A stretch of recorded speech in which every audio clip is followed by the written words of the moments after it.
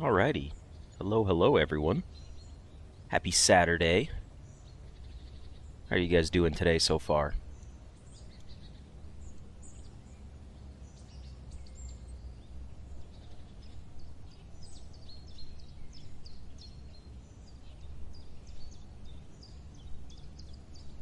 Oop, let me pull the Discord down here. Actually, I accidentally had the Discord down.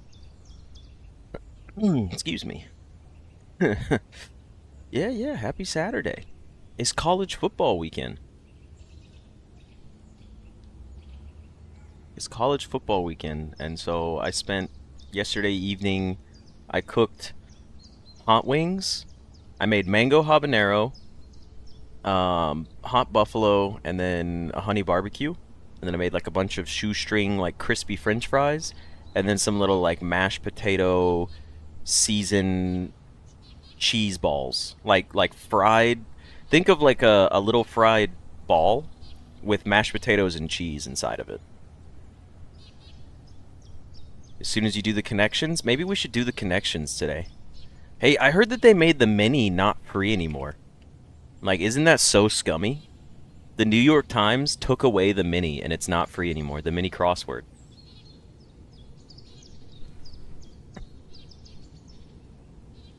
Ends up 75% off. For the past 3 years, I've looked at the New York Times website. They're like, you can get a membership 75% off. F1 is tomorrow. So there's college football this weekend. My team won. I was happy for them. It was a good game. Today is a bunch of other big games. Is there anyone here that watches college football? A corpse are getting too greedy, yeah. The whole point of the mini was because the large one was to pay for, yes. I know Texas lost. Texas lost to Ohio State on the first game of the season. That's crazy.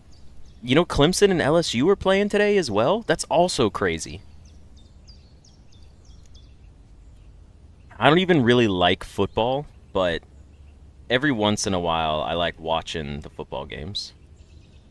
Don, I haven't been ignoring you all week. Unless you're talking about comments on YouTube, I haven't responded to a lot of YouTube comments lately. I had a I had to take a break. I took a break from YouTube responses, but I'm gonna pick that up soon. But I don't think I've been Don. I responded to some of your messages, didn't I? Maybe not. I don't know. I apologize. Isn't Texas like the state known for loving football? Um, Texans like their football, but I don't know if I don't really know.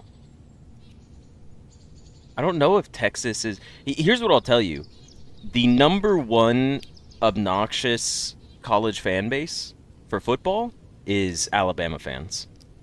The Crimson Roll Tide Alabama fans are objectively, I think, the worst fan base that exists in college football history. Um, it's hand egg football. That's true. At the church in Texas, they had morning announcements including the high school football stats. That's funny. All right, well, you know what? We're going to start off with our W place here. But before that, let's see if this works. That doesn't work. Does this work? That works. Can you see the connections now? Is that working?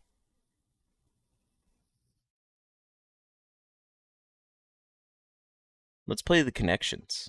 I haven't played connections in so long. All right. Blow dart.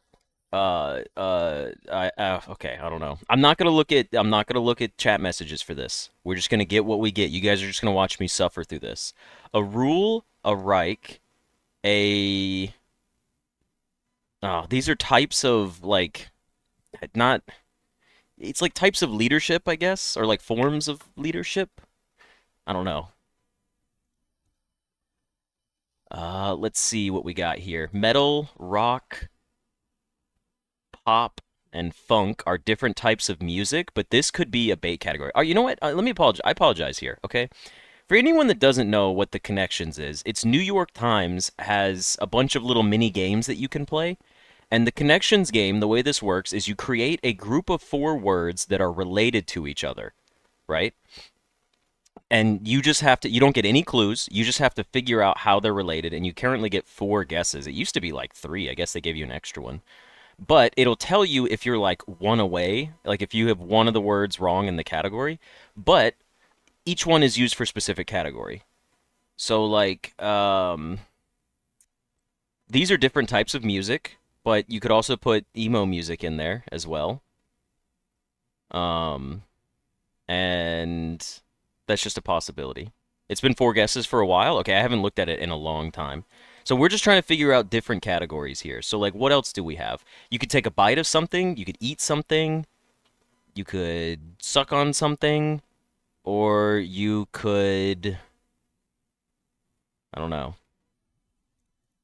Look, things you could do with your mouth. You could like blow on stuff to cool it down. You could eat things, you could bite things, you could suck on things.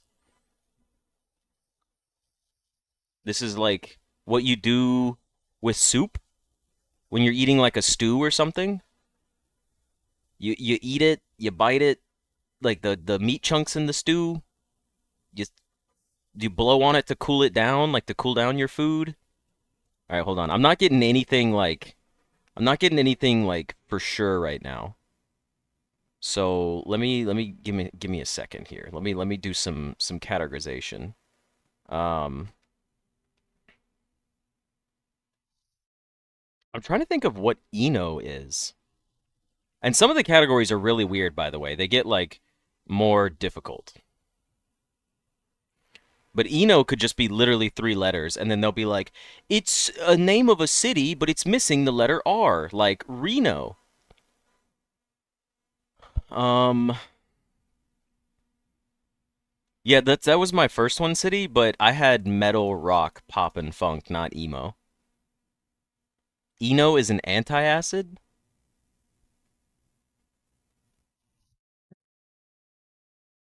Yeah, you get random stuff like ending with keyboard keys. I'm gonna try this one and see. I'm one away. So one of these does not go here. And I'm gonna assume it's metal, and it's probably emo, pop, rock, and funk. Oh, antacid, not anti-acid. Okay. Let me try this one. Let's try the emo one. Still one away. Okay, wait, what does that mean? That means if it's one away, wait, if it was one away with metal in here, and it was one away with emo in here, then does that mean these three are correct and it's a whole different one? Yeah, maybe not pop. Well, we'll think about this. We do know that this was one away and this was one away. What else do we have though? To slay something, to strike a blow, to I don't know. Things at like a zoo, metal cage. Today's connections is not very easy. Hold on. I'm just trying to think of like what else there could be. A stink could be I don't even know what stink relates to here. Yeah, it's groups of four.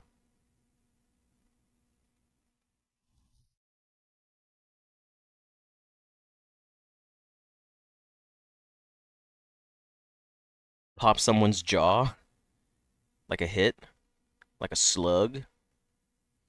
All right.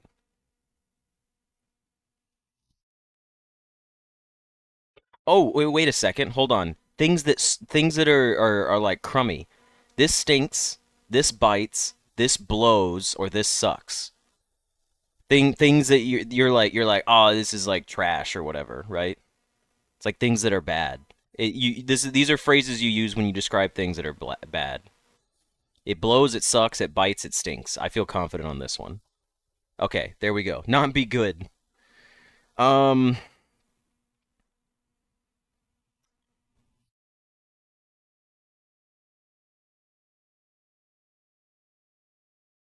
Still don't know what to do with the music one. We know there's a music one, but I don't know what the answer is. You never heard it bites?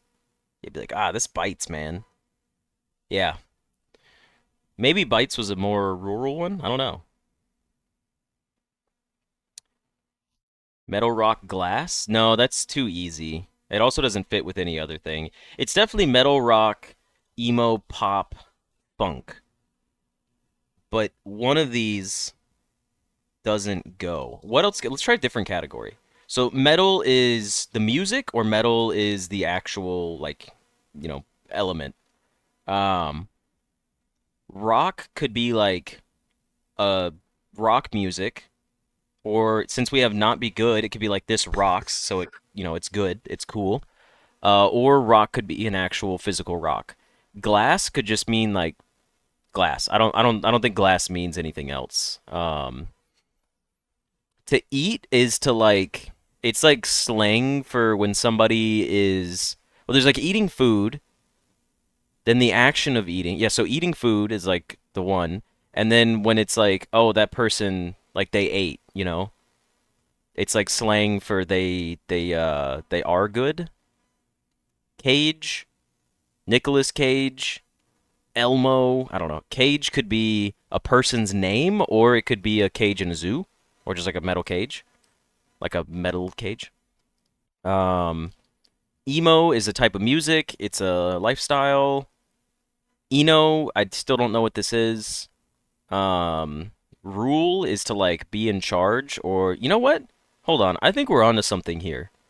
Rule is like you did a good job, like or not good job, but it's like you know how we have not be good. Now I think it's things that are good. So eat is like they ate, you rule, you rock.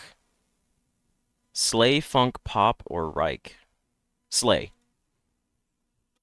They slayed it. They rock. They ate. They rule.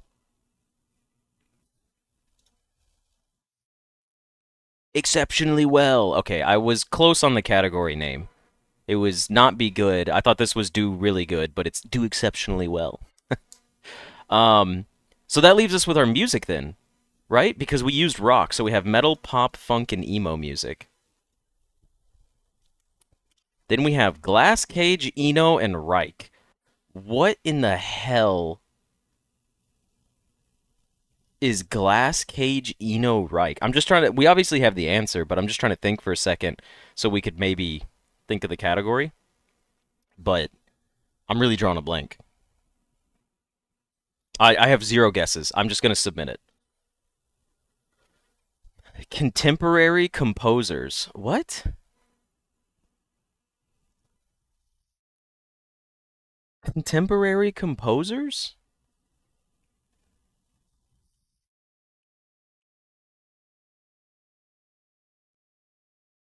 I don't know composers. Who knows composers? So if anyone's curious, the purple category is always the hardest. And it's always some bullshit. Like it's always some made up bullshit. All right. So we can't play the mini anymore, right? They added a new one called Pips. Place every domino in the right spot. I will play on easy. I've never seen this game before. Fill the board with all the dominoes to meet the conditions. Tap to rotate the dominoes. Color regions have conditions attached to their bottom right that must be fulfilled. A number 2, dots in this region must sum up to 2. Equal sign. Dots in this region are all the same number. Less than 7. Dots in this region, the sum must be less than 7 and empty. Okay, got it. I will skip the tutorial. We will play. So up here, in this region, this has to equal 1. So that guarantees that part of this has to be, the 1 has to be in here, and then the blank has to be in there. The 1 and the blank have to be in this purple spot regardless. I assume the 6 goes over here because this is a big number. And there's also a 10 right here. Like that's 16 that we've accomplished. That's 1. This would make it 7. 4 and 3 is 7, and then 2 and 2 right here. Congratulations, we did it. Play another difficulty, please. Hello, that guy. Welcome to the stream. Let's play medium here. All right. We have a 1 here. That's easy. We know a 1 goes there. This, what did this icon mean? This means there's no rules about what's in here, right? This has to be less than 3. How many of these are less than 3? Um, it would have to be... This has to go here, or... I see. Yeah, this is going to be difficult. Well, a little more difficult. I think this has to go here because there's no way that you could put... Well, we do have a blank one now that I think about it. John Cage, Steve Reich, Brian Eno, and Philip Glass, all pioneers of certain musics according to a Google search. Okay. Oh, numbers are not repeated. That's right, thank you. No numbers can be the same. All right, well, let's try 1 here. This one needs to be a 2. You need to equal 6. We don't have anything that equals 6. Up here. We have 8 and we have 7. So that's not going to work. So I think you go here. And I think... Could you go here? No, because you do use every single space. Okay, I see. I think this is the only option we have for less than 3, or the blank. The blank could go here.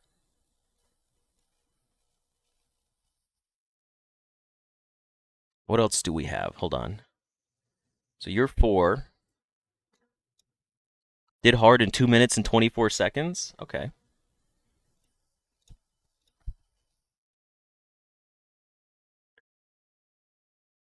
Let me pull these out. Let me reset these for a second. So the 2 and the 1 have to be there regardless. We know, let's go with what we know. This 100% has to be 2. 100% cannot be anything else, which forces us to play the board in another way, in a certain way. So because of that, we know that this has to be this dimension. It's got to be lengthwise, and it's got to be the 1. So I'm going to assume it's this way. Here we could do 3 and 3, where we could do like a 3 up here and a 3 up here, and then this is less than 3, and then the blank one goes up top. Beautiful. 239. Okay, give me just a second here. All right, play another difficulty. Let's put it on hard.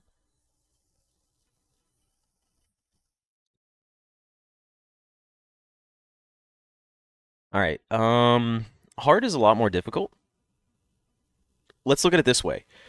This is 0, which means it's got to be a handful of blank pieces.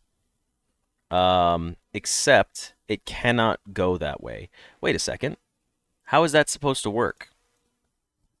Do we have a 4 and a blank piece? A 4? Yes, we do. You're guaranteed to go right here. You must go this way. This is the only place you could be.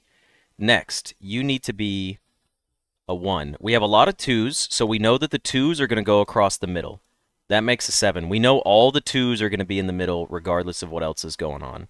We have another blank over here. You need to be 4. You all have to be the same thing across the middle.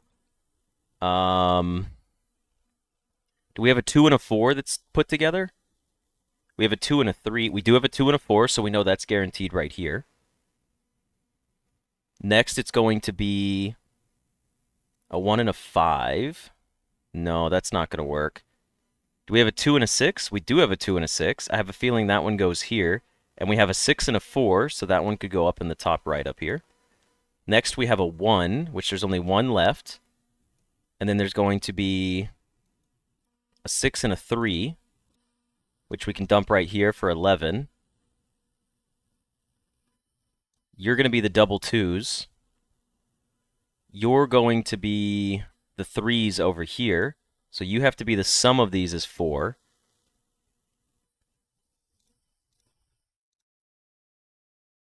This one's going to go on the bottom down here. This one's going to go up here. And then this one goes right here. Let's go. Boom. Wait, did I put it in the wrong spot? Flip it over. No, I lost time. Let's go. Hard puzzle in a minute 55. Nice. We did it. All right. Pips is pretty fun. I like this. I think Pips is quite enjoyable. That was interesting. What other games are there? The spelling bee? All right, we're going to play the spelling bee. We'll do a quick run through of this. For anyone that, okay, first of all, okay. I thought it was going to pop up with the instructions. I might have just clicked them away really fast and not thought about it. The way the spelling bee works is when you play it free to play, you don't really get to actually play the full game. But um, you have to basically spell words using these letters, and you are required to use the letter in the middle when creating your word. The way I like to play this is there's something called the pangram. And the pangram is, or is it panagram? I don't remember. It's the longest word you can make that uses the word in the letter in the middle. So yes, we could type out a bunch of little words. They got to be a little bit, at least 4 letters. But you want to try to find the longest word that you can spell. At least that's the way I play it. So let me see what that would be. Oh, and the letters on the outside, you can use them as many times as you want. Amazing would be good, but it doesn't use an E. So what is a word that uses Z?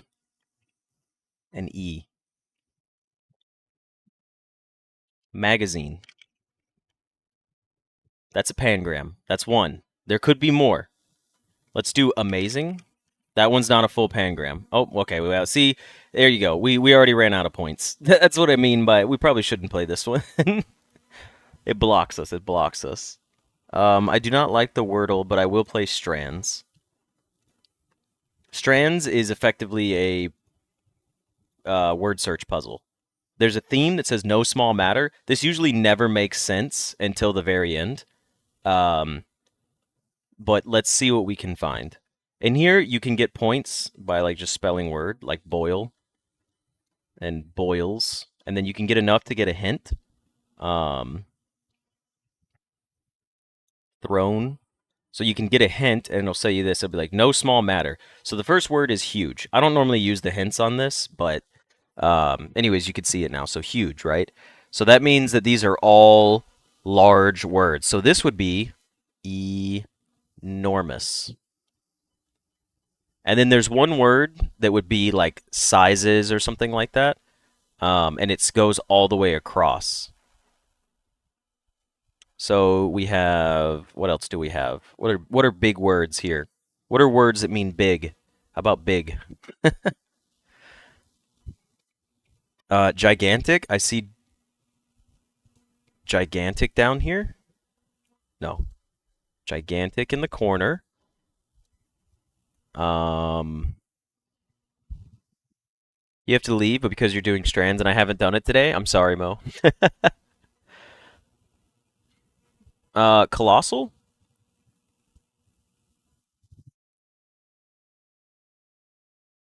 Wait. Colossal. How do you spell colossal? Wait, I was doing it backwards. Wow, that was crazy. I was like, wait a minute, I know how to spell colossal. Oh, and then there's massive. Yes, good call on that one. And then this would be big. What's the big deal? And then it would be mighty. Boom, we completed it. All right, that's enough of that. New York Times games are kind of going downhill. They're not as cool as they used to be. Anyways, it's time for W Place. It's time to paint away. Wow, we're back on full again. I didn't even realize that.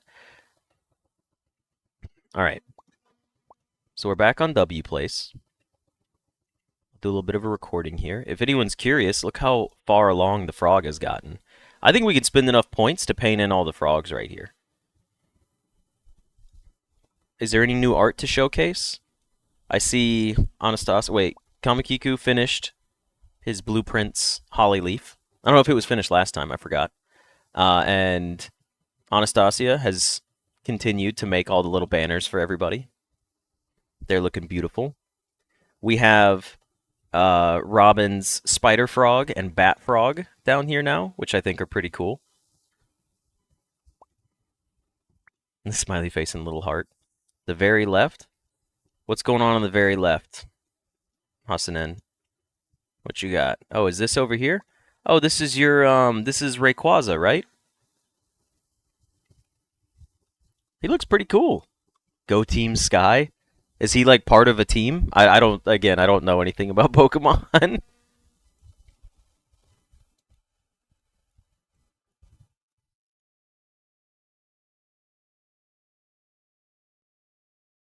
Okay, cool. I'm glad I got that right.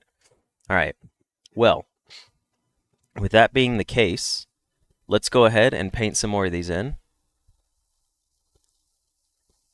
Red Eagle Games. You saw people placing a placeholder square like to claim a spot or something? Do you know how to do that? No. Can you do that now? Can you get like placeholder squares? Like pixels? Or is that just a hmm.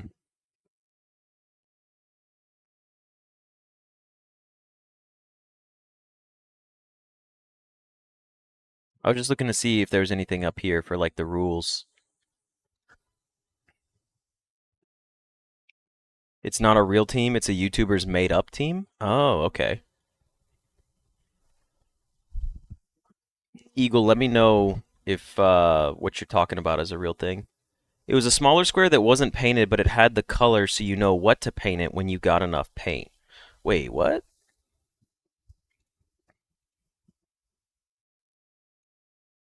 I have not heard of that yet, and I have no idea how that would function.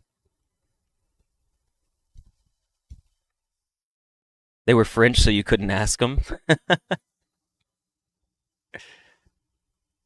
Interesting. It was a smaller square that wasn't painted. I haven't seen anything like that yet.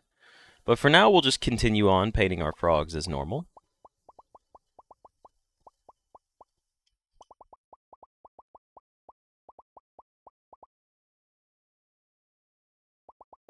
Yeah, I wish I knew what that was, because it would be cool. Because you could basically like map out your art. You know what? There's a very good chance that it was like a web insert, like a bot. I guarantee you there's bots for this web page that let you paint out your design on the web page and it keeps it here like cached into the website. So anytime I came back to the website, it probably would just like I could paint out my whole design and then I could paint over it. That way you don't have to use your pixels to draw. That's probably what it is. Which honestly seems like a good idea. Like that seems pretty helpful. I should paint once right off the bat so I start regenning. But we're very close to completing. Does anyone have any frogs they can color in? The blue monkey extension? Okay. I wouldn't want to risk using any type of bot and get in trouble on the website. I'm also not painting anything incredibly difficult. We're just painting we're painting large scale stuff. You know, when this is done, we can claim that we have the world's largest pixel art frog on W Place. I'm all about that. We will gladly take credit for that. I doubt anyone has built a frog larger than this. I would be surprised. Do we, though? That's the thing. It's not contestable. And if it does become contestable, then we just get massive exposure because A, people will try to build a larger frog, which I'm all for. I think that would be super cool. Or B, people will go on a crazy manhunt trying to find it. And then it just causes like more like exposure for the frogs, basically.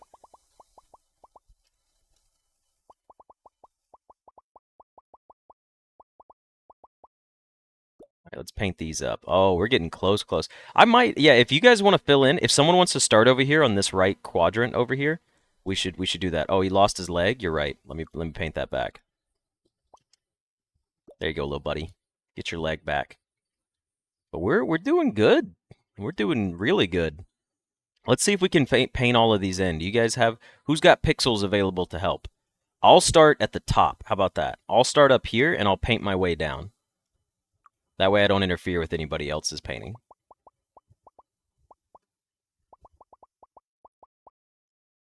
Red Eagle, would you like to join us and paint a frog or contribute to the frog project? You are more than welcome to.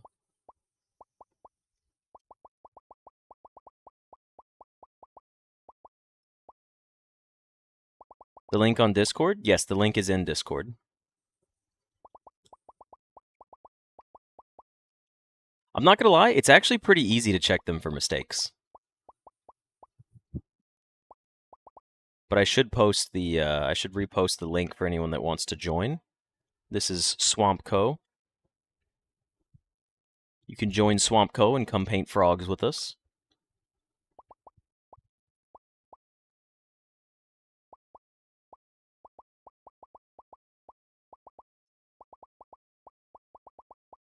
This is so therapeutic. Just like, got my skylight open. It's a nice sunny day, warm breeze. I got my fan blowing behind me. I'm full of food. There's birds chirping. It's very pleasant. And I'm just over here painting pixel frogs on my computer while hanging out with you guys.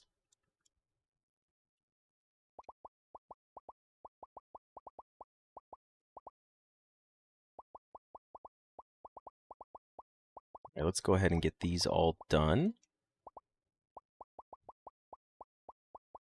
I'm pretty excited about putting together the YouTube video for this. I haven't decided like what kind of script I'm going to talk about yet. But I will have to like talk a little bit about the website. So I need to like explain to people how it works and how to like paint. And then at the end of the video is when I would be like, you should come join us to paint more frogs. I'm just trying to find a way that makes it seem professional.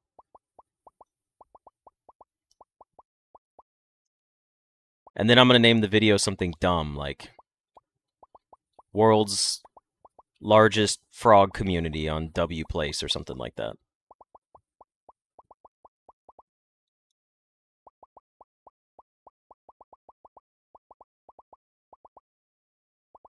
I'm sure we could get a lot of good, solid attention for people to come help us. Okay, maybe I was overselling it. Maybe we don't have enough pixels right now to color all these in. How's the frog progressing? You'll get to see the zoom out in just a moment here, but it's coming along quite nicely.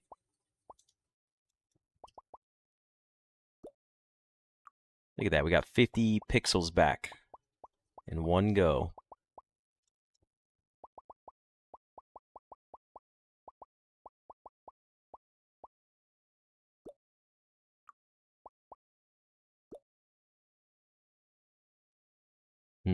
Okay.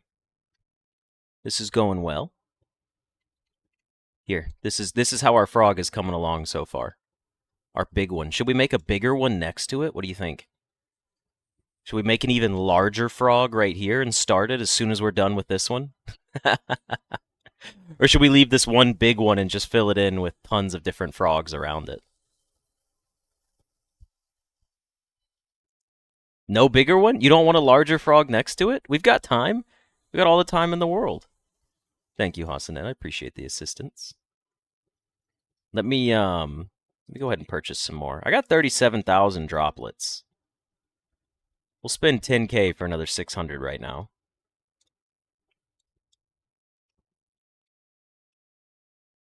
We could make a super giant frog. We could make a giant frog. We could make one even larger.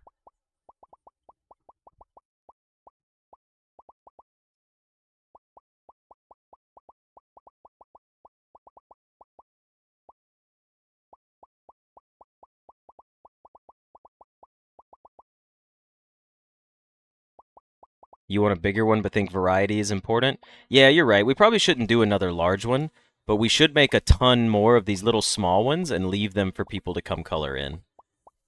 That's what I was thinking about, by the way. Before we like go live with sharing this with everybody, I was like, maybe it would be a good idea if we build like hundreds of just little regular frog outlines for people so that way they don't have to worry about it. And then when they see the video, I can be like, we've already built the frogs. Just show up and come color one, and that'll be your frog. And that way people might be more inclined to come do it.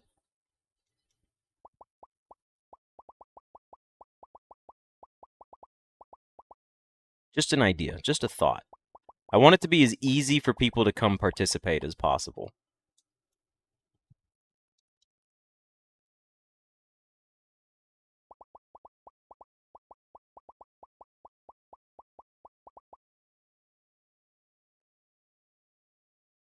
Okay, let's go ahead and get this row going.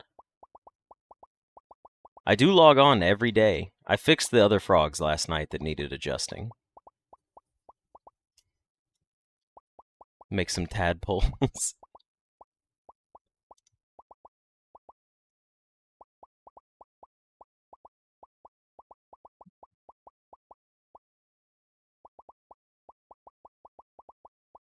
Yeah, how viral do you guys think we could make this? Could we do like a whole thing where it's basically like Nebraska is being overrun by frogs? So like the entire state of Nebraska just becomes frogs for absolutely no reason other than we just chose Nebraska because it had a lot of space. That seems like a cool plan, honestly. A weird swan in the negative space. Yeah, it was looking like a little bit of a shape, but not so much anymore. We've murdered whatever that negative space creature was.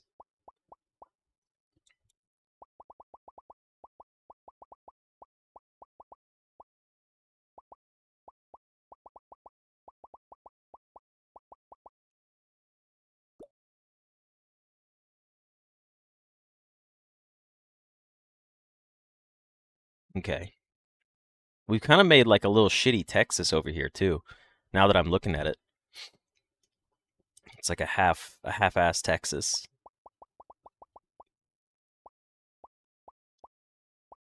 All right, we are officially out of pixels, but I mean, look at him. He's doing so. Look, even when you zoom out like this far, look, he'll take solid shape here, and it'll be good. It'll be good. We did agree that painting in the colors behind it was important. So he's basically going to be a frog, but he's going to have a texture. Like he's got a textured skin, you know? And I think he looks good with that. Oh, excuse me. 4K pixels? Yeah. All right, let's see. Yeah, that's pretty solid. I mean, we're just keeping at it. Everybody, I made it to level 102, by the way. Goodness gracious. Kamakiku's still contesting me. Look at that. Look at what Kamakiku's done out here. 50,000 pixels of all time. I've only got 36,000. Kamakiku came in here and made it a challenge. We've painted 362,000 pixels, by the way, as part of Swampco, which is also something that I think is really cool to consider. And in case anyone hasn't seen the leaderboards yet, this is our current pixel placement leaderboards for our top 15 people, our top 15 contributors.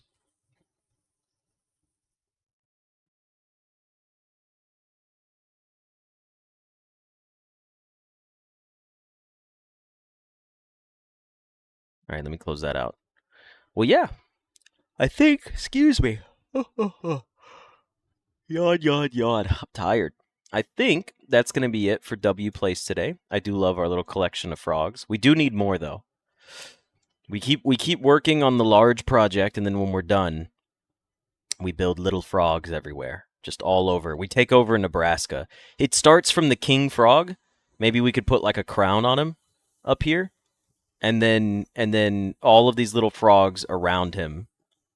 Where's the frog located? Gibbet, if you would like to join, you can join our alliance right there. He's located in Nebraska, above, just to the southwest of the state of Nebraska's identifier on the map, above North Platte. Now, let's go look at a little bit of art today. Let's see what we got. I'm getting real tired of seeing someone made a sticky note in the middle of the ocean, or maybe it's a piece of cheese. Could be.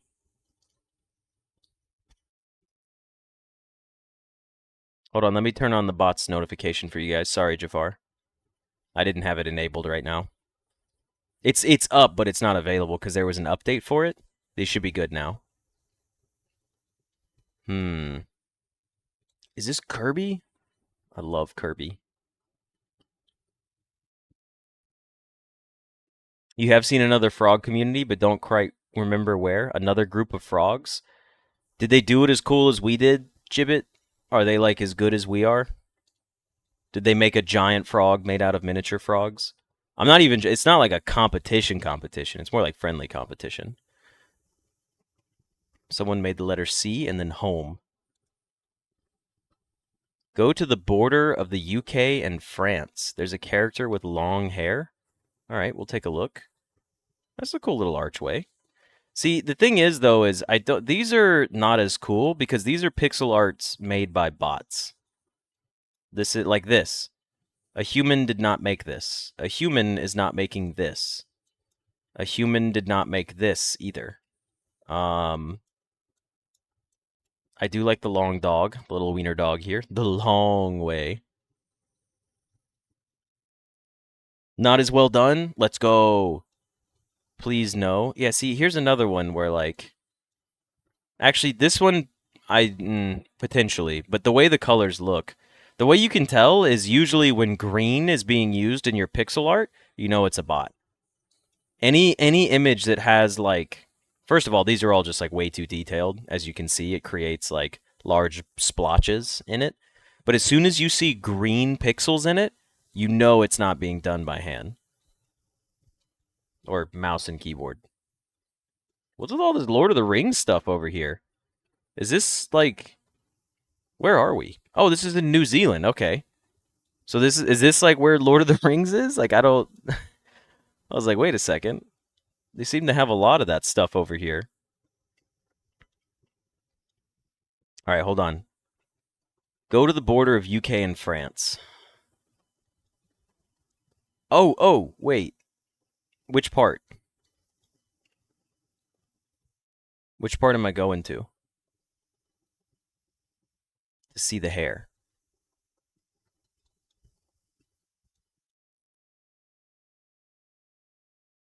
It's where they filmed Lord of the Rings? Okay. Also, the art's not loading in. There we go. Everything loaded in this time. Jeez, that's huge. Is this the Minecraft beacon? That's kind of funny. You said character with long hair. I'm looking, but I don't see anything yet.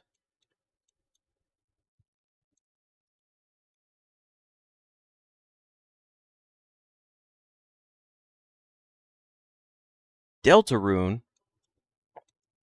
Not Deltarune again. We Major Kanye West featuring Nas plus Really Doe. It's the lyrics. That's funny.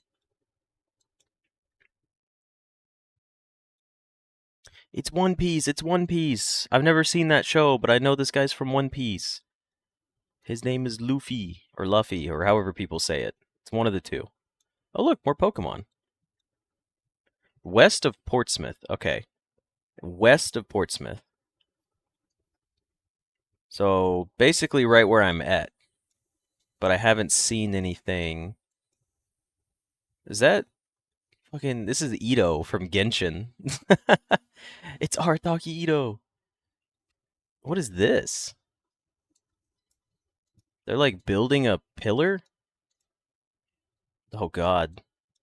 Someone's I would say Fursona, but that's not a Fursona. I don't know what that is. This is it? This is like the... Well, this is the portal thing. I see that they're like... What the heck is this? Start from France's shore? Okay. Oh, it's this guy. I see. Okay. Who is this? It looks like kind of like Duke Nukem. It's definitely a JoJo character, but I don't remember which one he is. Like, I don't know his name. Oh, look, there's Iggy. I forgot about Iggy.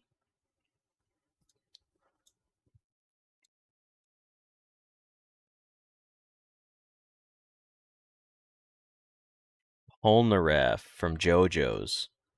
Do you know how old an account needs to be in order to be able to log into W Place? You should be able to log in instantly. You cannot use Twitch, though, to my knowledge. You have to use, like, a Google account to do it, to my understanding. Is this Arcane? There's Jinx from Arcane and the Viper from... Okay, hold on. Is this Ratchet and Clank? And then that's Daryl from, like, Walking Dead. And then that's Jinx. And then that's Solid Snake. And then this is Legend of Zelda, and that's Viper, and that's... Is this Tomb Raider? Is this supposed to be Tomb Raider? And then I don't know, this little dragon in the middle, like dragon creature. I don't know what this is. This is a cool drawing, though. Hollow Knight, Hollow Knight. This is Hollow Knight stuff. I know this now. Hollow Knight and Silksong. Oh shit, look, it's the deer person from Outer Wilds. That's pretty cool, honestly. Lara Croft, you mean? She has a name? Yeah, Lara Croft from Tomb Raider. Her name is Tomb Raider. All right, well let's take another peek at some random art. Paint our last pixels and then we'll be on our way. Where are we at? What the heck? There's a lot going on here. Oh, you know what? I'll show you guys because it'll be cool. The #1 place in the world that has the most pixels is somewhere in Argentina, but I don't know where. Oh my god. Let me hold on. I think you can like view, go to the leaderboards, go to countries of all time. Oh, the United States has the most all time. Is it an alliance? No.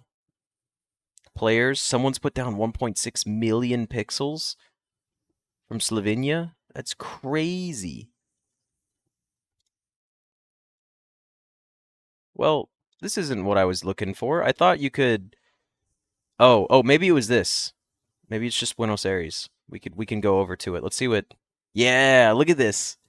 It's just all solid at this point. It's just, there's no empty space left. Like, it's insane. There's just so much. Like, look, there's a little bit of white space over here, but it is filling up. That is crazy.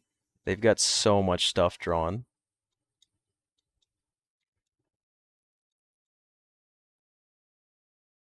Just full of football stuff, yeah. They do like their football, though. All right, well, that should be solid for now. Let me go check back. Check back at the house. I can paint another frog. Maybe 2. Hold on.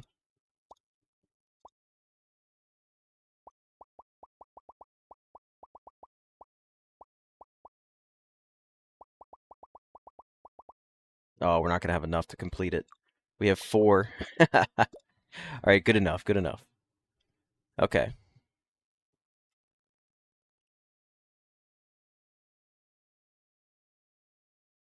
All right, all right. That's going to be good for these for now. We'll go ahead and swap over. Make Toxicroak because it sounds like another frog Pokemon. But I don't even know what they look like. But I would take Toxicroak.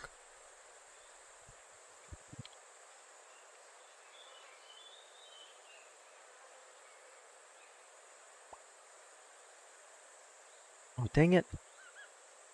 My game. Or not my game. I hit F11 to unhide the browser bar and it messed up my OBS. Now my OBS is all funky. Okay, there we go. I think I fixed it.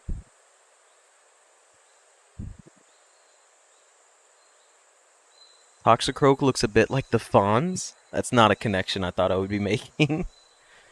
Alright, W place goes off the board for now. And now we play... Oh, excuse me. Ugh. Oh, gross. Deadlock. I think we're going straight into... What did we say we were going to go into second here?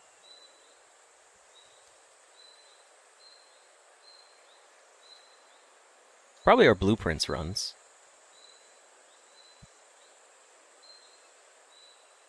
Let's go into our blueprints run and then we'll do the... Because we need to get a little more awake for today.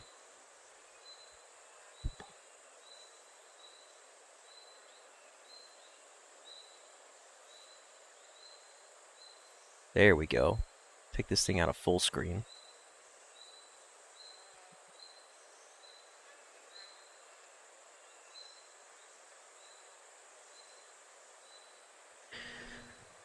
Mira, it's your first time catching the stream. You started watching because of Blueprints, but you're really enjoying the demo plays. Well, thank you for joining us.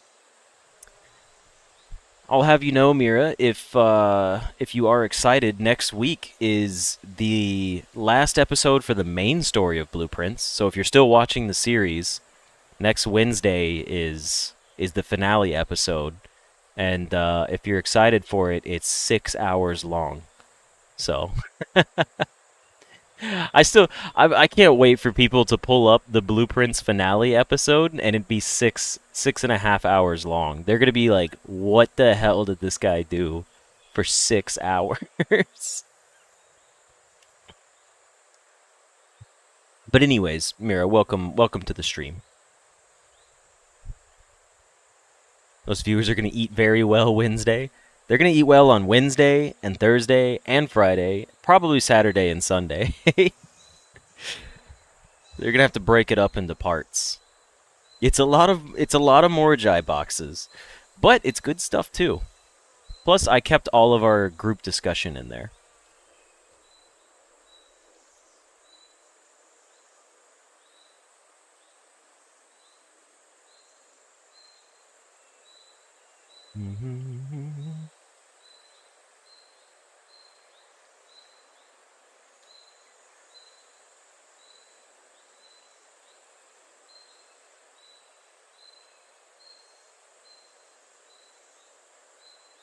Let me get my blueprints booted up in the back here.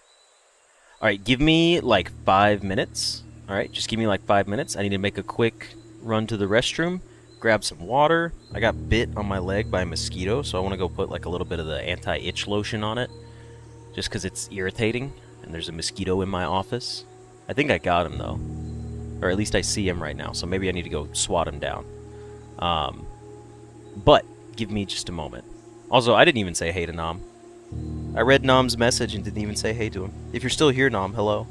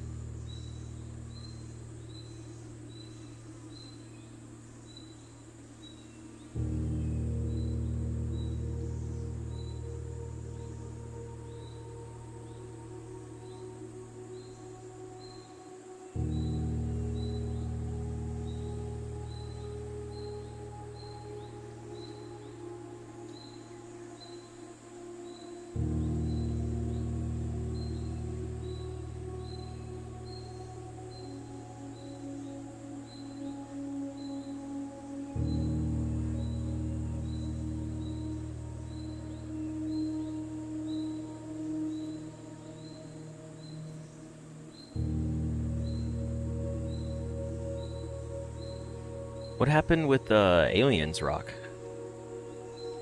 Did he beat the game finally? Did he beat Blueprints?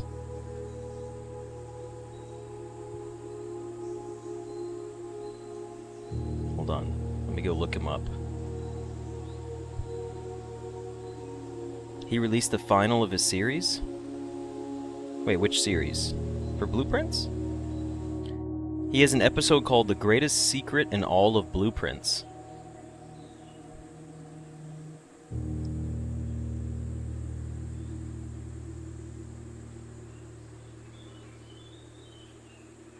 Oh, he beat the game a while ago. It just took some time to post everything. Okay.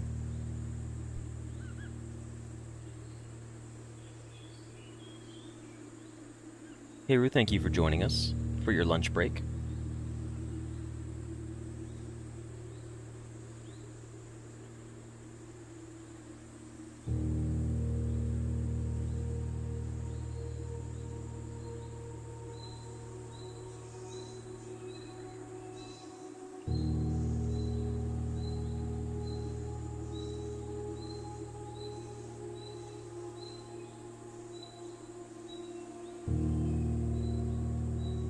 Is the puzzle, like, in his description or something? Is that how you have to, like...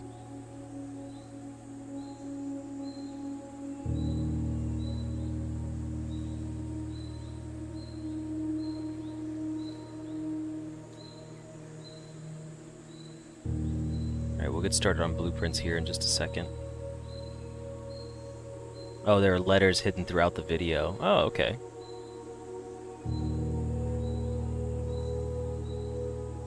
There's some blue letters scattered around the video, 11 of them. Interesting.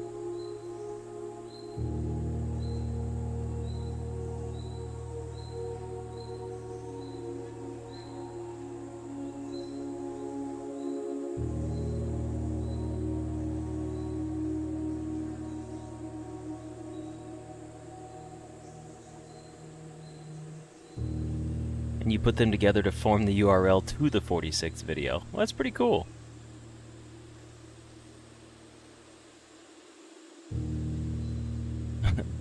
Bragapple.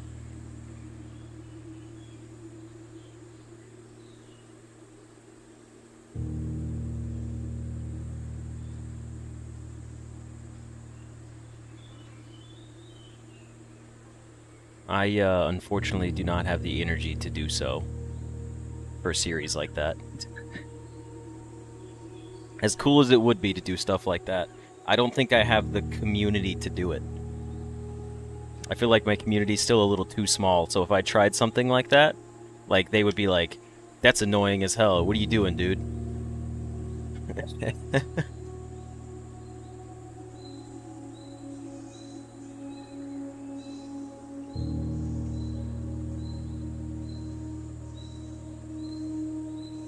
You can watch the series. He's unhinged and crazy and has some valid criticisms. You're going to day one Blueprints? You should do it, Nom.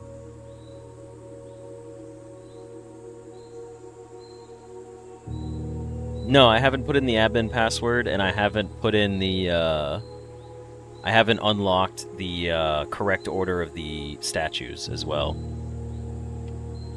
Alright, Nom, do you want to partake in today's episode? Do you want to hop in Discord with me? And pick all of the rooms that I draft with no knowledge at all? You just, literally, I'll tell you what rooms, like, the rooms will pop up, and all you do is pick the rooms.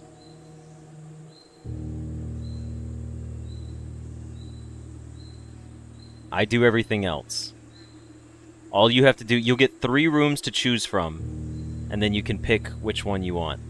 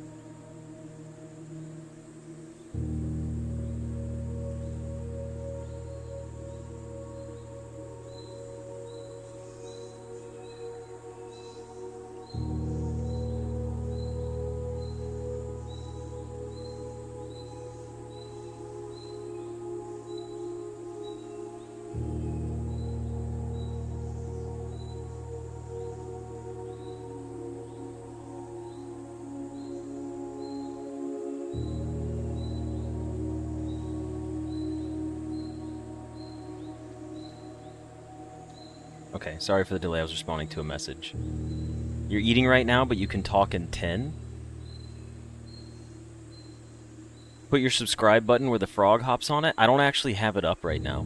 It's still not programmed in. I've been lazy. I got all of my beautiful artwork, and I spent a lot of time putting together these, and then I did not spend the time to do, like, my subscribe button. Also, thank you, TCU, for joining us. Enjoy your work day.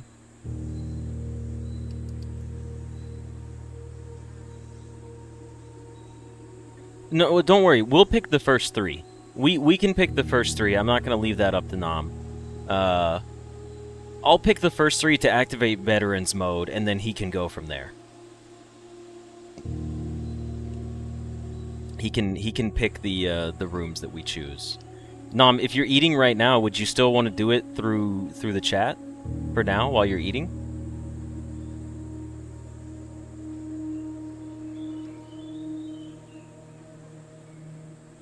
All right, let me close Steam. Let me adjust this. Let me get ready to record. I'm gonna put myself in Discord into the live streaming channel. I'll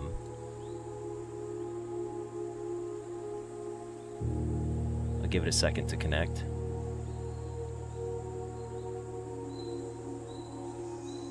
If it's ever gonna connect, it just says RTC connecting. It's just frozen. There it goes. Okay. So I'm in the live streaming channel. Unfortunately, I gotta add the correct Discord, because there's no way to test if the audio is playing correctly. Unfortunately. How about that? Let's test something. Can you guys hear this audio if I do this? Where is the soundboard at? I don't know how to activate the soundboard on Discord. Open soundboard. Can you guys hear this?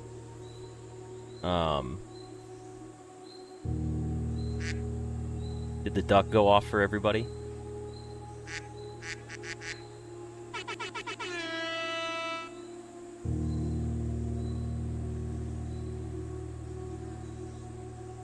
You hear it? Okay, cool. I threw the air horns in there just to be sure.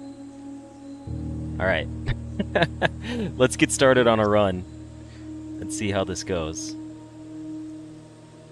Yeah, the first, like, 30 seconds, I don't know what room order, but after that... Yeah, don't worry. We'll, you'll get a safe thing. A little safe passage. Hold on. Alright, let me do this. Alright, everybody, and welcome back for another episode of Blueprint's Day 1 sub-1 hour runs. We've been getting closer and closer, it feels like, but we're still ever so short of making it to where we need. But today is a different day. Today's run is basically sponsored by Nam. So I'm going to draft up the first 3 rooms of today to gain access to our Veterans Mode.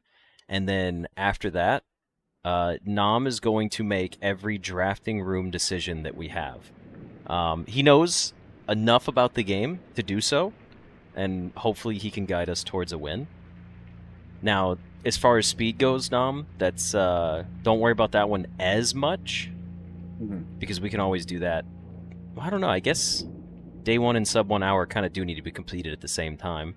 But to activate Veterans Mode is you have to draft the first 3 rooms within 30 seconds, and I always put a closet here, usually a den or a hallway here. And then there's my den. Probably shouldn't have put the den there because of resources, but...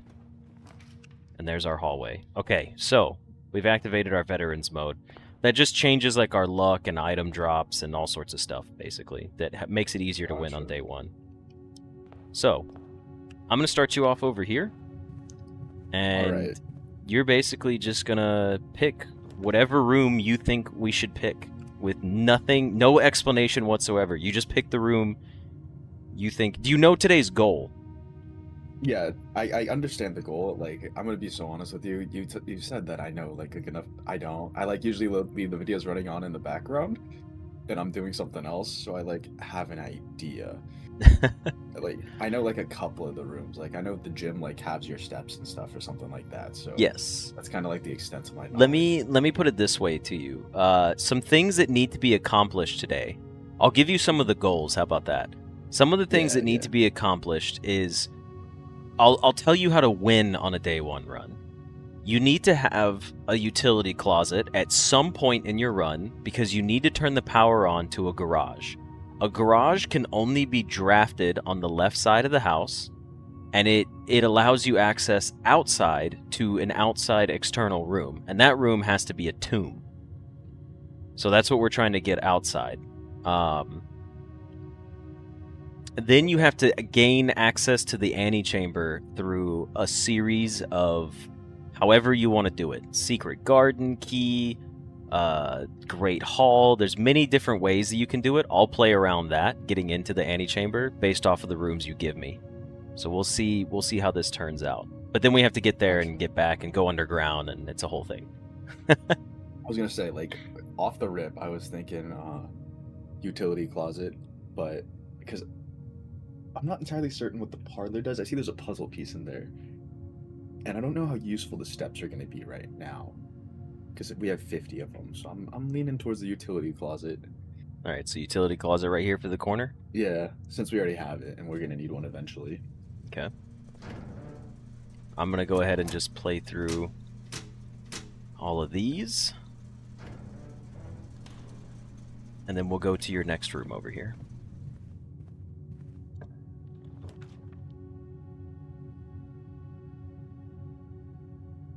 You know what's funny is like you're like the blueprints guy, and I like know nothing about blueprints. I know the keys are important, but I also there's our know... map, by the way. Sorry, I had it toggled off. Yeah. Okay, let's see.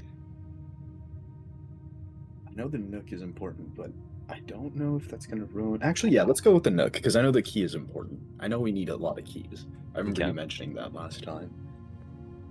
So we'll craft a nook here. Got our nook. Now we're gonna head over to this one. Well, this is already a cursed draft. As you can see, where all options block us off. It's already cursed is unfortunate. I don't know what food does, and I'm not entirely certain what the puzzle piece is for.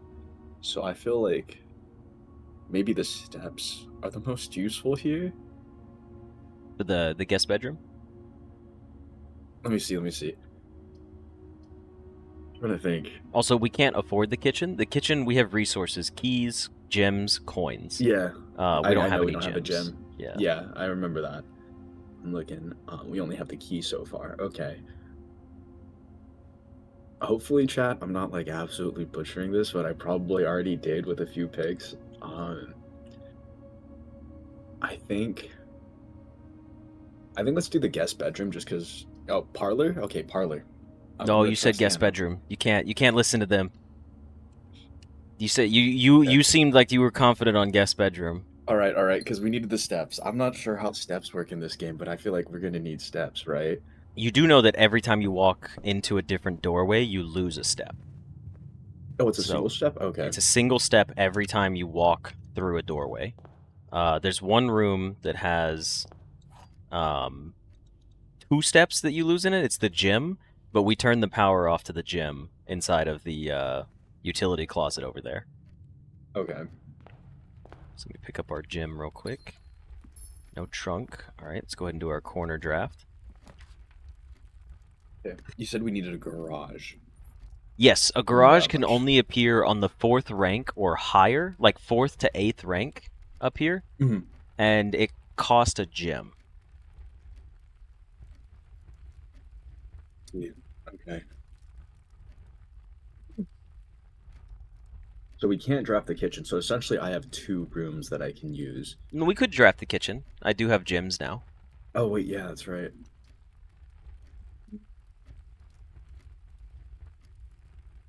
Oh, we also have a redraw floor plan system. Okay. What are coins for?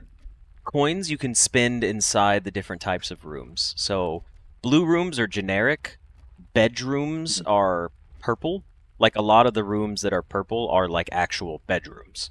Um, Okay. and then all the gold rooms are shops. So there's like a kitchen, a commissary, a locksmith, and then you spend your coins on those things.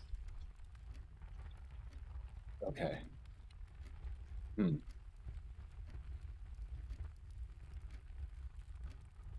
Like in the commissary, it sells item. The kitchen, it sells food that gives you more footsteps. Um, excuse Okay. me. Okay. The locksmith, you buy keys.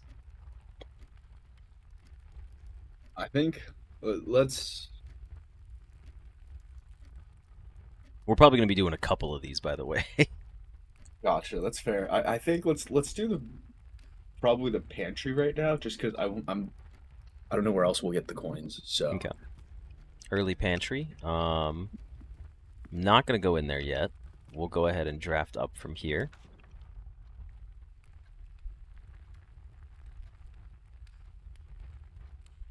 Don't worry, Bob's apple will be safe. Oh, easy storeroom right here, right? Because that's got a gem, a key, and a coin. I think that's what. Storeroom Yep. it shall be. Pick up our coin, our key, and our gem. There's nothing else in here. So now it's time to push into our pantry. Hopefully it's not an apple. It is an apple. Alright, let's see what we got now.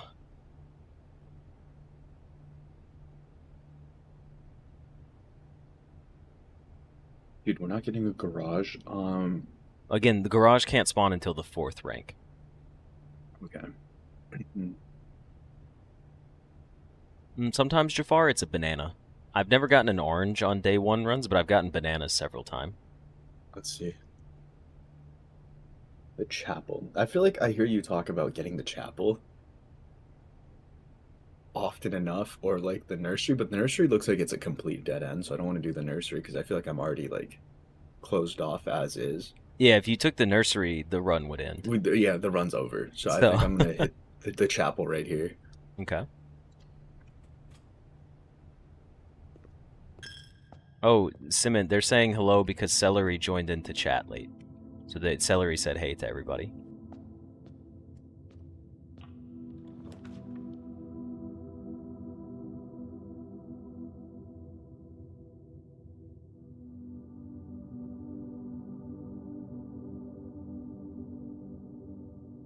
What are you thinking about this section? I feel like I don't know why green rooms are good, but I feel like I've heard you talk about needing a green room.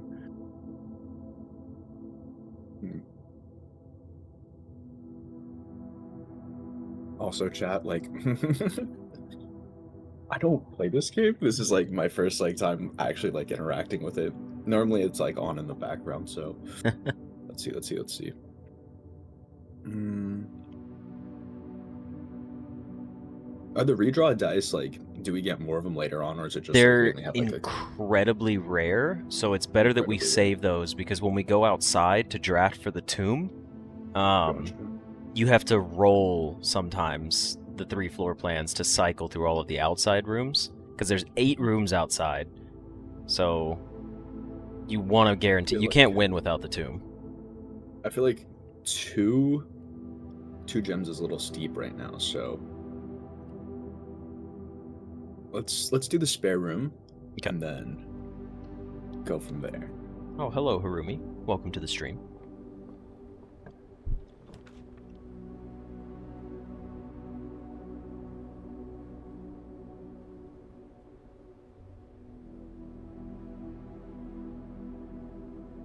Maybe Harumi can bring good luck for the day 1 win. It's possible. The garage is also a run ender here, right? So I have no choice but to get the West Wing Hall. Correct. Mm-hmm. West Wing Hall it shall be. Yeah. Now, I'm going to go ahead and go up one more. I'm reading some of the messages, but they're not like really influencing me. I'm most sort of just like trying to figure out what I'm doing. I don't. Yeah, don't worry. Some of the advice that they're giving is also incredibly scuffed. Oh, I'm sure. I know there's some people who want to see a run ender like instantly. Let's see. You can, Fluffy, but that's not the path that we're going for. I'm pretty like set in my ways about the way we're gonna win our day one. But yeah, we would need powered pump room to win without tomb, and that's a lot. That's too much to deal with. I think it's easier to go down the path we're going down. But let's do the billiard room. Okay. Before we go in there, we'll draft up this one. All right, so we have a special key here. I'll choose when to use the key, so you don't have to worry about items. But since it's a locked door, we'll not go there right now. We'll go billiard first. So you get a short break because I got to do some quick math puzzles. Got 13. 1 and 3 is 4. You remember we were talking about the math stuff from the video? Mm-hmm. 19 minus 13 is 6. I'm like a little delayed. 15 minus 6 is 9. 5 times 4 is 20, and I think there's one more. 12 minus 7 is 5 times 4 is 20. Secret garden keys, pretty cool.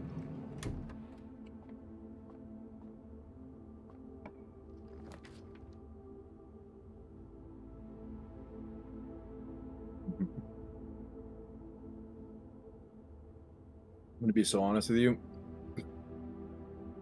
I'm like making these choices, and then I look at chat after. It's the best way to do it. Yeah. How about this? You guys are not allowed to tell him what to pick anymore. Nobody... This is Nom's run. This isn't chat's run. So you guys can talk about what he picks after he picks it, but no more telling him what to pick. Because that defeats the entire purpose of Nom being here to pick the rooms. I think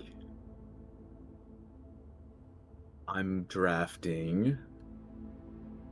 What does the meal do? The meal, so it gives you footsteps. So once you make it to rank 8 up here, a little bell will ring, and then it unlocks a meal in this room, and you can come back to this room and eat the meal in there, and you get 20 extra steps. Like added to your step count. That sounds a lot better than 2 steps, and then lavatory puts us at a dead end. I think let's hit the dining room then. Okay. Just because the steps sound like they'd be kind of important. We can go up or down. I'm going to go down first. It's locked, so I'm not going to go down right now. So we have to just go up then. Alright. For this scenario, it's a locked door, but I'll use our special key here. Okay. Silver keys make it more likely to draw rooms with multiple doors. Congratulations, you got 3 red doors. This is the game basically saying, like, suck a fat one. Okay. Or 3 red rooms, not doors, sorry. Oh, and I'll show you, if you do want to see the layouts of these, like, I mean, I can hover over them if you want to see it, where the actual room would be drafted, but... See that? I feel like the weight room and the gym open the most possibilities up, but we have so many steps that I don't want to draft a weight room. Yeah, we would lose half. Yeah, which would defeat the purpose of... Well, I would get the... The gymnasium is that room... Remember I said there's a room that you lose 2 steps if you enter it? Yeah. Instead of 1? That's what we turn the power off to in the utility closet. Oh, if so you then, turn the okay. power off, it doesn't... That negative effect doesn't occur. I think I'm drafting the gym then, just because we don't want to lose too many steps, and I feel like not being able to see the 3rd floor is going to suck. Yeah.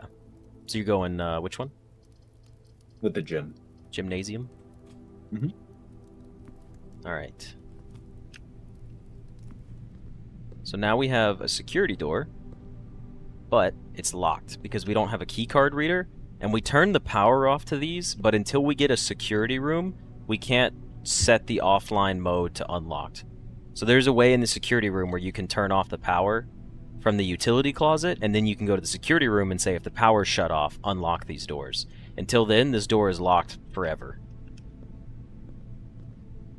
Gotcha.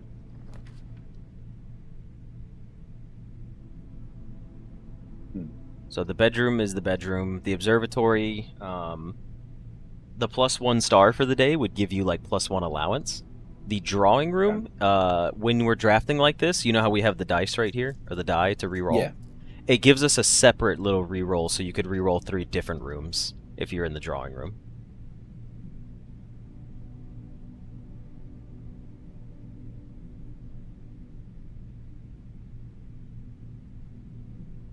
Can you give some advice? Not choosing room, just specific advice? That's fair, yeah.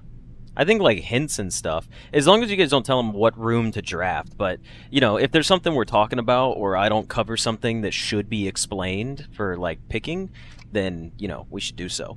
Like for example, I can tell you that if you go to this room, I know a secret inside this room that gives us a gem back. So if you draft this one, it technically doesn't cost us anything. I was gonna say I was looking at the drawing room only because it has more openings, and I'm not gonna like that. My screen is entirely full screen. I don't look at chat. Yeah. Let's do the drawing room just because we can get the gem back.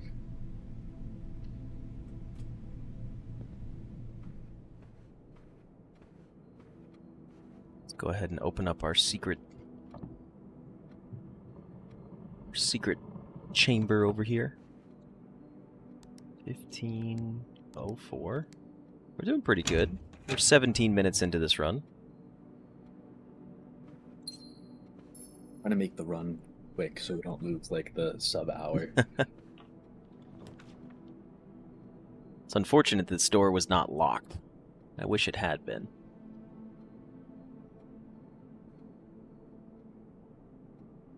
Ooh. And we could redraw if you would like. Keeping in mind, since this is not the garage, there's only one place left we can get the garage. And that's above this room. Or if we redraw, we could potentially get a garage right here. But keep in mind the gymnasium door is a locked door, so until we get a security room, we can't unlock that door. Let's I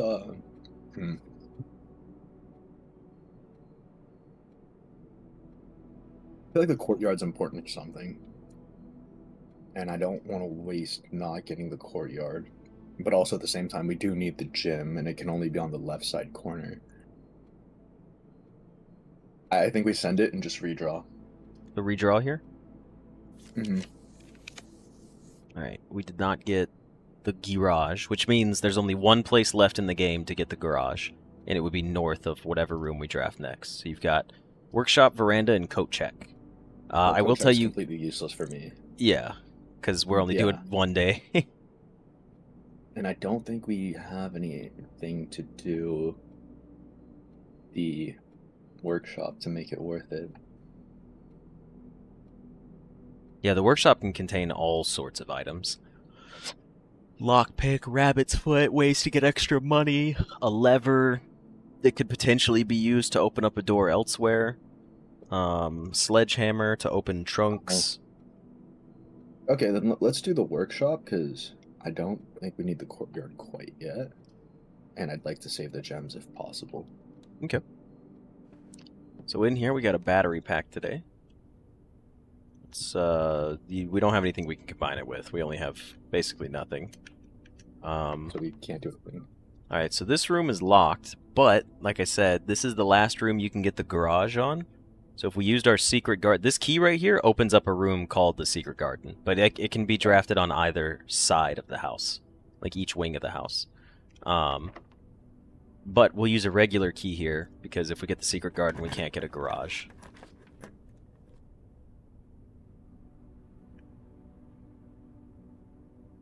This one feels a little doomed. Shit. Now keep in mind, we did mention the die is useful, because it can re-roll outside for the tomb, but obviously you can't even get outside without a garage. Yeah, without the... I think we have to just re-roll here. So garage is the very first step. If you don't get the garage, we basically just have to start over. So that's going to be the case here. Yeah. We'll just call it here. Let's see if this door... That was a security door. But you hear that little ding? The dinner bell? Mm-hmm. I heard a little bit, yeah. Well, I have the stream like basically muted, because otherwise I'd hear myself twice, you know? Oh yeah, that's true. But now we can eat dinner in here, so plus 20 steps. Plus 10 if we have an aquarium, but we do not have an aquarium. So with that, let's go ahead and start a new run. A much better idea of what I'm doing now. Because no garage. The way we're playing to win is based off of the garage and the tomb and the foundation. So there's a room called the foundation that you need to get to, but you also have to draft in a way that you can get to the backside of the foundation. Let's see, okay. This is where me not watching any of the day one runs have been biting me in the ass. Usually I've been playing Valorant while you're doing it. All right, let's see. Profile. Let's clear it up. I mean, this one's only 99 hours on that save file. It took me 99 hours and 17 minutes to beat the game. It's crazy.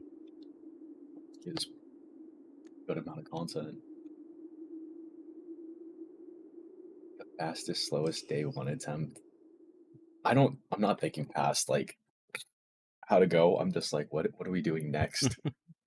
Steve, I'm pretty sure that would have been the security room. I'm telling you, 4-2 has been the security room.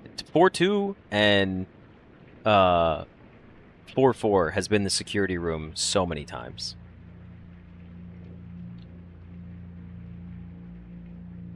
All right, let me draft up our starter rooms again. Gotcha. And get these all done very quickly. Sledgehammer is insanely goated for the day. I love starting with a sledgehammer. This is wild. Gotta break a wall open or something. You can craft to make a powered sledgehammer to break open certain areas. But the main thing about the sledgehammer is you can use it to open trunks. And you know that battery we got from the workshop? Mm-hmm. If we get the battery and the lever, we can make a special sledgehammer that could also allow us to win. That's very hard to do, though, because it requires 3 items on day 1. Gotcha. But we got those rooms drafted up. We're in the parlor, so let me do my quick little logic puzzle here.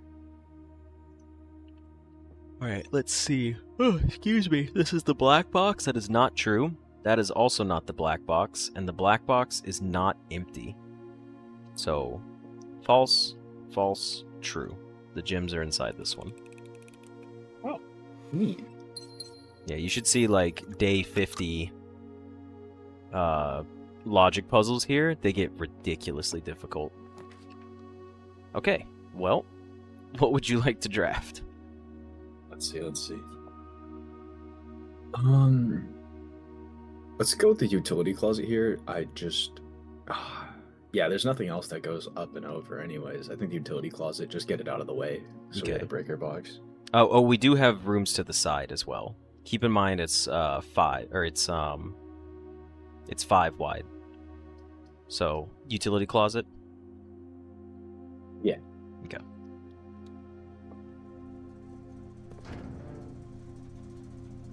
E-card system off, gym off, dark room, and then turn the power on for the garage. Like a good 15 seconds behind, just because stream lag, just so you know. That's why if like I don't respond right away, I'm trying to... Oh, you're good. I could just stream it to you in Discord if you want. Yeah, sure. Actually, that'd probably be easier. Let me do that.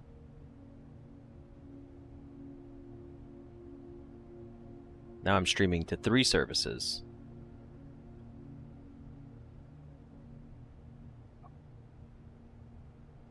A little bit less lag with this. Okay. Alright, where are we going from here? What are we taking? I think we take the den here. That's a gem, and it opens up to the right side. Or it opens up and to our right, correct? Well, left side. Left side. Oh, okay, then yeah. Alright, then it shall be.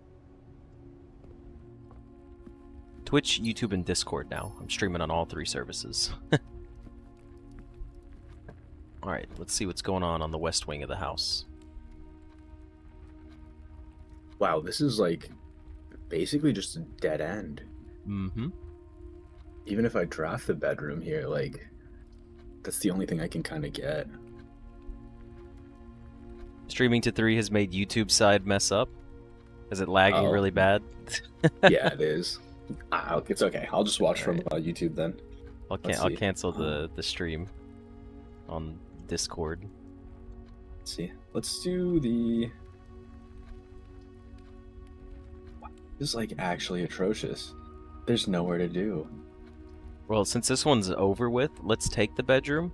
Bedroom and see what we get. It's gonna be So the garage. And the effect of the bedroom, by the way, is when you walk in, you get +2 steps. So technically this room, you never lose steps. And then I'll use the hammer here.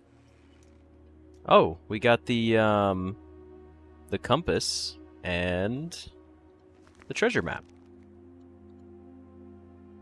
All the way up there, huh? That would have been tough to get to.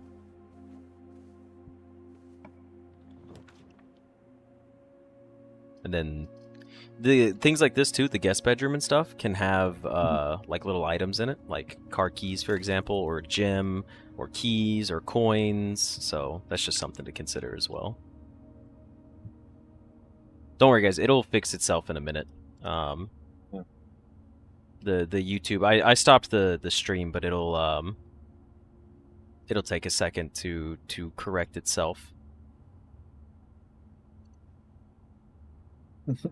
That was such an unfortunate run. Yeah, I think my shortest run ever was 6 rooms total, counting the first room.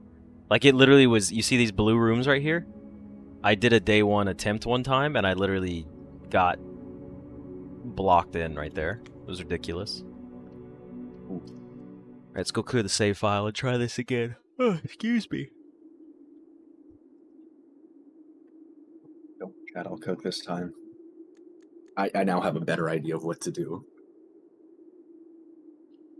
Alright, let's see.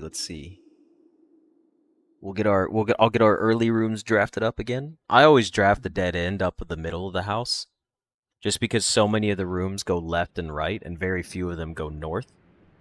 Oh, okay. So can I draft a utility closet in like the middle then, if there's one? You could, but just for the sake of the veterans mode, I have to draft the 3 rooms right here, and the Gotcha. first set of rooms is a different pool. Oh yeah, I noticed rooms to that much, draft. but like, But every time, if whatever there's, door like, a we utility open closet. first, it will always give us these 3 options: bedroom, closet, hallway.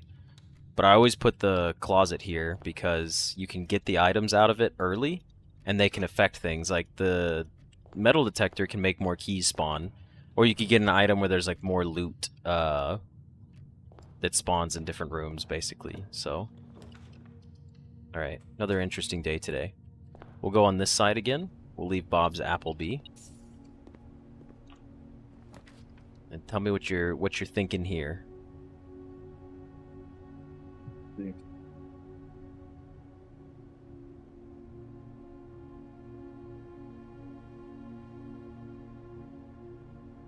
Remember the secret technique where you look at chat? That's funny. The secret technique, I think.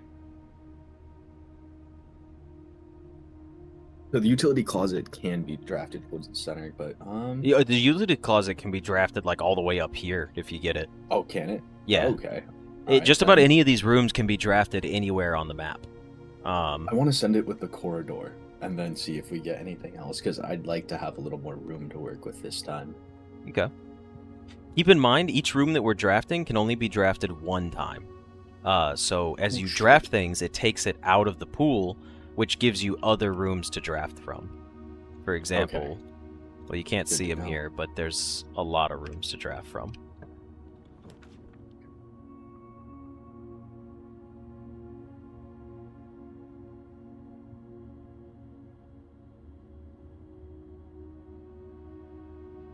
Oh yeah, wow.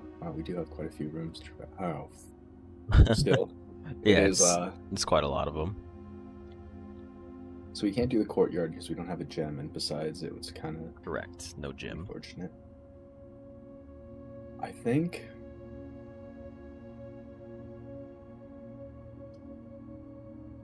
The spare room is an empty room, and the parlor room has the logic puzzle for us to obtain gems.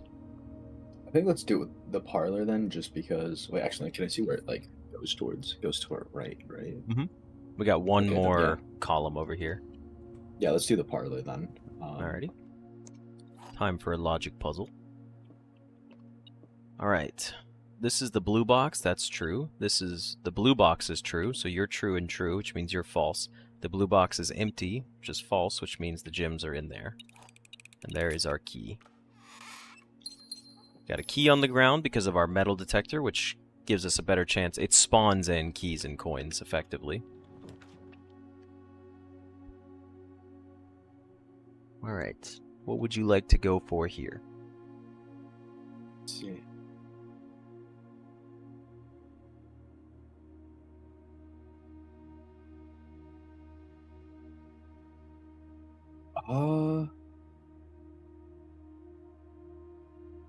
Let's do the den here, just because that opens us up to the most amount of possibilities, top and bottom.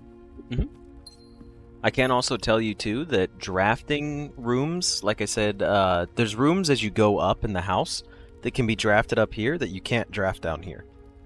Because they have a higher rarity. So the odds of getting them down here is very low because you have all these common rooms that appear first. So it is sometimes good, sometimes detrimental to thin out your draft pool. So, like, take just the cheaper rooms just to make it easy. Yeah, To get the harder ones. but also sometimes it's good to just fill up the board as much as possible, too. Just have the most amount of chances. Yeah. Let's see. Ooh, do I want to burn 2 gems instantaneously? The veranda has the chance of spawning items like sledgehammer and shovel and gems. Excuse me, stuff like that. I'm gonna send it with the veranda then, just because I want to get one more slot open, and I don't want to hit a dead end quite yet. And I feel like the guest bedroom's not so useful right now. We got 1 gem back from it and 2 dirt piles, but we don't have a shovel, so we can't pick it up. We can't dig up the piles. However, when we draft other green rooms, like the courtyard and the secret garden and other stuff like that, they just have a higher chance of having items in them. Okay.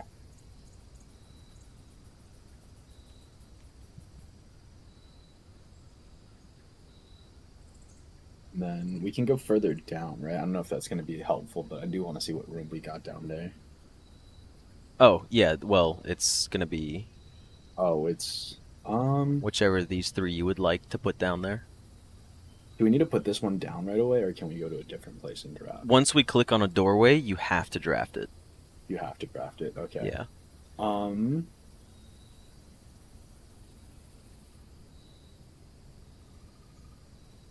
Let's just go with the guest bedroom here, just because I want to save the ones with the openings further up, Okay. so we can use them. We got the car keys. So if we get the garage, we can now open a special little secret compartment in the garage to get some bonus rewards. Alright, there's your map again. We've created a nice little right angle over here.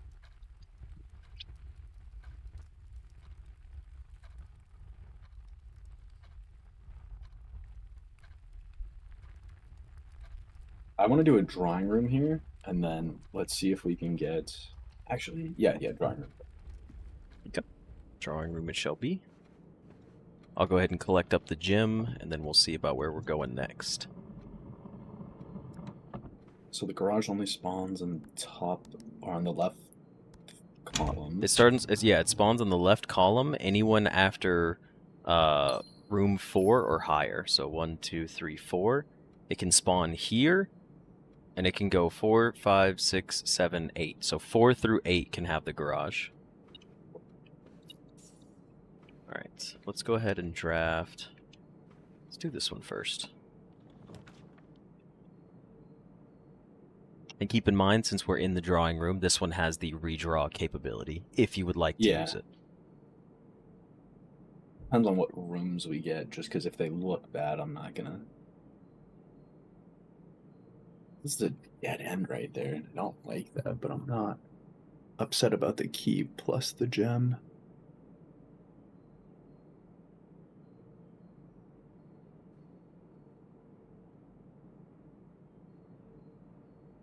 I think let's do the...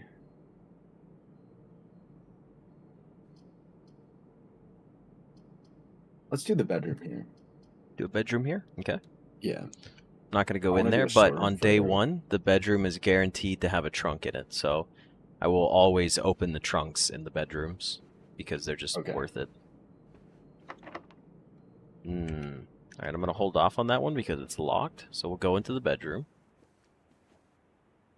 We should probably try the door first.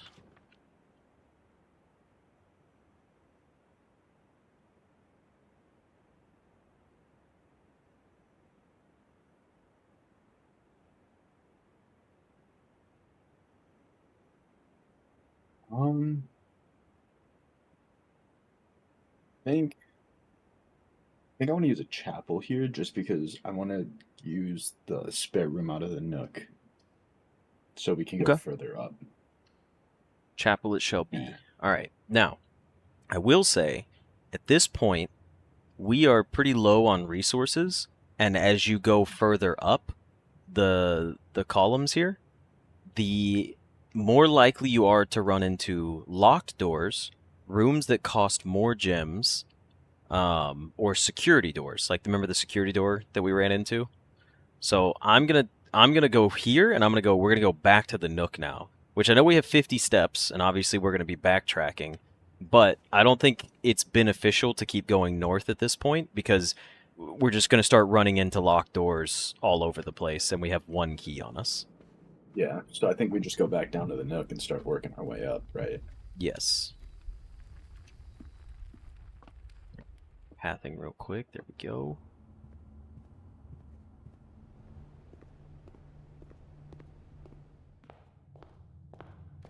Alright, so now we're back into the Nook with our second key. Let's see what we can get right here.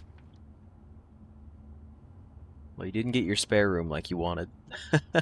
Fortunately, I need the stream to catch up just a little bit. I'm like Oh no, 10, you're good. 15 seconds behind, yeah. Wow. This is a really rough ending point. I think we have to go kitchen here. Okay. Kitchen it shall be.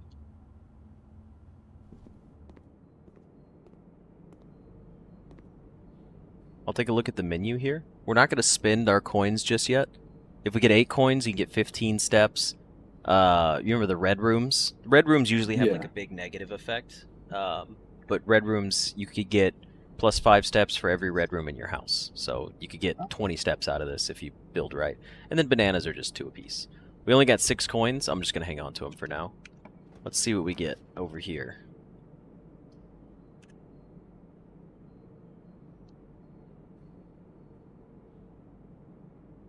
It's funny that you and the viewers are picking pretty much the exact same things.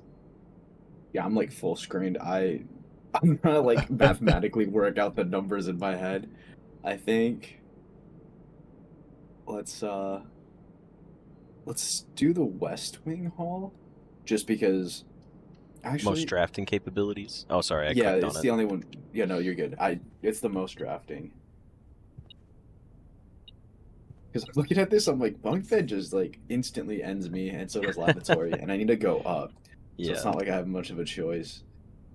I do want to go further up and see if we can try to get like the garage right away. But after this room, I like the storeroom here because then that puts us. Just dumps That's a good a. dead end. Yep. Yeah, He's already on the dead end strats, guys. He's got it. He I knows understand how to what's fill out up. a puzzle. I don't know if you were ever watching at the time, but there is a challenge that you get for putting a room in every single space on the board. It's called the 40, or it's called the Full House Trophy. So you have to draft to complete every single room. It took me a while to do it the first try on purpose, but we've done it on accident many times in the future. Um,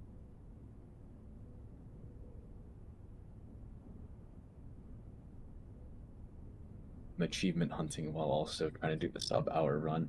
Ooh, I think this is a spare room angle because I can't have another dead end. True. And now don't forget, we do have access to draft from the chapel, meaning we could just go straight across and get to the other side of the house. But obviously that's more difficult. I just want to throw that Yeah, out there. Like, those doors aren't sealed off. I think I one remember was. that, but But I'd rather just keep going up, yeah, and see we if we know can this get door is maybe. locked over here, and this door, we Mhm. didn't even go into the chapel, so.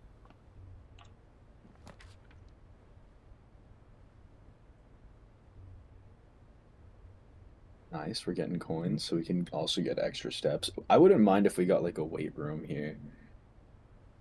since we're starting to run like a little lower on steps than we normally are.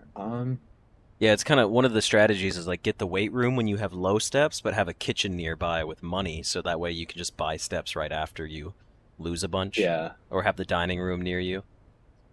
Let's do the the courtyard here since we have the gems and we have a little bit more room to play with. Courtyard spawned a sledgehammer for us and a trunk, which is really good because did we open the trunk in the bedroom already? Not yet. So now we don't have to spend a key to open the trunk because you can smash the lock off.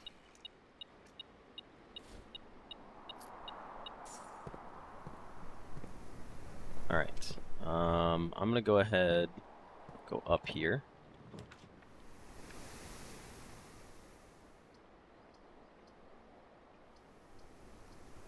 You tell me what you're thinking for this one.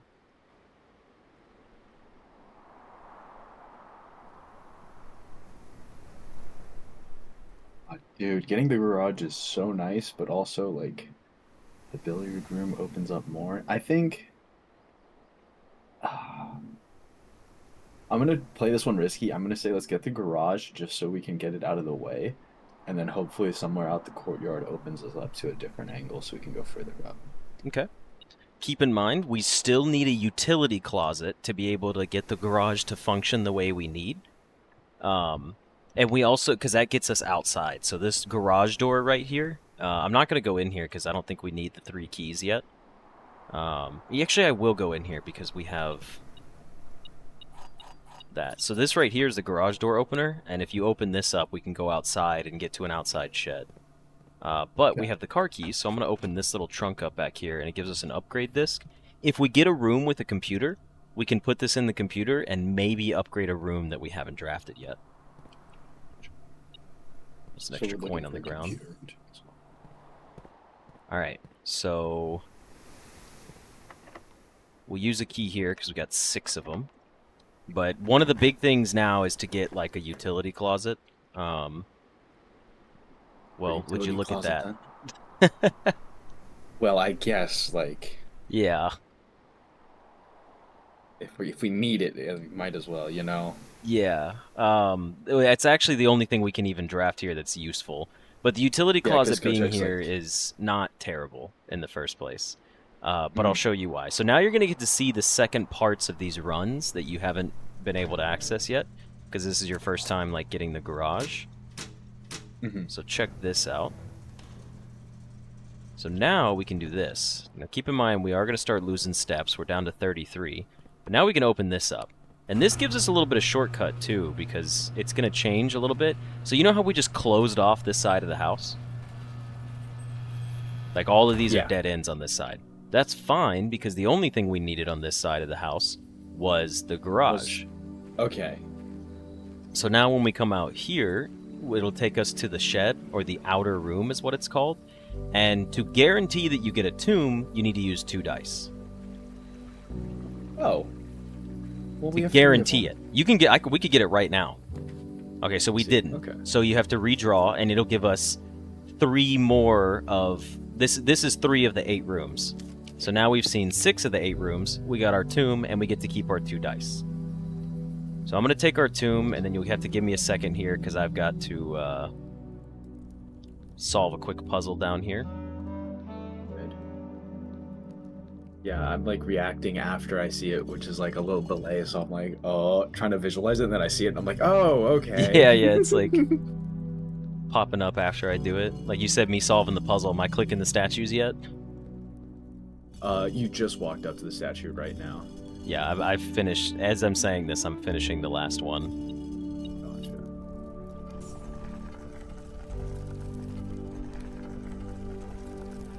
I didn't give him a chance. I told him that, like, the tomb is knowledge that he has to have for us to win. There's no reason for me to let him throw away the entire run by just not telling him the one room he has to draft outside. I also do remember you always talking about the tomb, so I probably would have drafted it anyways. Yeah. He does need to know the win conditions. Like, for example, the foundation is rare, and if you see the foundation, you pretty much have to take it.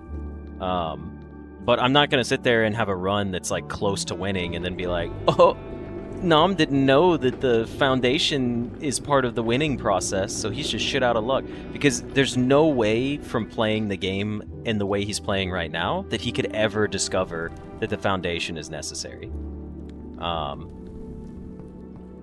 Because there's just not enough knowledge for him to know what rooms are required to win. So I'm not gonna sandbag his choices. That'd just be a dick move for both of us. Like, you'd be getting screwed, and I would have no chance of winning. That's not fun. We both lose. Yeah, that would be terrible.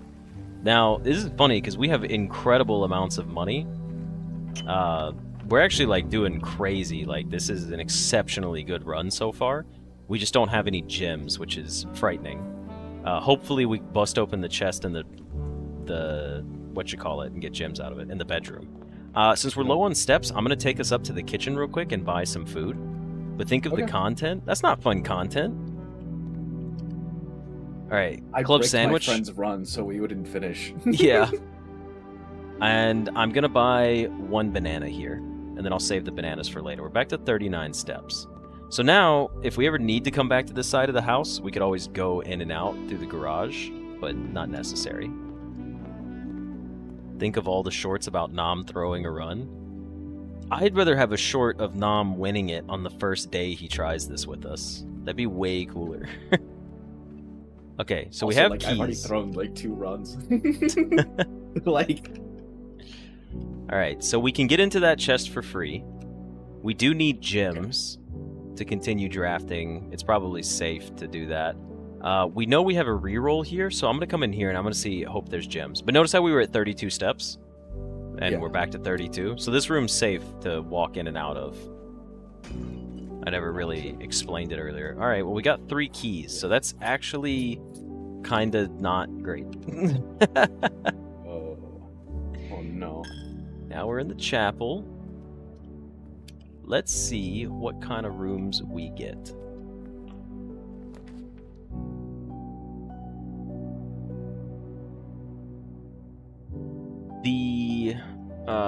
I guess I could too. If you have questions about what can you get out of each room, I'll tell you as well. Yeah, I've just been asking when I don't know or it's not entirely obvious. Yeah. I think here I'd like to do a billiard room because there's a puzzle, so I'm assuming that we can have a chance at getting a gem or a key. So the only thing you can get out of the billiard room is the key card or keys. The boudoir has a hidden safe that contains 1 gem, and the commissary we can't afford, but it can sell a plethora of items. Yeah. So the billiard room is guaranteed keys or key card. There's like a silver key, a key card, or like 2 keys appear when you solve the puzzles. The boudoir is a guaranteed gem. I think let's go for the guaranteed gem here, just because I can't imagine that we need more keys right now, and I don't know. No, what key cards we're actually doing quite well on keys. Yeah, I'm cool with this then. Yeah. All right, so now we've got our extra gem back. A commissary would probably be really cool. I mean, I'll just throw that out there because it'd be cool if we got to buy stuff. I'm saving money so we can try to shop later on. So we can also get more steps.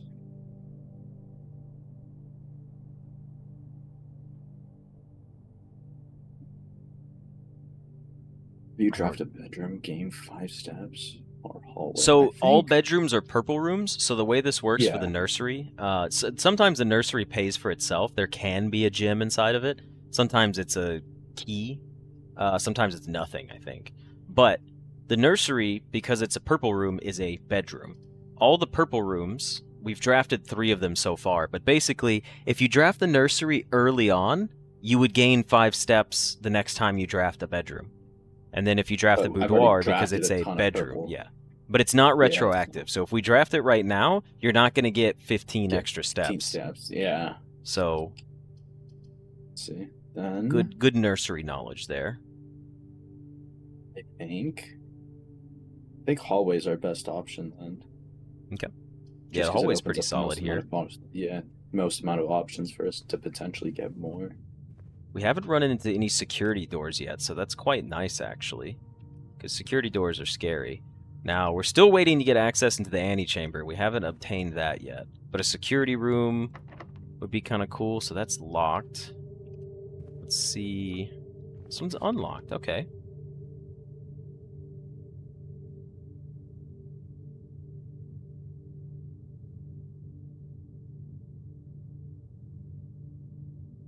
What are you feeling here?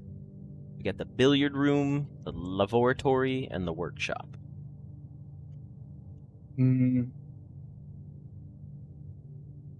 Lavatory is basically a dead end, and I don't need that right now. Yeah. I think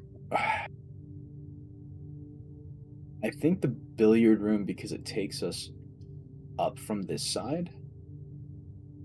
I would do that, and then we'll see what we get out of the billiard room. Okay. We won't go I don't think straight we there. can really We'll combine, do, yeah. actually, you know what? We will go in there. So we don't have a lot to combine anyways, so the workshop's not super valuable. Unless it gives us a battery and whatever else we need to make the power hammer. 9 and 4 is 13. 16 minus 7 is 9. 5... I'm sorry, 6 minus 5 is 1. 5 times 4 is 20. And then 10 minus... Or, sorry, 15 minus 10 is 5 times 3 is 15. What did we get? 2 keys. Probably the worst pull we could have gotten, unfortunately.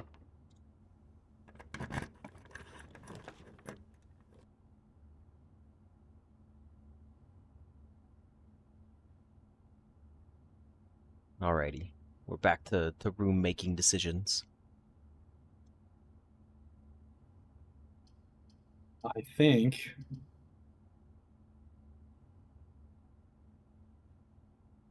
We don't want to waste the gem. We're going to need... Do we need an observatory? I don't know if we... So the observatory, the only thing we would get out of it is +1 allowance, and allowance starts on day 2, not day 1. Starts on... Okay, so that doesn't... That's really matter. I'll tell you, observatories are pretty much useless on day 1, unless you just need the certain, like, door pathing. Okay, gotcha. The dining room, obviously we could get our dinner from it if we make it up 1 more rank. The commissary can sell items like keys, gems, salt, the mask, shovels, which we could use to like dig up spots and maybe get more keys and coins and steps out of them by digging up like turnips and stuff. But I'm gonna YOLO into the commissary just because I feel like we can get something. I think the dining room is safer, but I think the commissary might pay itself off. so the commissary is selling a set of gems for 10 or 1 gem for 3. So this is pretty big, or a shovel. Now, we don't have a workshop, so we can't combine it. But, obviously we don't have any gems right now, and you can see a lot of rooms cost gems to draft. So we have options here. We have 9 coins. We could choose to purchase 1 gem and maybe have to spend it when we draft next year. Or we could buy 2 gems because the majority of rooms at this point will cost 2 gems, not 1. Or we could try to draft with no gems at all and hope that we get a coin or more in the next room and get the set of gems, which is obviously the best monetary value. Well, a man like me loves to gamble, so let's see what we got. Let's craft up. All right, so you wanna draft gemless, right? Yeah, let's see what we get. All right, let's see if this pays off. We'll draft gemless and let's see what happens. Okay. You got a gymnasium, a dark room, and an office.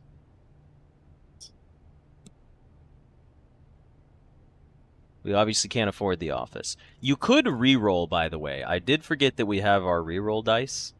But that's only if you really want to. Yeah, I was going to say, I don't want to hold it for when we're at a point where I can't, like, really draft much. Mm-hmm. I think the office has a chance for us to get coins, but we don't have anything. We don't have any gems, and we can't turn around and buy them. Yeah, cannot see the floor plans while drafting in this room. Dark room So, sounds atrocious. I'd rather go well, gymnasium here. here's the thing about the dark room that I'll tell you. The dark room, we won't be able to see the doors. However, the dark room usually has an item in it, like a gem or a key or something like that, or a key card. But because we turned the power off in the utility closet, if we draft this room, what happens is when you walk in, the power flickers and goes out. If we go back to the utility closet after we draft the dark room and turn the power on, then you'll be able to see the rooms that you're drafting again. But obviously, that would be a lot of footsteps just to get back over to the utility closet. In fact, that would be 1, 2, 3, 4, 5, 6, 7, 8, 9, 10, 11, 12, 13, 14. I would actually end the run if we were to go over there without buying more footsteps from the kitchen. Mm-hmm. And we did turn the power off to the gymnasium, so you don't have to worry about that room. Or you could have redraw for potential other rooms if you don't like the way these are facing or if they just don't appeal to you. I feel like I kind of rigged it. I should have just bought the 2 gems, because if I did, then we could have gotten the office and gotten coins. Shit. Yeah, it spreads the coins throughout the house, by the way. And the office is a room that you can use our security upgrade into, our upgrade disc. Ah, shit. I think we buy the gym and then we just buy gems. So hopefully we can get gymnasium and enough. then go purchase 2 gems. Yeah, I think that's the wave. Okay. We shall see. It's not even triggering like the meter, so there's no coins in here. So I won't waste a step. I'll just turn around and buy 2 gems. Wait. I might as well buy the 3rd gem since we're here. The running shoes are in here, so now if we run long distances, you can occasionally, it'll trigger and you won't spend a footstep, which is kind of interesting. All right, what would you like here? Let's see. Gotta give stream time to catch up. I just saw the running shoe logo pop up. Oh, yeah. You got a dining room, a mail room, and an observatory. These look like they suck. I feel like the only thing that's worth it is the dining room for the steps at this point, but we don't even have...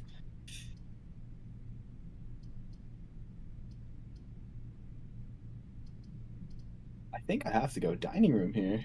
Dining room? Because there's no reason to get a mailroom or an observatory. Correct, yeah. Now, remember what we said about the weight room? Here's some little strategy gameplay, right? We know that you lose half your steps, but dinner never goes away.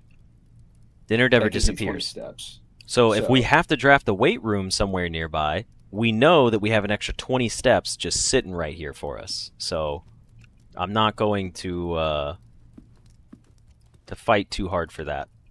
Like, no need to eat it right now.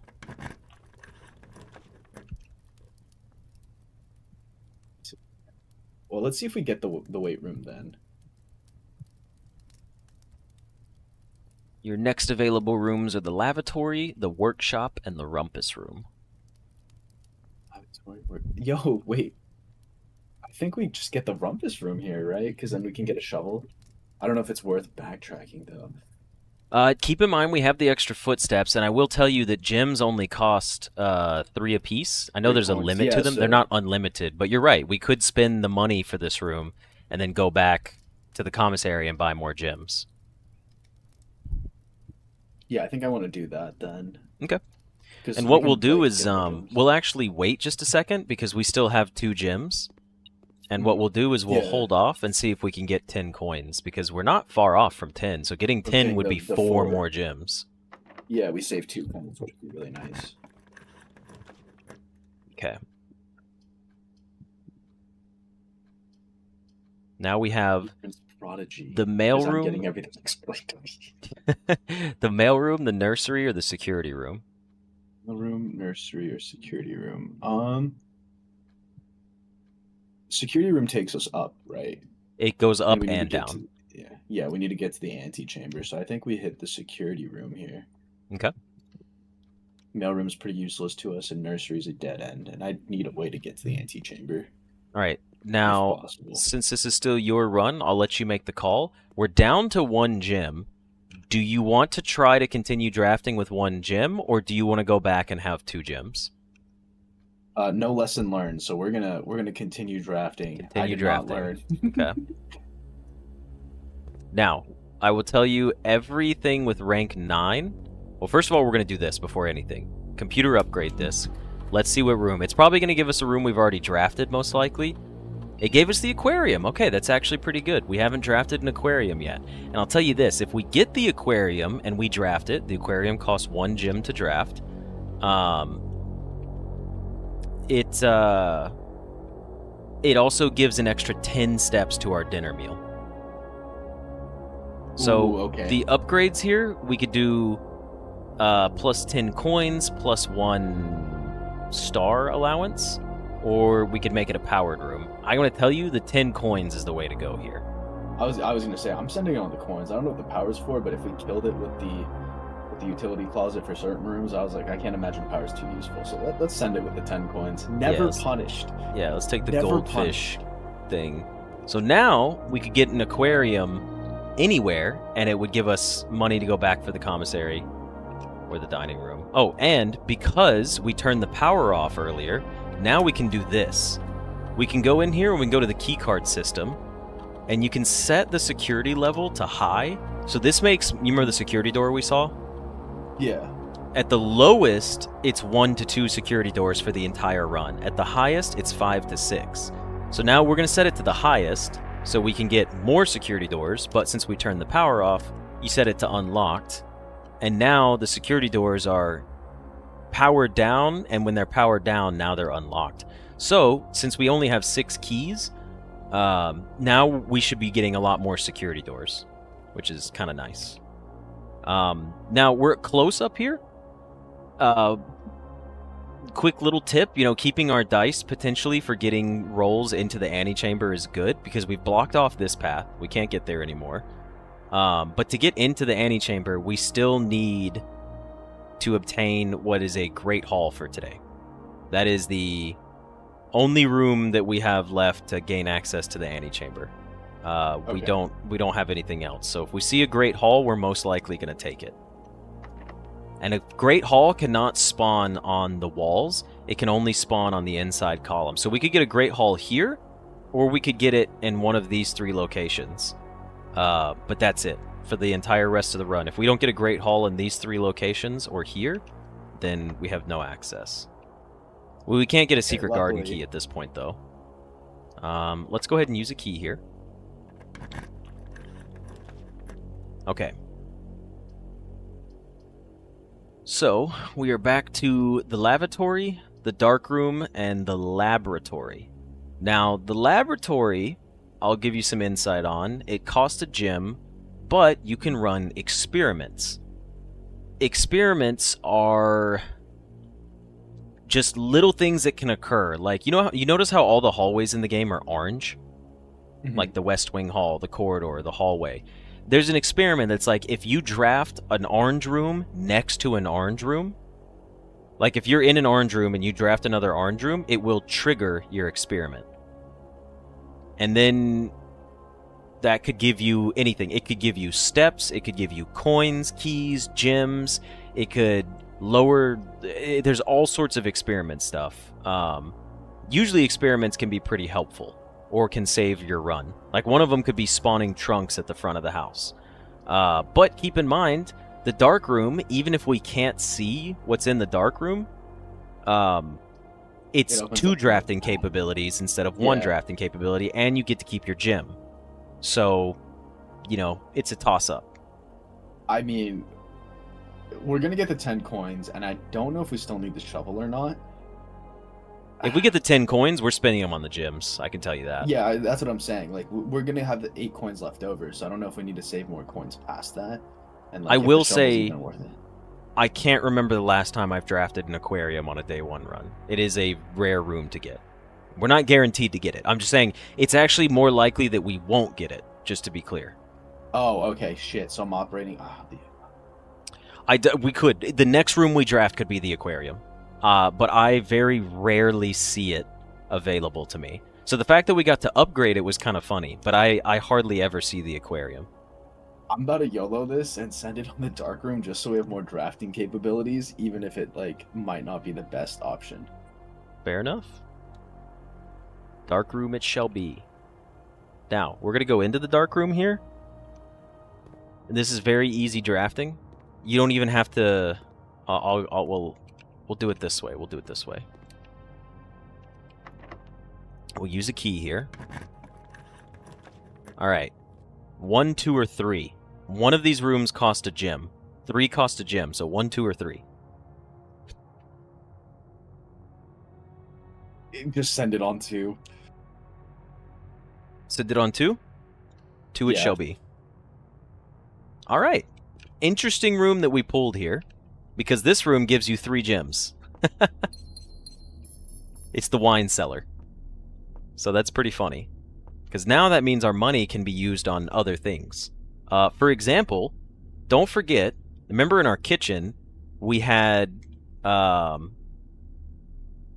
food that was plus 5 steps for every red room in your house. Well, now we have 3 red rooms in the house. So that puts us at 15 steps for the cost of like 5 coins or something like that. Okay. Damn. So I'm thinking here, what we could do, because we really do need to get that Great Hall, is we can either wing it, because we still have the dining room steps, but we could go back to the utility closet, turn the power on to the dark room, buy the food that gives us the footsteps, and then we could come back to this dark room, and you would be able to see what's out of this door when you draft it.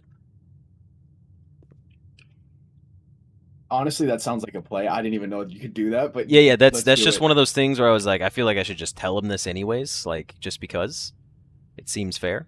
Now, what I would like to do as well is, because we're in this room, there's no reason to wait, and I would rather empty the drafting pool because we said we needed a Great Hall here. So we're going to go ahead and draft up here, and I'll tell you this. The top row, every door is always locked. Okay, I take it back. I'm stupid. Did they change that? This might be the first time ever that a door on the 9th rank was not locked. I genuinely feel like every door has been locked every time I've ever played this. Anyways, we got a bunk room, a nursery, and a laboratory. What would you like to go for here? Well, it has to be the lab, right? Because that's what gets us closest to the antechamber. There's, like, actually no way. Yeah. So laboratory it shall be. And now we can come in here and run an experiment. We got one of our first security doors, which is nice. No extra materials for us. But let's see what kind of experiment we get.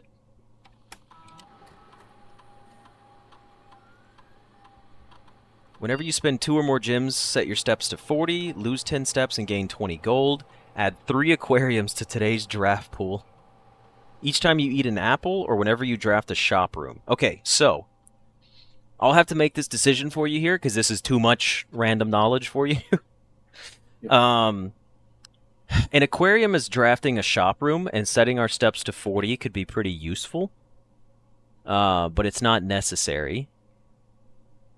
Eating an apple, but we can't eat Bob's apple, which is unfortunate. That apple's off limits. That apple is off limit. That's Bob's apple. Yeah. That potentially could prevent us from winning the run today. And then 3 aquariums is pretty good because the aquariums cost 1 gem, and they are a shop room, so we could just flood the rest of the run with aquariums effectively, which wouldn't be very good. But I think we're going to draft the shop room, because I hope we get our aquarium. And I think we should... This is a tough one.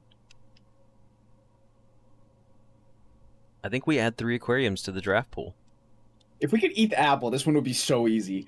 Well, that's assuming we still get access to the antechamber. We still don't have access. That is true. So we're going to draft here now. Which room would you like? There is a conference room, which takes all the spread stuff in the house. and puts it into that room, like spreading money from the office would put it all in the conference room. A mailroom or a walk-in closet. Walk-in closet is 4 items. Mailroom is useless. Conference room. So that would only be useful if I get the office. Yeah. And remember, I'll tell you this. The Great Hall that we're looking for opens the door on the right side. The Secret Garden opens the antechamber door on the left side. But to get the Secret Garden, we would have to obtain a locksmith, which is a dead-end room, and it's a shop, draft it, buy a random chance at having the Secret Garden key, go to this side of the house, draft the Secret Garden, and then unlock the door, and then come back in here. So you don't really need to worry too much about getting to this antechamber door. Okay, so I don't have to worry too much. Then I think the 4 items might be the most useful because mailroom's useless, and I don't. Yeah, Is mailroom the is office useless. The office is not retroactive. We got 2 gems out of it. The salt, which gives us more footsteps per food that we eat, and then we got the coin purse. So anytime we pick up coins, you get interest on it. So pretty solid pick here for the walk-in closet.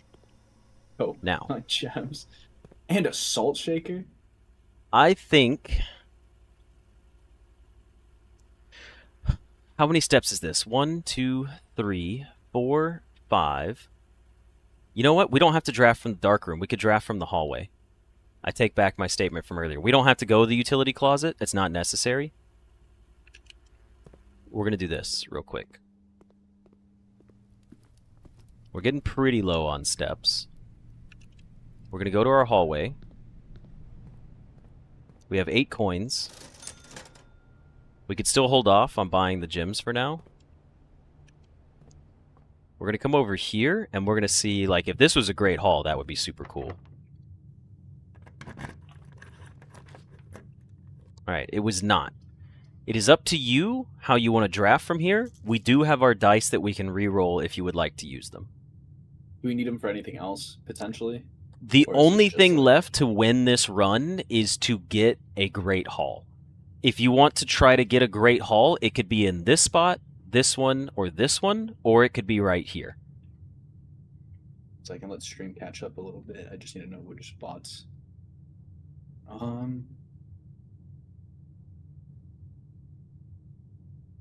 That's fine. Let's do 1 reroll here. Okay. These reroll dice, I feel like lavatory, there's never enough of them. Nursery, or passageway. Nursery, lavatory.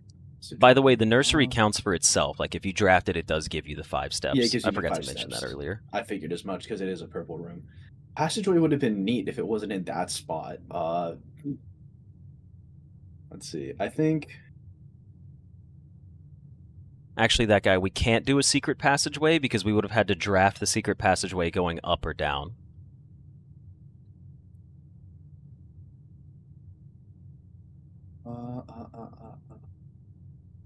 They're right, the passageway does give 2 great haul chances here. Keep in mind, we have more money for gems if you're worried about that. We can always buy more. Okay, then if that's the case, I think the passageway makes the most sense. Okay. And the great haul does not cost gems. Honestly, I probably would have bricked this run. I was going for, like, lavatory here, and I was like, let's just hope the dining room had something. I was ready to RNG it.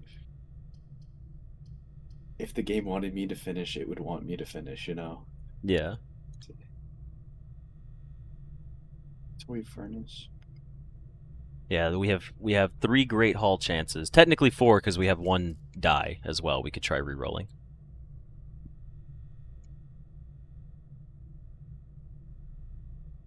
So you have the lavatory. We don't want the red rooms. You don't want more red rooms right now, honestly. Yeah.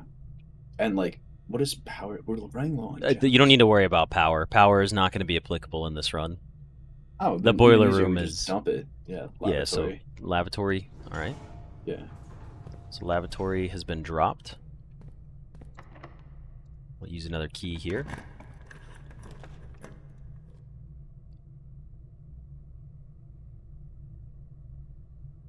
We did not get our Great Hall chance. You have a workshop, which could contain an item, the archives, which makes it harder to draft, or the coat check, which is completely useless. I feel like the workshop is like my only real option, just in case we get more items. I don't, because we still have a chance to get it out of the dining room, right? Yes, and I would say that's probably a better position to save your die for if you want to try to reroll up here, because we still need to get inside the antechamber. And the Great Hall is it's a 4-door room, so Okay, then yeah, let's do that because I kind of understood what you meant when like how to get into the antechamber, but like all right. So we'll okay. do this. There's a battery pack in there. We don't have anything we can combine. We could use a footstep. Let's go in here, see if there's a key or something. It could be worth it. All right, no key. Let's come back over here. Go back up. Running low on footsteps. Still have the food though, right? So We do can have the eat food, that. yes. So at this point, I think we should probably just buy our gems out just to have them. Well, no, we could keep our money. Because if we get like a locksmith, we could buy keys, because we may need keys, because a Great Hall has 7 locked doors on it.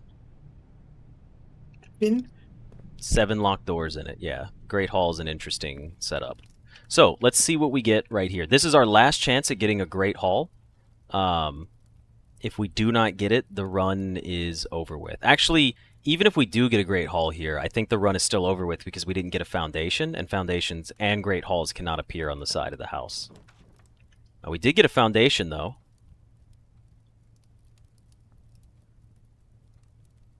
Does anyone know if we can get Great Hall on the side of the house?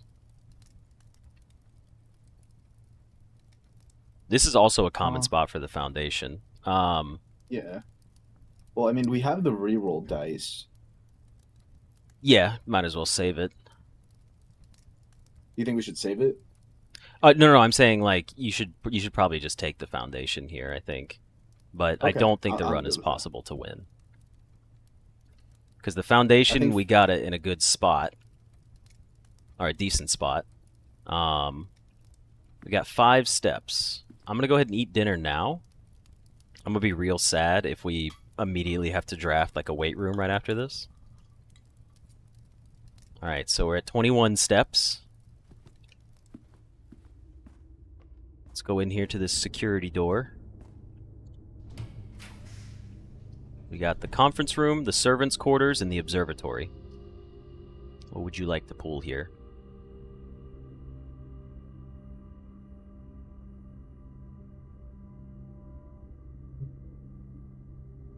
damn, not one of these looks good. Like There's the conference conference room. room, servants' quarters, and the observatory. +1 key for each bedroom in your house. But that has a dead end, so there's literally nothing I can do out of there. It has to be the conference room or the Yeah, it's got to be no, the conference or observatory doesn't observatory. work. Yeah, I'm not going with the observatory. There's no reason to, because that just connects to the antechamber, right? Conference room. Conference does, yes. Yeah, let's do the conference room then. Okay, so I'll show you. This is what I mean by we can't access the antechamber. These doors are locked and have to be opened by levers, like secret levers. So we can't even get into the antechamber yet. You have a bunk room, a library, and a laundry room. Keep in mind, if you did remember I said we need to get on the back side of the foundation. But keep in mind, a laundry room is a shop, and it would give you 10 coins if you drafted it, because we said if you draft a shop, give us 10 coins. Oh shit. Okay, so But remember, I said I we feel need like to the have. library also like gives us a chance to get the Great Hall, right? I don't think the Great Hall can spawn on the outside. Like you can't draft it here, so this run technically is not winnable anymore. But if you want to see, the music room won't win it, because the music room is going to open up this antechamber door on the left side if we get the secret garden key. We don't have access to the antechamber today. The run is not completable. But if you want to see what the back of the foundation looks like, because that's very important. So, which one did you want to take? Uh, The library is the only way that gives us a chance to keep drafting. Yeah, then we have to go with the library. It is winnable? Alexis, how is it winnable? Hey, look, an apple. We can eat this one. That's not Bob's apple. We'll use a key here. You got the East Wing Hall, the observatory, and the ballroom. Is any of this? Since, again, I'm explaining it to you, but I think I just kind of have to show you this, first of all. Yeah. The East Wing Hall gives us access to the backside of the foundation, and you'll understand what I'm talking about. I'm going to take this draft from you because you need to see it. This is what I mean by you need to see the back of this room. So instead of a doorway, you know how all these have just solid walls? This is not a solid wall. This is a room that you have to pull this lever, and then when you do this, it will lower this elevator a little bit, and now you can actually go down underground to win the game. So in the way we're trying to win, you can't win the game unless you flip this lever. So you have to draft the foundation, and you have to get to the backside of it. So all that's left is for us to obtain a lever. We have... No, we can't. Yeah, it's there. There's no other way to win. Run's cooked. Unless we got the lever, and then we went back to the workshop, we could win that way. If we get a lever, we could win the run today, technically. Okay. So we I don't know how we're supposed to get a lever. I guess the patio could have it. It's not going to be in the bunk room. I'm not going to make you keep drafting at this point. I think the patio could have it. It could spawn the lever out here, so we might as well try and snag it. Okay. There's a shovel. Wasn't... Oh, yeah. Well, now we can dig up all these. Got a coin. We got another coin. We got a key, which we did actually need.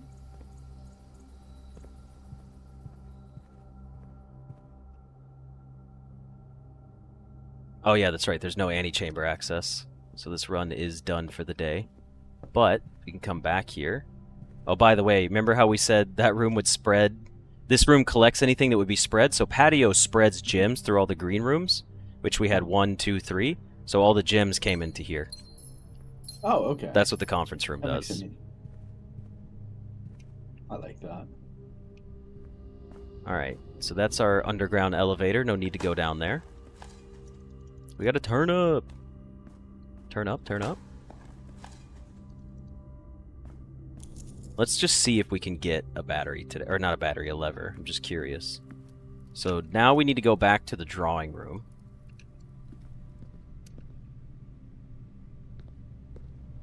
We got 12 bucks. We could save that for extra steps. Where is the drawing room? This was still a really close day, actually, in the grand scheme of things. Yo. So now that I have like all the tech and everything explained to me, like conceptually I understood the game and trying to like path towards the antechamber, but I definitely wouldn't have known the tech of like you can only get or not security, the what's it called, the garage on one side. Yeah. The aquarium can actually have a lever in it. Yeah, no, there's like I said, there's so much stuff that you wouldn't know. Also, look, we did manage to get an aquarium, which is crazy. Let's go. Through the garage, wouldn't it be faster? Unfortunately, the garage is all the way on the other side. Like, this part of the house is completely blocked off. It contained 10 coins, a compass, a key, and a dirt spot. So, pretty solid pull from our aquarium here. And we just added 3 more aquariums to the draft pool. So, we're likely to get it. Now, we did get a greenhouse. This is one of the other ways to get into the antechamber. I don't think the lever can spawn in here, but if you find the broken lever, you can draft this room and put it inside the greenhouse, and it opens up this door on the bottom to the antechamber. So Secret Garden opens this door or that door. Or we could just take the second aquarium here and see if we Another get the lever aquarium still. is Yeah. crazy. It gave us keys and coins again. Because the experiment triggered, so now we have tons of resources. So no lever for the day. Look at all, there's all goldfish in here. Like, Oh, yo. because we made it the goldfish tank. That's Alright, cool. so... I like that. Oh, greenhouse can have the broken lever? I mean, even Neat if we little did get it, Easter we still egg. couldn't win, so it was more fun to get the aquarium. But yeah, legitimately, first of all, we almost filled everything up, so solid run. But, yeah, all we needed was a secret garden or a great hall, and we would have made it into the antechamber, and we could have won. This is like attempt number, what, like 60-something for me? Ooh. 3 for me, so. Yeah. No, I'm kidding. Still a solid day Alright. overall, and we had enough steps left and money left to go purchase stuff in the kitchen to get the extra food. So I'm gonna call it a day here. Good. Very, very valid attempt. Thank you for all the support on the run, John. I appreciate it, and thank you too, Chad, for. We had the garden watching and shopping tuning in. center. 42 rooms, made it to rank 9. We took 96 steps and we found 12 items. That was really close. That was very, very close. I would say this is probably the third closest run we've had to winning at this point. Damn. Really? Yeah. Third or fourth. It's kind of like third or fourth place. Because I've had 2 runs that were like a single item away. Like we needed like 1 key to win, and I didn't have it. Oh, dude. We were so close then. Wasn't broken lever in the greenhouse the first time I ever drafted it? Maybe. Let's see how long that run was. Let's see if we made it under an hour to that point. Yeah, let's see. I'm I think thinking it might have been. 49-minute run. I was thinking like 42. 59-minute run. Okay. 59. Okay, yeah, we were not making it. We were not making the... Well, to be fair, we kind of stopped, like... Had you gotten what we needed, I would have, like, picked up the pace really fast. I would have been like, let's go. Like, I would have taken over once you were done drafting. But, We yeah. were so close. That could have been it. Unfortunate RNG. Still a solid run. But with that, I hope you guys enjoyed this episode. I'm going to go ahead and finish it out here, and we'll see you in the next one. See ya. How you do?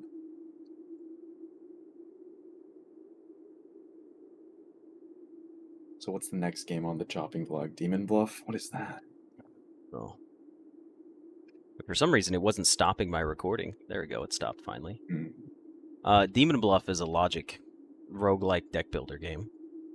Oh, that's a lot of words. That the only part I liked was roguelite. All right. Well, you're welcome to stick around while we play Demon Bluff. Well, actually, you know what? I'm going to take a break for a little bit here. And because it's the first episode of Demon Bluff, I'm going to try to work it on my own to see how far I can get without... yeah, I'm going to see how far I can make it on my own. But depending on how the game goes, I'd be down for like playing it through with you or getting a group of people to play it. Sounds good. Have everyone Yeah, argue. that would be fun, especially with Terra. But I think if Harumi, you're still here, I do want to play some Outlast Trials. So like, now that I talked about the game, I'm like, I want to do another run. I will, however, be in chat, so like I'll still talk to you guys and like throw in my 2 cents every once in a while. So Sweet. Well, Nom, thank you for your run. Very solid attempt, and we'll thank you for catch you helping later, me on man. the run, man. All right, bye guys.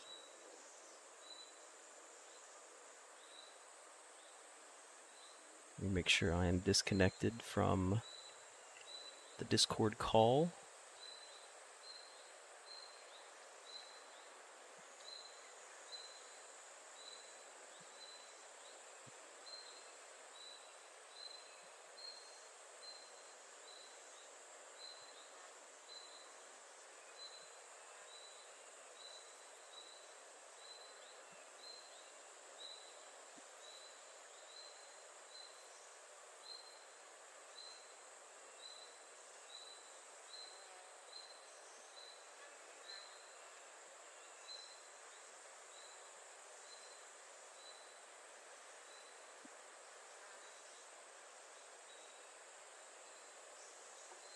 All right, guys, give me just a few minutes and I'll be back.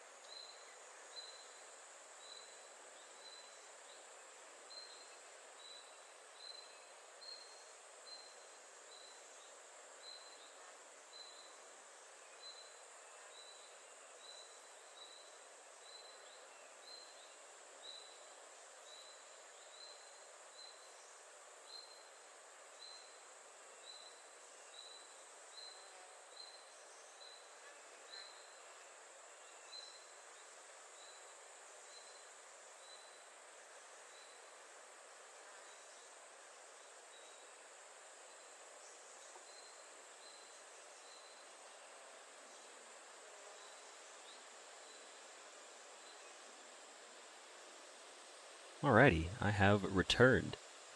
Oh, excuse me. Also, Spriggy, welcome to the stream. Sorry, I'm trying to keep awake. It's one of those like cozy, warm afternoons. Oh man. Ugh. I went to bed a little too late last night. It was not my best intention.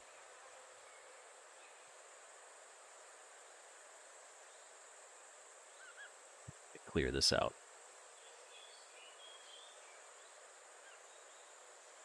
Let me go ahead and pull up Steam and boot up our playtest for Demon Buff. And pull up the store page while I'm at it.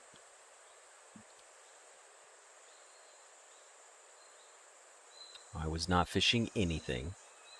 I don't know what I would be fishing. Alright, hold on. Let me adjust my audios here.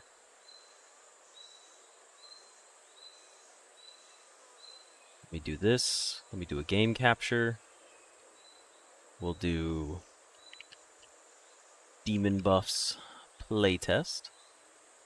You went and got a Dr. Pepper Cherry Zero Sugar. Alas, we had none cold. That is a tough one. That is a tough one. It's 1:30 a.m. for you, Jafar. Capture audio. Any specific window. Let's capture Demon Bluff. Alright, can you guys hear Demon Bluff? Can you hear this music?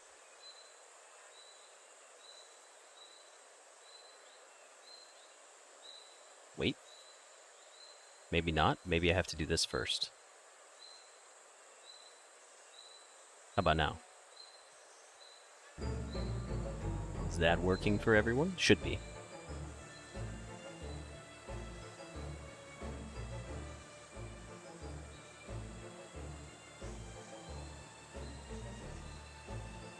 I'll turn the brightness up a little bit for you guys.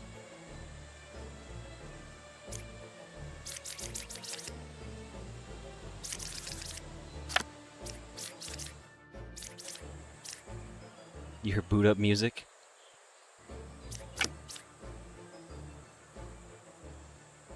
Okay, nice. Alright, so we are on the demo stage here. Let me go ahead and pull up my Steam store. No, you guys won't be able to see it just yet. I haven't faded away, just to hear it.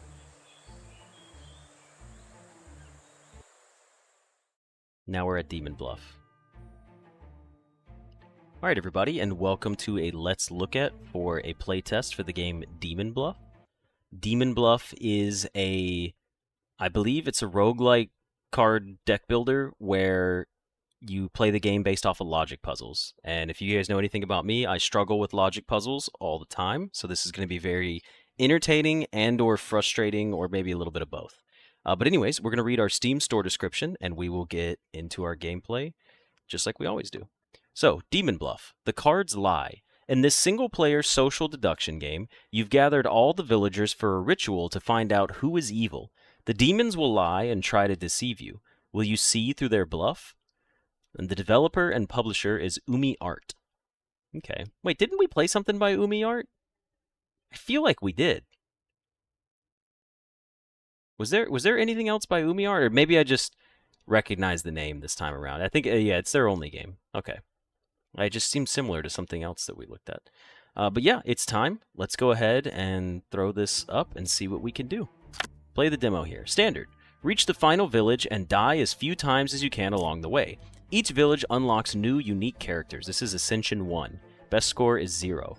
We have to get Ascension 4 in Standard. I'm not too worried about that. There is one evil among all characters. Find and kill it. This is your deck. These characters can be drawn and appear in your current game. I need to turn the volume down a little bit. Okay, let's take a look at our current deck. And then I'll change the settings just a little bit. The Enlightened card will learn if closest evil to me is clockwise or counterclockwise. Learn equidistant or equidistant if evils are at the same distance from me. There are 4 villagers, no outcasts, 1 minions, and 0 demons.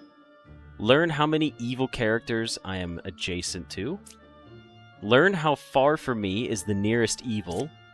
Learn 1 good character. I guess these are all goods. And then minion evil is I lie and disguise. Okay. First things first, let me just turn this down just a tiny bit. The effects were just a little loud. The music's good, I think, but... Okay. You can click on the cards to reveal their characters. This character... Oh, sorry. Excuse me. This is the character info. Use it to deduce who is evil. Most characters activate after the reveal. The closest evil is counterclockwise to this person, but be careful, evil characters will lie about their role and info.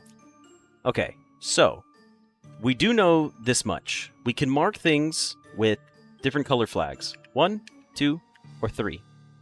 We know this person is potentially good, but we don't know yet. More info is right-click? Okay. It just pulls it up and basically it's the same. Doesn't seem like more info. Okay. Start executing suspected evil characters. Not necessary. Enter draw mode. We can draw stuff. I'm gonna draw my pentagram. Boom. Look at that. It's beautiful. Can we erase stuff? Okay, we erased it. Cool. So draw mode, I guess we could like draw lines to connect people back and forth. Seems pretty straightforward. Let's see, what else can we do here? Oracle. When hovered over, you will see information like bluffs used by killed characters, info from previous days, or order in which cards were revealed. Got it. Evils killed, 0. Ascension, score. Find and execute 1 evil character. Okay. I think we've got our goals established here. So, I don't know why you are... Oh, you're just 1, 2, 3, 4 counterclockwise. So we know that the evil is potentially counterclockwise to you.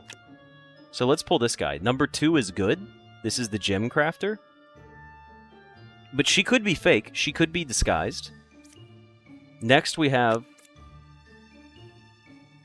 1 evil adjacent to me. So there's a pretty good chance that 3 is evil. Because 2 is good. So you're like, we could mark you as green and green. And we know that you're pointing to an evil person, which is counterclockwise to you. And there's 1 evil adjacent to you. So what happens if we just click on the cards anyways? We can just open them all, but I assume you can go bit by bit so it's not overwhelming. I am 2 cards away from the nearest evil. So you are the nearest evil. But you're disguised as the other enlightened. Okay, I see. So there is literally no difference from the evil. It's just taking over. In this mode, you can kill the suspected evil characters. Click dagger again to exit this mode. We're going to use our little eyeball here and take out the enlightened because they're definitely evil. The village is safe. All evil characters have been executed. Next. We did good. Alright, new characters unlocked. The medium. Learn a good character and its role. Or the judge. Pick 1 character, learn if they're lying. Interesting.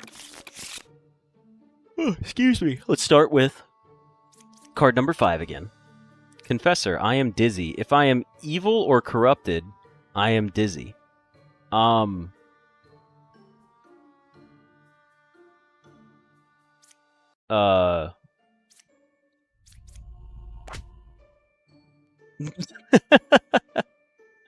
Village is safe. Let's go! We're so good at this! The Wretch. I register as an evil, or as a random evil minion to other characters. Or learn 3 characters, only 1 is evil. Okay. Let's start over here again. I like starting over here. If I am evil or corrupted, I am dizzy. You say I am good, so you are not evil or corrupted. You are marked safe 100%. The Hunter. I am 1 card away from the closest evil. If you are true, then this would make an evil card, so potential evil. What if we try over here first? The Wretch. I register as a random evil minion to other characters. So that means that... Okay. I'm just thinking this through. We know you're good. You're the Wretch, potentially. This still keeps it on high alert, because if this said 2, it would be triggering off the Wretch, which means this is triggering off evil right here. So that seems pretty viable. Number 4 is a real Empress. Okay. Learn 3 characters, only one of them is evil. 1, 7, or 3. Well, Hunter says they are 1 card away from the nearest evil. Does that mean 1 card in between? I know I can reveal them all at once, but I enjoy working this like 1 piece at a time. I think it's more fun to go through like card by card. I'm 1 card away from the closest evil, so that means there's a 1 card gap. So the Hunter is actually triggering off of the Wretch, because you register as an evil. 1 is evil, 1, 7, or 3. So let's see what's going on with 1 up here. The Lover. No evils adjacent to me. And the Gem Crafter says 1 good character is learned. Number 6 is good. So you're good. That confirms you. That means that you're also confirmed good. Which means that 1 potentially could be evil. 7. Nope, 7's not evil. 1 has potential. We don't know yet. And then the Wretch is number 3, which is also not evil. Oh, wait. Never mind. Because the Empress is registering that the Wretch is marked as evil. So number 4 is a real Empress. We know that you're good. Learn a good character in its role. The Empress is safe, meaning 1 of these is evil, but it's triggering off of the Wretch. So the Hunter, I was wrong then. The Hunter's got to be evil. The Hunter's the fake one, because the way this would work is when it says I am 1 card away, it literally means cards that are touching, not a card in between. Right? And then the Lover is also still potential, but I think the Hunter is evil. I think I'm gonna give it a shot on the Hunter real quick. Yeah, the Hunter was evil because it was saying 1 card away is the next adjacent cards, not a card in between them. All right, Twin Minion, new characters unlocked, and a Jester. Pick 3 characters, learn how many of them are evil. I lie in disguise, so 2 minions now. Hover over him and it shows who he's talking about? Oh, whoops, my bad. I should have seen that. Okay, learn 1 good character. Number 2 is good. Let's see what number 2 is. The Jester. Characters with this, you can click on this character to activate it. It's an action. Pick 3 characters and learn how many of them are evil. We'll hold off on using it right away. I am 2 cards away from the closest evil. So it's talking about number 8 and number 4 because I see its little arrows pointing at it. So number 8 or 4 could both be an evil card, potentially. You're probably good. The Medium, number 8 is a real judge. Learn a good character and its role. Pick 1 character, learn if they're lying. Well, I do like this because this could confirm from the Hunter that the evil could be number 4. 1 evil adjacent to me, or the Medium could be lying as well. So what I would like to do is use my Judge to determine if the Medium is lying. Because if the Medium is a fake and they're lying, right, would it work that way? Pick 1 character? Because if the Judge says that this person is true, it confirms this card as safe and the Judge as safe, and not a disguised Judge. Number 5 is saying the truth. So you're good. You're good. That means the Hunter, if this is a real Hunter, is guaranteeing that the Lover could be evil. So that's potential red. We don't know yet. We can still pick 3 characters with the Jester. The Wretch, I register as a random evil minion to other characters. So the Wretch we know is good.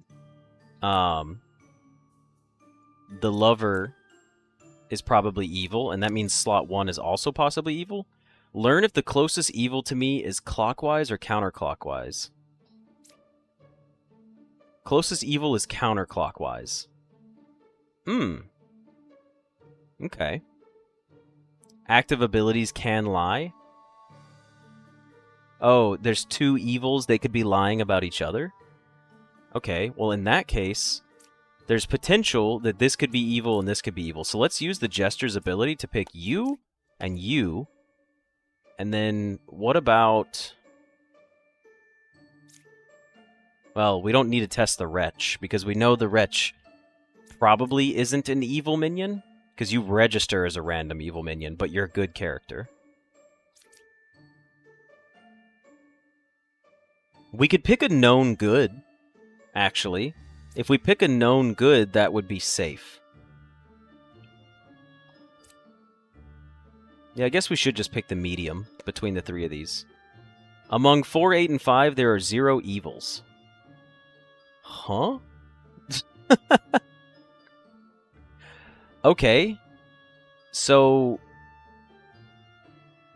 Wow, that's tough then.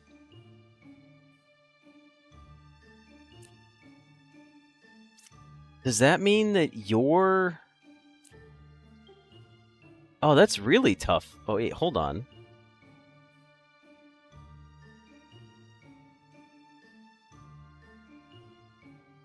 That's confusing to me. That means the hunter is probably evil.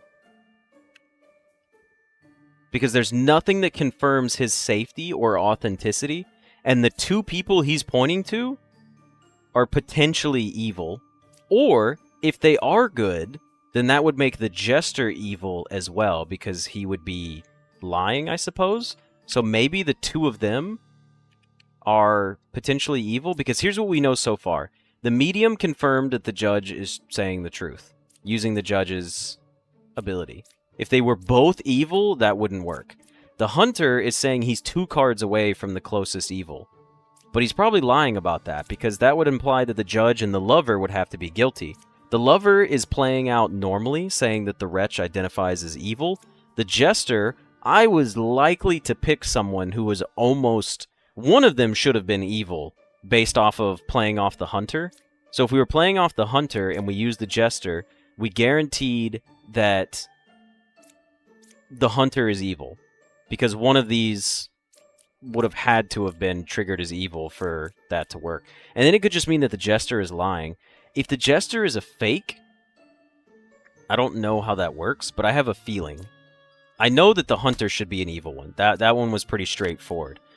I think the other one would be... That confirms that the jester was telling the truth. So... It would probably be... You're good. You're good. You're good. You're actually, I think, good now at this point. Which means it really leaves it between the Jester and the Enlightened, but the Jester told us the truth using his ability. So I'm going to take the Enlightened out, even though we have no real knowledge. Yeah, the village is safe. All characters. Okay. It is really, there was nothing to confirm anything to do with the Enlightened. At all.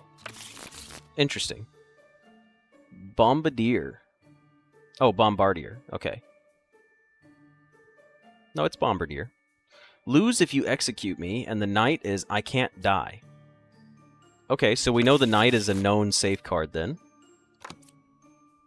The Confessor. I am dizzy? Alright, well, get out of here.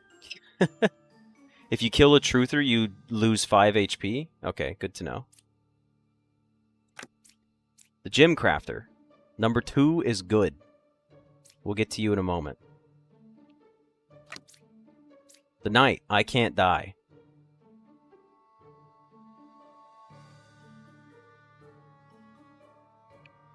You can't die, so we should just... Wait, that just means if you're being impersonated, you can be killed. But if you're not being impersonated, you can't die, so I won't lose HP for attacking the Knight? Good to know. Good to know.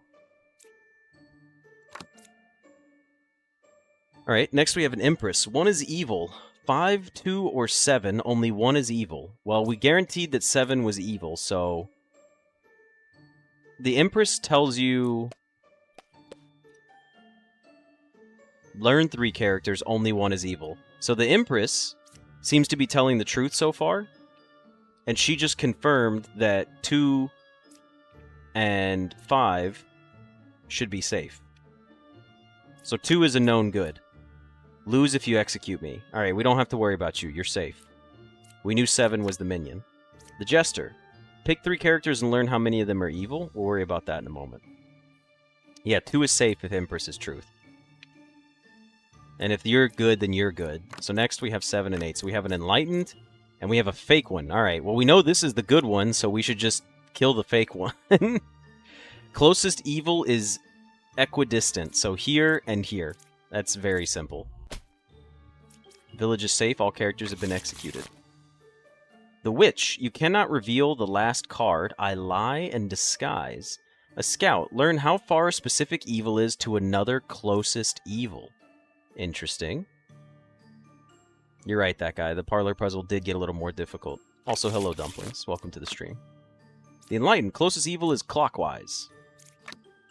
The Lover. No evils are adjacent to you, so you should be another good card. 1 is evil out of 4, 7, or 1. Okay. Number 8 is a real judge. Could be potential. You could be evil. The Wretch. Alright. Closest evil is clockwise. The Enlightened is checking out with the Wretch so far. The Judge, we could learn from the Lover here. If you're telling the truth, that guarantees that these 2 cards would be safe. Potentially. Or we could check it on the medium again. There's a Lover there. No evils adjacent to me. And then this should be our Witch. Cannot reveal something is blocking me. Or the Witch is blocking us. Okay, so. No evils are adjacent to you. You're a fake, most likely, because you're already got a minion next to you. So we can just go ahead and take you out. That's the Witch. So now that we've taken out the Witch, we can reveal the next card, which is Lover. Learn how many evil characters I am adjacent to. No evils adjacent to you, so you were covering for one of them, so you're also evil. The village is safe. Let's go. Now we unlocked Ba. 1 fake outcast is added to the deck view. I lie and disguise. Can I go to my deck view again, please? 1 fake outcast. The only outcast we have is the Wretch and the Bombardier. Okay. In that case, we'll start here. We have a Knight. Let's see if we can take you out. You're safe. You're a known good. Lose if you execute me. Alright. Pick 3 characters, learn how many of them are evil. We have a known good. Closest evil is equidistant. So you could be an evil. You could be an evil. I am 1 card away from the closest evil. Ah, okay. So let's see what we've got. Number 8 is good, and then a judge. So the judge is going to come in handy here. Number 8 is good. Alright, we know the Knight is a guaranteed safe card. The Knight is guaranteed perfectly safe. 100%. We have a fake outcast. We know one of these is fake. Closest evil is equidistant. If this is the fake one, then this Jester would also be fake. You're 1 card away from the closest evil, so it's seeming like this card right here is a fake. Because so far, just based off of the odds, we should test the Enlightened to see if the Enlightened is telling the truth. That's what I'm going to push for. Because we want to know if these 2 would be guilty. Because if this says this is telling the truth, number 4 is saying the truth. So you're a known potential good. You're a good. You're a good. You're a good. That means that our 2 villains are the Jester and here. Unless, well, technically you may not be telling the truth. We should still use our Jester's perk first. So why don't we do the Judge to make sure he's not lying? And you. And then the Jester himself, right? Among the 8, 3, and 5, there are 0 evils. So I'm going to assume the Jester is evil then, because he's saying there's 0 evils, but you're saying there's an evil on number 3. You're saying there's an evil on number 3. And we know that you're telling the truth. So statistically, like the odds are, you're evil. And you're evil.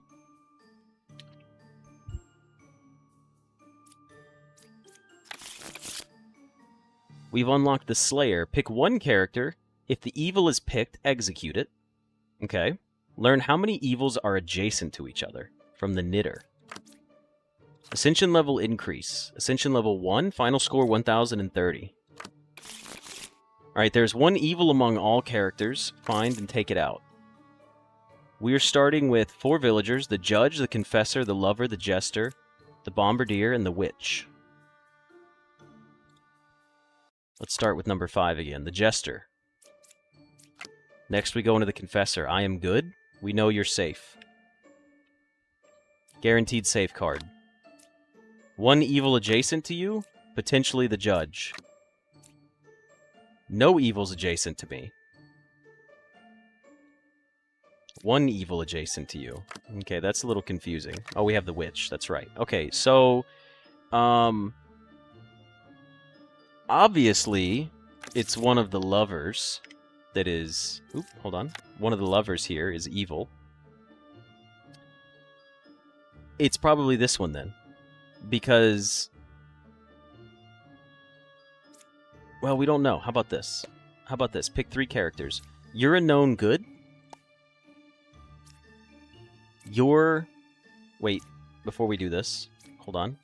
Let's use our Judge to see if you're lying. Number 3 is lying. There's one evil adjacent to you.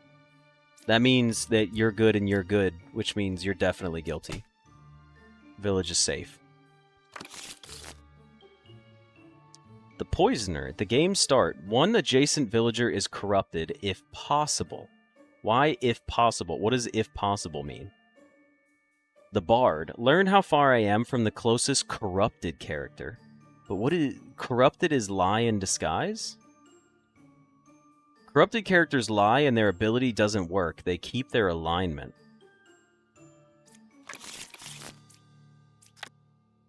I am 3 cards away from the closest evil. 1, 2, 3. 1, 2, 3. So it's one of these two, according to the hunter. Number 6 is a real hunter. A Slayer. Pick one character. If it's evil, execute it. So we have a 50-50 shot right here. The Confessor says, I am dizzy. Okay, so the Hunter and the Confessor are our 2 guilty parties. Next. Move on. Too easy. Fortune Teller. Pick 2 characters. Learn if any of them are evil. The Oracle. Learn that 1 out of 2 characters is in a specific minion role. A specific minion role is just... a little subcategory, okay. The Knight. Can we take out the Knight? No. Known good card. Safety. The Jester. Pick 3 characters, learn how many of them are evil. We'll get to that. The Medium. Number 2 is a real medium. Uh-oh. We only have 1 medium in our deck. So... number 4 is a real medium. Uh-oh. We Spider-Man'd ourselves. That's rough. Well, do we have a Judge? Does the Judge always appear up here? Is this like a thing? The Judge is... I know he appeared down here one time, but we get him up here all the time. Well, it doesn't really matter which one of these we pick. Number 4 is lying. Number 2 is not the real medium. We put you on burn notice, potentially. 1 is evil. 7, 5, or 2?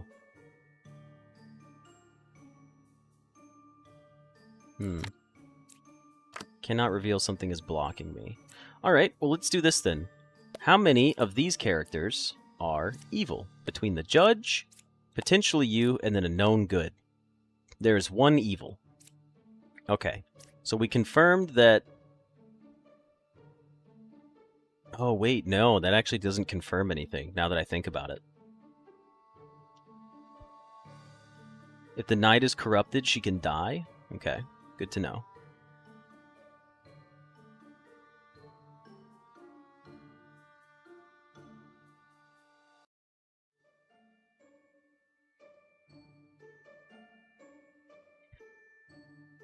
If 4 is lying... here's the thing about this. one of them could be corrupted. One of them has to be corrupted because they're both calling each other real. But the judge, which I think we verified is good, because there's only one evil amongst them. I think I'm just trying to think here for a second. This one's our first like thinking moment where we gotta actually observe. So what can we go off of here? Let's start with our known goods. The knight is 100% good to go. The knight is safe. We do not have to worry about the knight. The knight also does not play into anything else that we did. Excuse me. Now the jester could be corrupted because we are dealing with... Oh no, we don't have a poisoner in this current hand. No one's corrupt. Wait. Based off of this current deck, no one here can be corrupted because these people can't corrupt other people. Am I understanding that correctly? So there's no corruption here. Hello, Rose. Welcome to the stream. Yeah, this one's Ba. Cannot reveal something is blocking me because of the witch. Was that a bug? Did anyone else see that say cannot reveal something is blocking me? It's... Wait, am I crazy? I'd said that, right? Was that a text bug?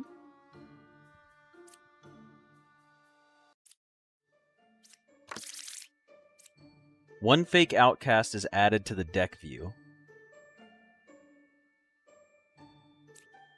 One of these is a fake outcast. Yeah. Well, if there's no corruption, then both of the mediums have to be evil. Because the way they're speaking about each other is, she said she's real, and she said she's real. So, you're evil, and you're evil. And you were the wretch. Okay.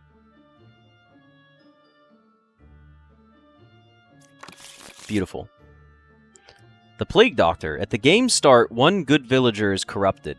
Pick one character. If it's corrupted, learn an evil character. Okay. So now with the Plague Doctor, if someone is corrupted, we can use... If we figure out, or we think someone's corrupted, we could use that to help, like, discover an evil character. And then we have the Alchemist. Villagers to the left and right of me, range of 2, are cured from corruption. Learn how many I cured. Okay. Fortune Teller. Pick 2 characters, learn if any of them are evil. The Judge, learn if they're lying. The Knight, can't die. Can the Corrupted Knight die? And they would still have been a good person and all lose points for that? Is that something that could happen? One is evil. 2, 1, or 7. Okay. Alright, so we should stop trying to kill the knight at the beginning. That would be bad. Okay, so here's what we have. The Empress. I like playing off the Empress right here. The Empress says 1, 2, or 7 is evil. The Fortune Teller could pick any one of these 2 characters and tell us if they are evil.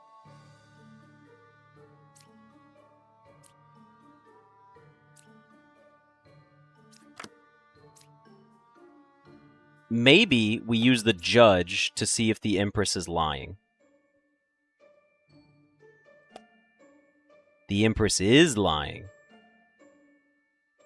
If the Empress is lying, she could either A, be corrupted, or she's just evil. One good villager is corrupted. Pick one character. If they're corrupted, learn an evil character. So I'm going to use the Plague Doctor on the Empress here, because this will do one of 2 things. If this person is corrupted, and that's why she's lying, it will reveal an evil character. If she's not corrupted, it guarantees... Well, actually, no. How would that work? Yes, if okay. Now that I think about it, technically the judge could also be lying because his ability could have been affected by the plague doctor. All right, hold on. Let's continue to look around for a second here. Number 2 or 4 is a witch. We should use the fortune teller to see if 2 or 4 actually is a witch.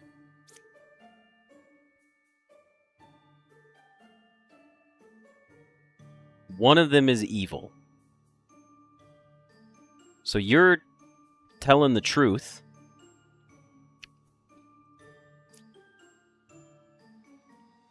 Which means you're on notice.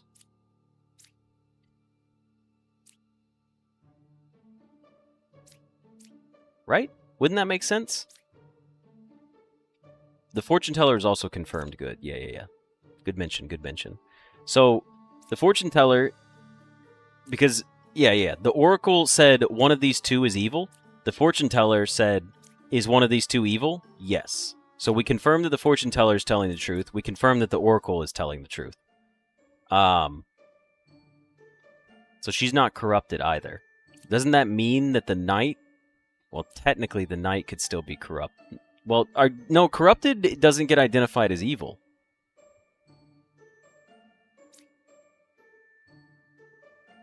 I feel like we should use the plague doctor here on the Empress. I feel like the Empress got...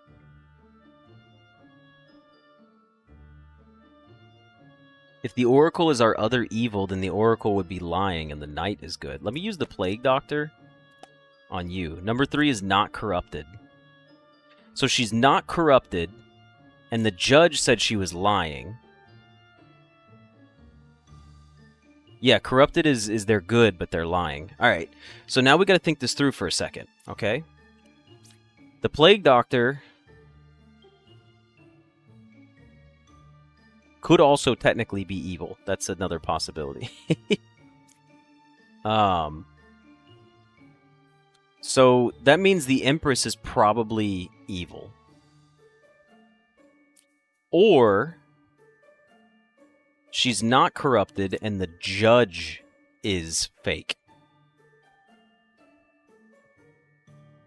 We know that one of these is fake.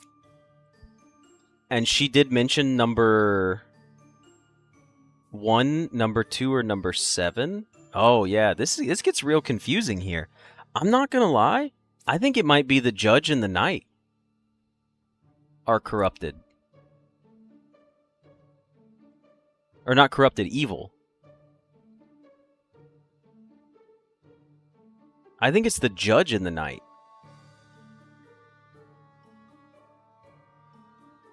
Well, we don't know because we can't reveal what this card is.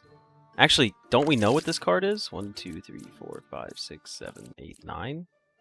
We've got 7 cards. Let's take out the Empress. Oh no, she was good. I wanted to take out the Knight, not the Empress. Why did I click on the Empress? No, I just said that the Empress is probably fine. And I think it's the judge. If we got number 4 and you were good, that means 7 has to be evil. 1 is evil at 1, 2, or 7. Oh, you know what? Empress was probably corrupted. No, she's not corrupted. So she's not corrupted and she was lying. So it's got to be the judge then. It's got to be the judge, right? Because you're the other knight.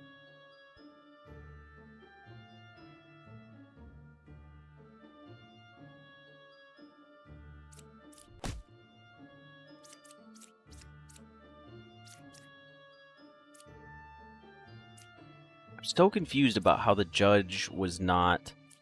So he was corrupted. So he was lying about her lying. Even though we chose that she was not corrupted. Oh man, that's a lot of steps.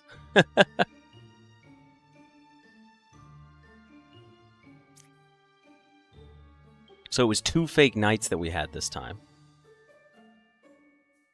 Okay, so he wasn't evil, he was just corrupted, which means she was telling the truth that one of the evils was 1, 2, or 7. We confirmed that 2 was good. We had no idea about 1 because 1 is the Plague Doctor. And then so we would have just had to guess between 5 and 7. Run score, 700. Lose 1 heart. On last heart, lose current score and restart the run. There are 2 evils among them. Alright, we've got a Slayer, Judge, Hunter, Enlightened, Scout, Jester, a Wretch, a Plague Doctor. We have a Poisoner. 1 adjacent villager is corrupted, if possible. And he lies in disguise. That's the Poisoner. And then a fake Outcast gets added to the deck.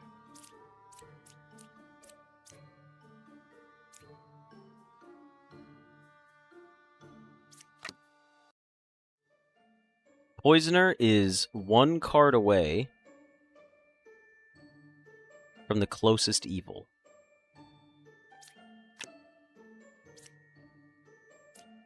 Pick 1 character. If they're evil, execute it. I am 3 cards away from the closest evil. 1, 2, 3. 1, 2, 3. So one of these could be evils. Pick 1 character, learn if they're lying. Pick 3 characters, learn how many are evil. The Plague Doctor, if they're corrupted, learn an evil character. Alright, so let's start with here with our Enlightened. Let's just see what's going on with her. I think I would like to test the Hunter with the Judge, even though the Judge could technically be evil and or corrupted.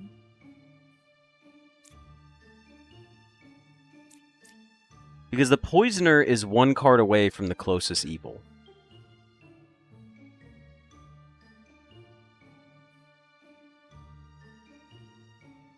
Yeah, if the Hunter is safe, then both of these guys are the evils. So I would like to play off the Hunter. I can check and see if he's lying or not by using the Plague Doctor on him.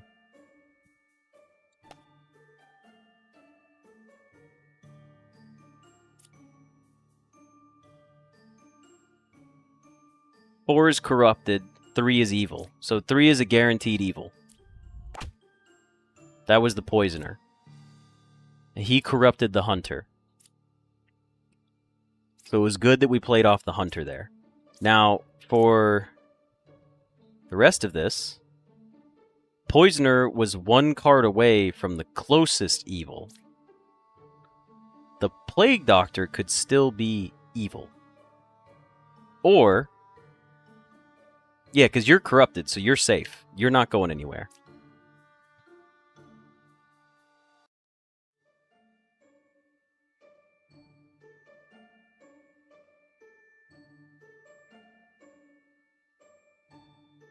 Let's do this. Here's what we can do. Grab a known good, a potential good, and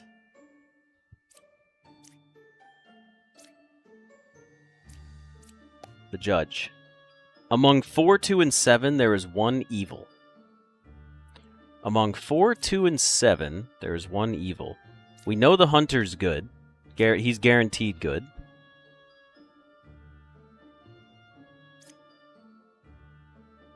The Plague Doctor is confirmed good, so that means the Judge is the other evil. We use the Execute with the Slayer. Beautiful.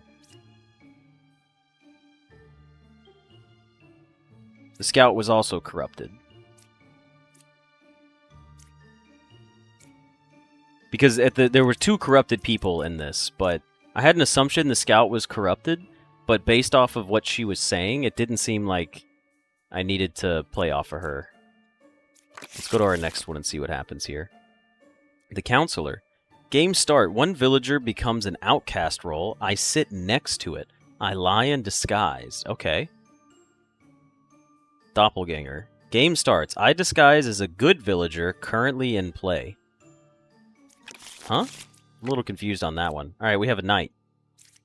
We don't have corruption. So we can attempt to stab our knight. What? Wait, how do we have corruption? Because we have a freaking Plague Doctor. I'm so dumb. Why did I'm so dumb. I forgot that we had a plague doctor. Yeah, my bad. There he is, too. Son of a gun. Well, can we pick the dead character now since we killed them? Number 3 is evil, number 7 is corrupted.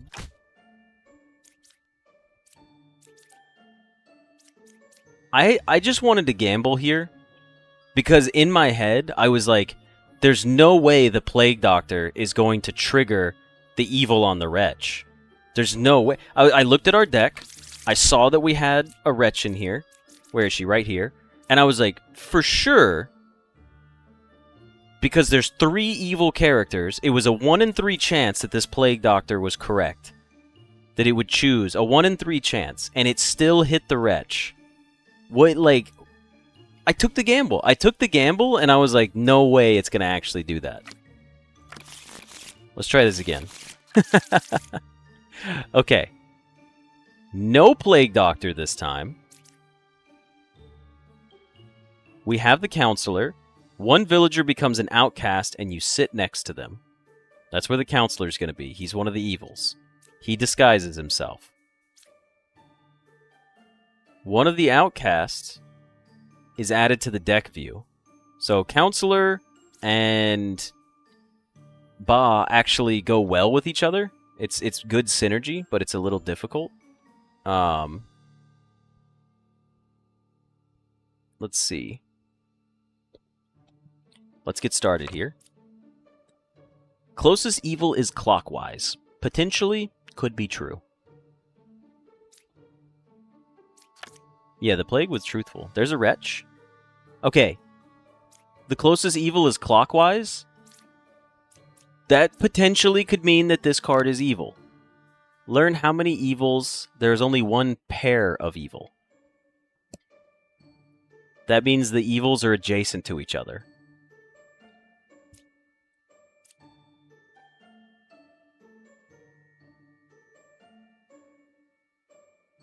You're a liar. We know for sure this card is a liar. Right? No, we don't. Never mind. I take it back. Actually, no, I don't take it back. If the closest evil to you is clockwise, then you would identify this card as evil, and this card identifies as evil. So the Enlightened is lying or corrupted. Do we have corruption this time around? Can anybody be corrupted?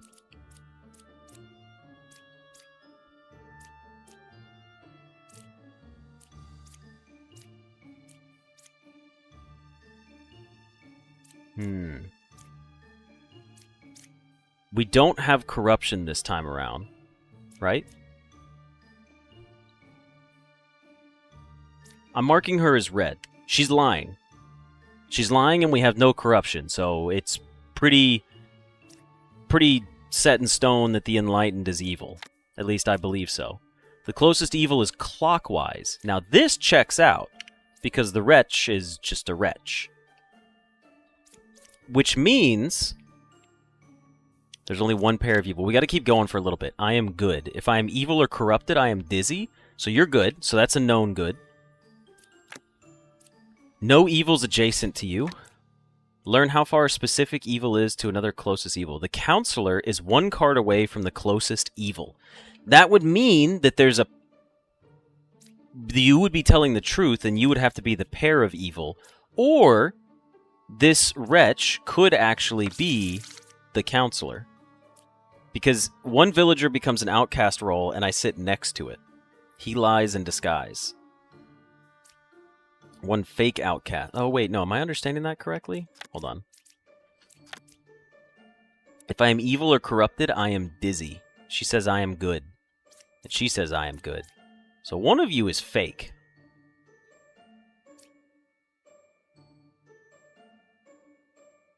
No, one of you's not fake. One of you is the doppelganger. So you're also safe. Which means, I think the Knitter and the Enlightened are the evil ones. So the Confessors are, one of them's a doppelganger. Let's take the Enlightened out. You're the Counselor. The counselor sits next to Ba. One villager becomes an outcast role and he sits next to them. One fake outcast, he lies in disguise. So that means that the knitter, even though the knitter is telling the truth here, they're still evil. Because there's no evils down here by you. The counselor's one card away from the closest evil. We could just double check that real quick. You're saying the truth. We have no way to confirm if you're good or not. But the closest evil being clockwise would put it on the knitter. So the knitter would be Ba. No, Doppelganger is not evil. Doppelganger is an outcast. Next we have the drunk. I disguise as a random, not-in-play villager. I am corrupted and I lie. I cannot be cured. The druid picks 3 characters. Learn 1 random outcast among them, if any. Okay. The hunter. 4 cards away from the closest evil. That's a lot. The bombardier. Lose if you execute me. Okay. That's a lot. Gem crafter. Number 2 is good. The medium. Number 3 is a real empress. The judge. I would like to judge the gem crafter. 1 is evil. Number 1, 5, or 2. You're saying I am dizzy if you are evil or corrupted. Do we have corruption this time around? We have a poisoner. He corrupts people. Adjacent to him, we've got a minion and we've got Ba. So this bard right here is likely to be the poisoner poisoning this confessor if they're corrupted. Or this person could just be evil and they could be corrupting the empress and the bard. Because the bard says I am 2 cards away from the corrupted characters. So this could also be the poisoner, and this could be the corrupted card. So here's what we're going to do. We're going to say, pick 1 character to judge, and we're going to say, is the empress real? 5 is saying the truth. The empress is real, which means you're probably corrupted, which means you're probably the poisoner. You're corrupted, most likely. You're the poisoner. There's only 1 pair of evil. You're 4 cards away from the closest evil. 1, 2, 3, 4. Interesting. I think the hunter might also be one of the evils. I think the bard is evil. I think the empress is probably telling the truth. Number 2 is good. The empress is... Oh, hold on. Let's start with this. Let's run it back the circle. We fact-checked with the judge that the medium is being honest about the empress. So we've got good, good, and good, I'm assuming. I think that the bard is probably lying and is the poisoner who poisoned the confessor to say I am dizzy. The bard was real. Son of a gun. So if that's the case, then you are either corrupted or you are either corrupted. So one of you is corrupted. I am 2 cards away from a corrupted character. Meaning that there's only 1 pair of evil. So 2 of the evils are next to each other. 1 of them is not. If 2 of the evils are next to each other, I think it's going to be... Well, this is a little tough now. Because if this is the poisoner, right? We do have a poisoner. If the poisoner is here, and you're corrupting the empress, then it's not 2 evils next to each other. Meaning the confessor would be the poisoner, evil on its own. That should be... Okay, I got it wrong then. It was Ba. It's still likely to be fake, because they were just evil, so the confessor was the best choice there. Which means that The hunter is corrupted. Wait. No. No. The hunter's not necessarily corrupted. In fact, the hunter has to be one of the evils. 2 of these 3 are evil over here, right? Wouldn't that be the case? 5 is saying the truth. 2 is good. You're a liar. So that actually... Hold on. We got to go back. You said 2 was good, but you lied.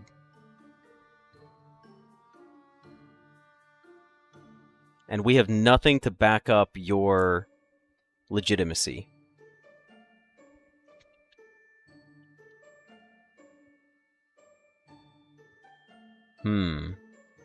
Jim Crafter definitely is evil.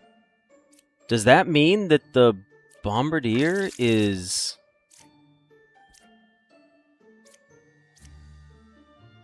the fake outcast? Does that mean he's the fake outcast?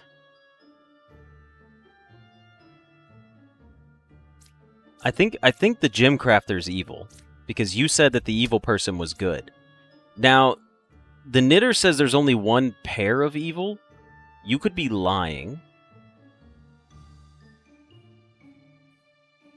But if you're telling the truth, then you're safe. Which means I think the Bombardier is... I am 4 cards away from the closest evil? No. Hold on. 1, 2, 3. 1, 2, 3. Yeah, so the hunter's just straight up lying. Does that just... But he's not corrupted. What would have corrupted him? There's only one form of corruption, which is the poisoner. So the hunter isn't... How is the hunter... The hunter's not corrupted.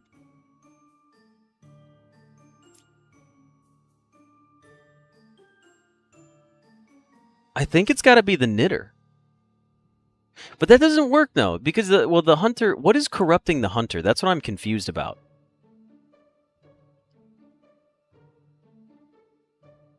Because we still have a poisoner, right? So the poisoner has to be... Hunter's corrupted. Oh, so the poisoner is one of these. Oh, okay, okay. So the poisoner is one of these.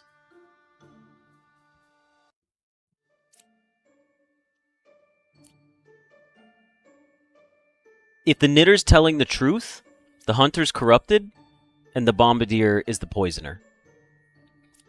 Which makes sense because we have Ba, which adds a fake outcast to the deck. And then he disguised himself as the Bombardier. Could the hunter... Excuse me. This is tough. This is a tough decision to make here. I'm struggling. Why can I not figure this out?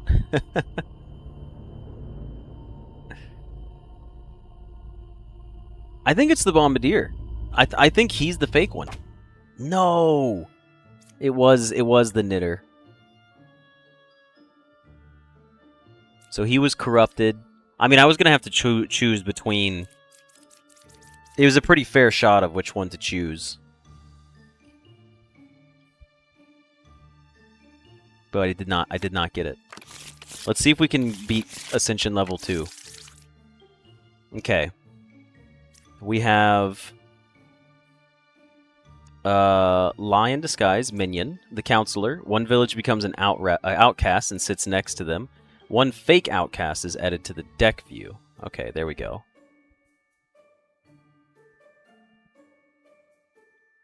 Bard confirmed that 4 was corrupted, and due to the outcast count, 9 had to be the poisoner?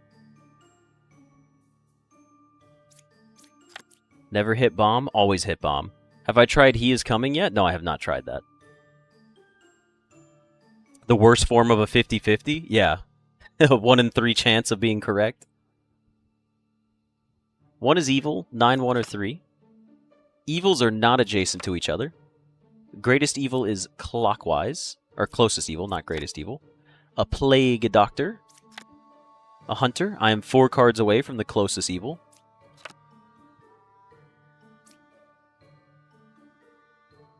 A wretch. You register as a random evil minion to other characters. So the hunter is either corrupted or lying. He's either corrupted or evil. We have a second empress, which doesn't add up. We have a druid. Pick 3 characters, learn 1 random outcast among them, if any. And a knight. So the hunter's lying. For sure. He's guaranteed lying, so we should just use the... Oh, he's not lying. Okay, so this still works, though. I like playing off the hunter, personally. So, if the Plague Doctor says that you're not corrupted, he could be fake. He could be fake himself. The closest evil, he's 4 cards away. 1, 2, 3, 4. 1, 2, 3, 4. So, 1 is evil between 9, 1, or 3. Okay, so he's not lying. He's not corrupted.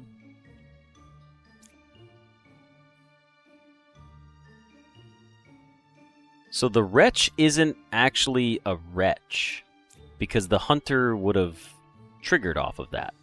He would identify that that was the closest evil.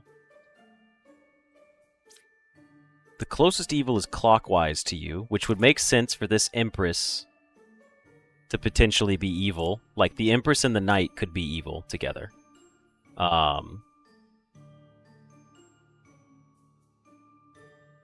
Yeah, so if we look at this, right, the Counselor, 1 villager becomes an outcast role, and I sit next to it. So it's probably, the Hunter is the Counselor then, right? If the Plague Doctor is not evil, or faking his ability, then this would be the Counselor, and this would be... Yeah, that would be the Counselor. And there's no Doppelganger. So I think the Hunter is the Counselor. Perfect. So that's taken care of. The next evil is supposedly clockwise. Evils are not adjacent to each other. We don't know this to be true yet, but we could actually, and I say that, we could have a doppelganger from what you call it. So here, let's do this. Learn 1 random outcast among them, if any. How about this? Outcast could be a doppelganger. So we need to pick 2 known goods. Our best to pick 2 known goods. And then throw the Empress in.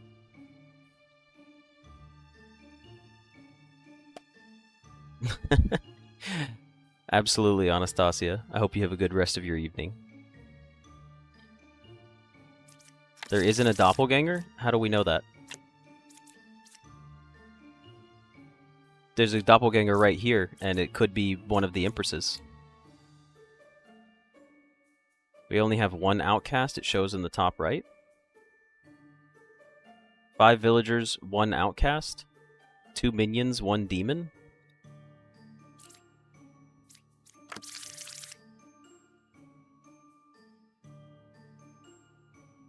In the current deck, we have 5 villagers available to us, 2 minions, 1 demon.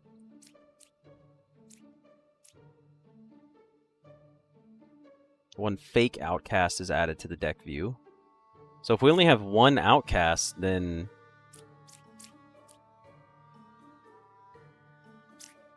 Okay, I see.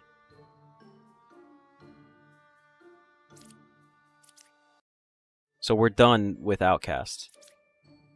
So the druid actually can't even help me here. There's nothing the druid can do to be useful. Because we know that we could only have 2 outcasts total because of the Counselor. We had 1 outcast that we pulled from our deck. See, we have 1 outcast. Ba adds a fake outcast. And then... Well, you know what? Can't we do something like this?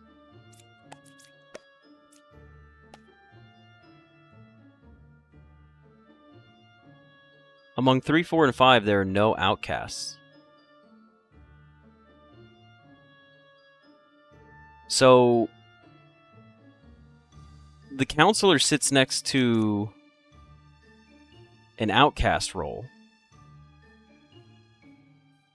That's so confusing. She's lying then, because we know one of these is guaranteed to be the only outcast we have in the deck. So she's lying 100%. And then Ba just adds a fake outcast. I don't think we have anything that causes corruption. Oh, we have Plague Doctor.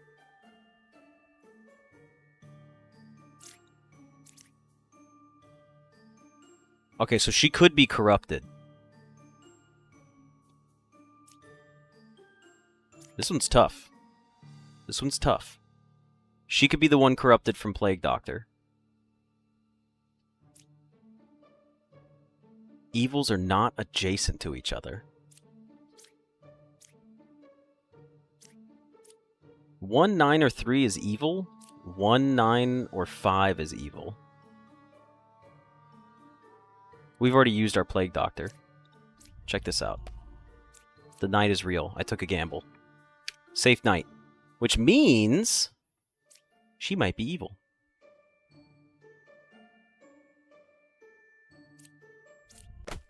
She was not evil. She was corrupted. All right. Well, we found that out. We had to risk it for the biscuit.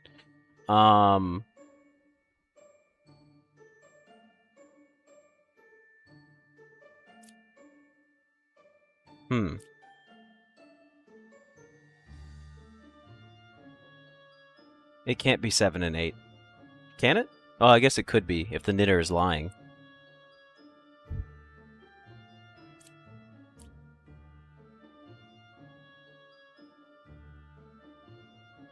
The Empress cleared her?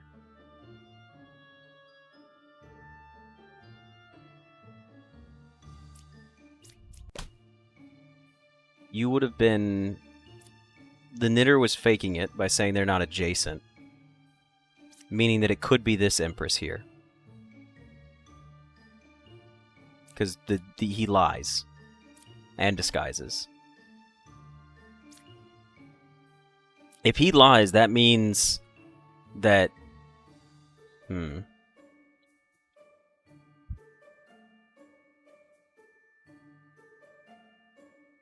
know the Empress is good because of the wretch making 9 and 1 good. Oh yeah, that's true.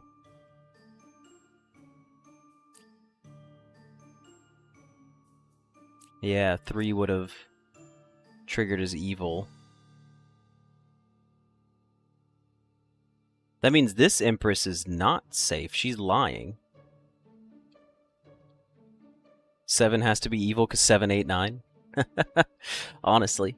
Yeah, okay, well hang on a second. This is doesn't this Empress have to be evil then? Or is she the doppelganger? No, we could have a... No, well, can the doppelganger lie?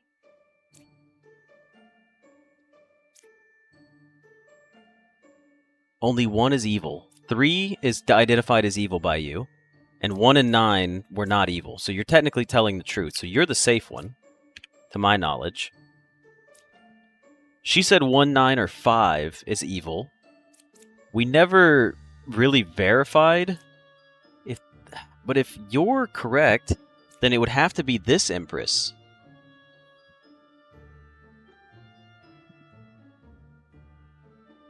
Doppelganger doesn't lie. Okay.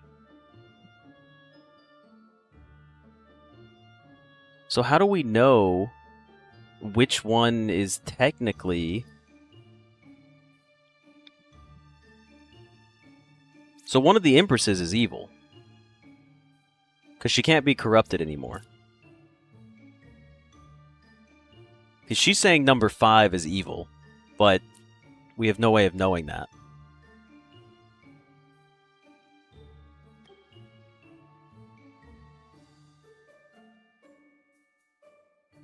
Two is lying. Yeah. Two is definitely lying. We know that much. But then this says the closest evil is clockwise. but that would imply that the Enlightened is saying that this character is evil. The Enlightened is saying that this Empress is evil. But 2 is guaranteed lying.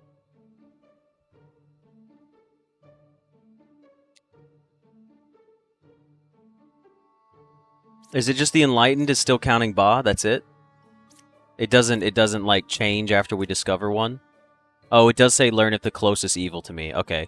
So even after they're defeated, it doesn't matter. Okay. I thought maybe it was still applying it to there. So we know this Empress is lying. We know this one is telling the truth. We know you're real. If that's the case then, if this Empress is lying though, yeah, 2 can't be corrupted because only 1 can be corrupted. So it's this Empress then, right? She's a fake Empress? I think that's it, right? What do you guys think? Because we're going to have to wrap up this demo preview pretty soon here.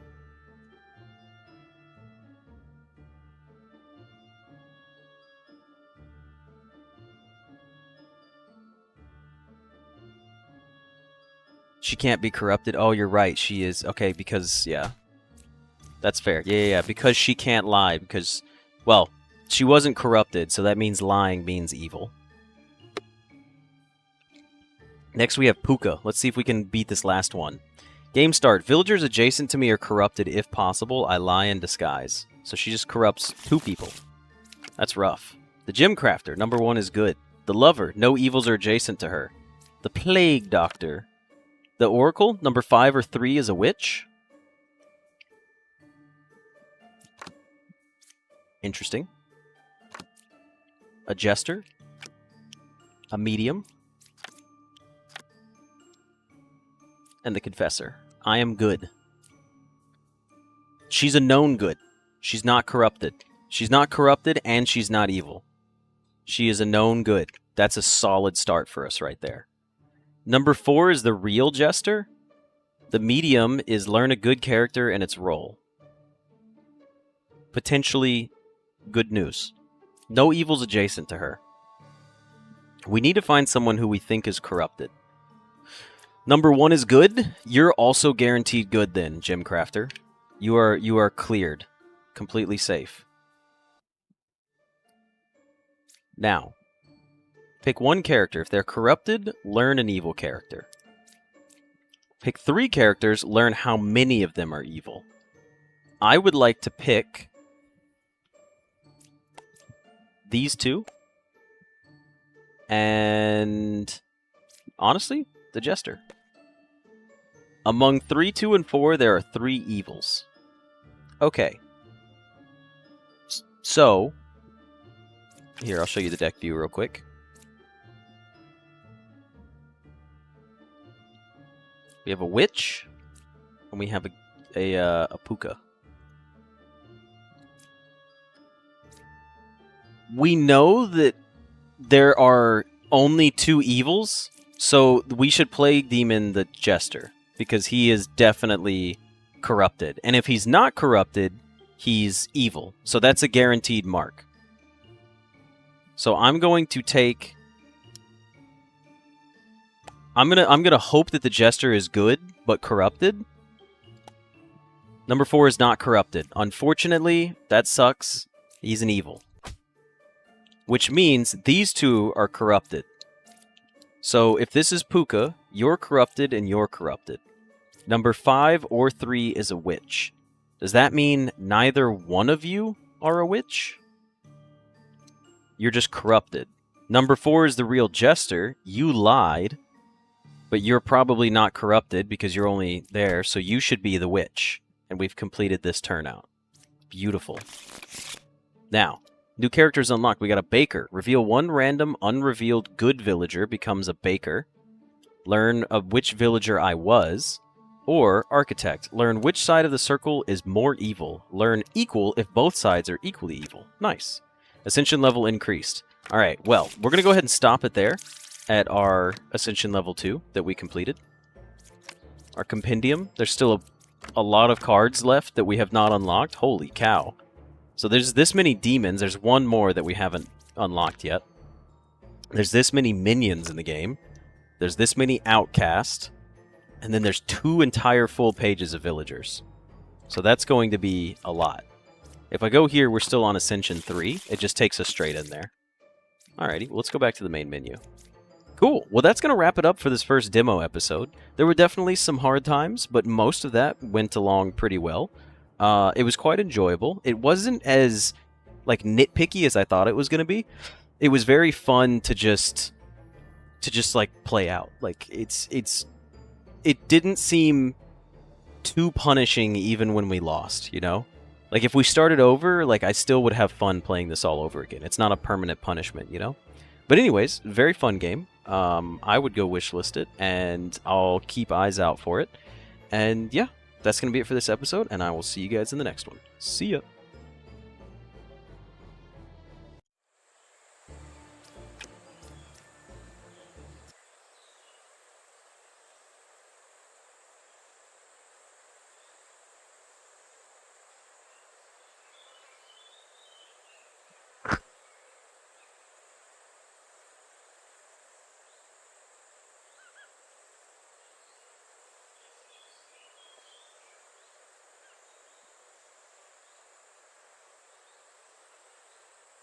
Have a good night, guys. Thank you for joining us. Toughing it out as long as you could. Oh, the Demon Bluff game? It doesn't come out until next year. Q1 of next year.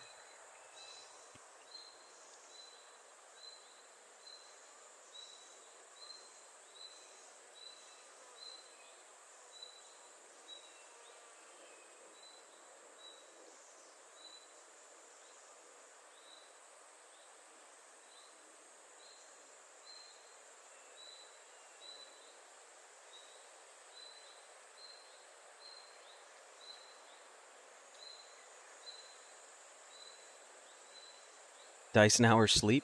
I think we could probably do Dice a Million. I was originally going to play, what you call it? I'm drawing a blank. One Man's Trash, but I'm a little tired myself. I'm a little drained for the day. I thought about playing One Man's Trash.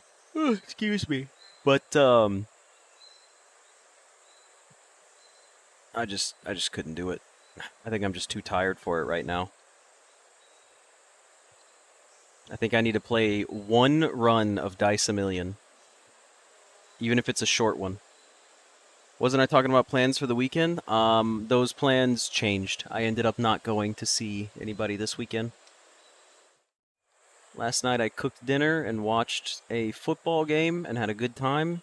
And then came home, basically. So we'll do a Dice a Million run. How about that?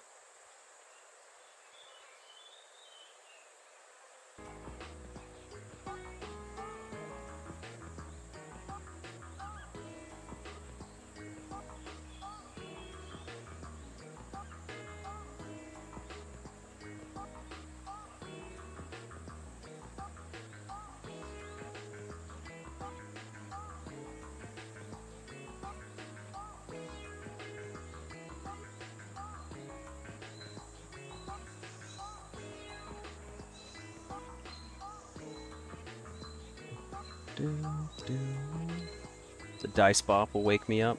Maybe. You guys can hear it, right? I'm gonna take a sip of water and we'll go straight into it. Alright, let's do a Dice a Million run. We got this. Alright everybody, and welcome back for another episode of the Dice a Million demo runs. We're gonna go into a new run, and I think we should play off the white hand, because I still haven't even beaten the game yet, and I'm still learning. So let's start with a default run here. Now, are we going to go a card booster pack, a stamp boost pack, or a mystery sack? You know we're going through the mystery sack. Now the real question is, what are we going to choose out of this? We've got the Power Plus card. We've got a 4 stamp multiplier. Sorry, I was tapped out for a second. And then we've got our ring of the Prime Ring. 3x multiplier to dice with a prime number on its face. I'll take that. I like my prime ring.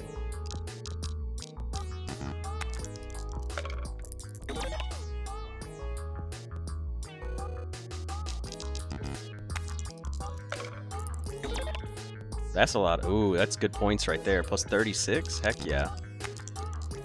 Give me some good points. Give me some more prime numbers. Let's go.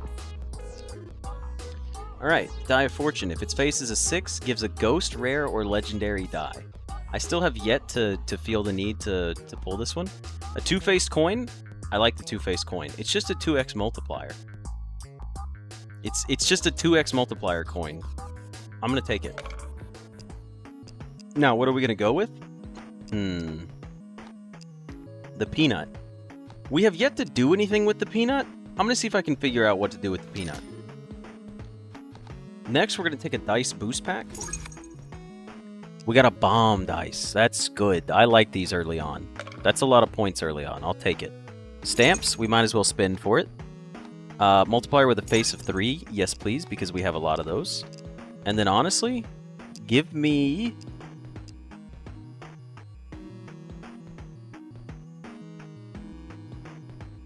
Let's take it. Right? Hold on, let's remove something first.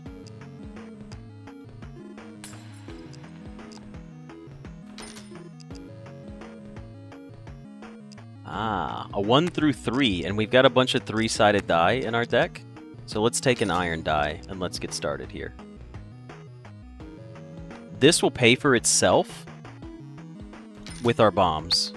So we're taking it. And then we're going to roll here for 2 2s. We can do it. Wow. We got it. Let's go.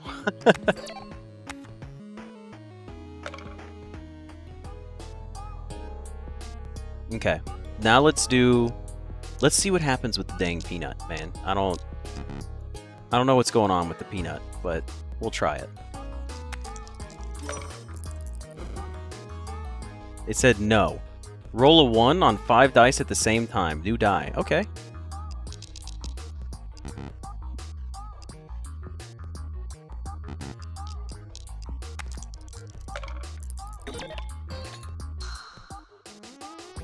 Beautiful. Beautiful, beautiful hand. Okay, now we would like to get our clone. Use it on the bomb. Take the bomb. And hope that it doesn't blow up the two-faced coin. Oh, let's go. That's huge. That's so huge. That's a lot of points. Let's go. We got all the pips we wanted. All right, that's big. That's big. And now we just roll the 3-sided die. And we for sure get some prime numbers, and we get some extra triggers here. Another time bomb? I mean, it's good for early pips. You can't lie. I see you got a lot of D4. Would you be interested in swapping them for multiple D6? I really don't really care.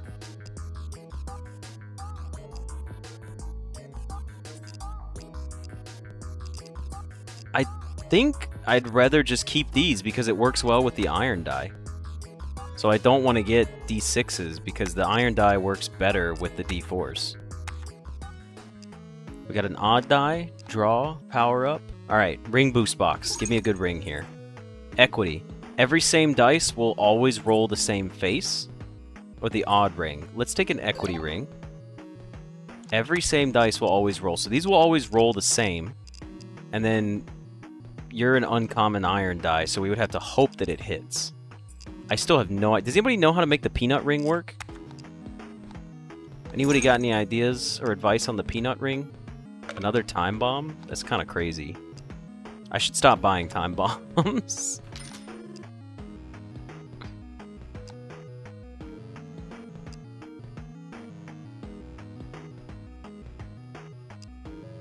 Another iron die. I'll take that. Now, because I have my ring, they're all gonna... Ah, okay, so the ring doesn't trigger here. It's only in hands.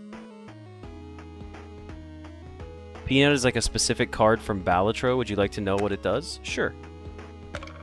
Maybe I have a feeling I should blow up the peanut or something.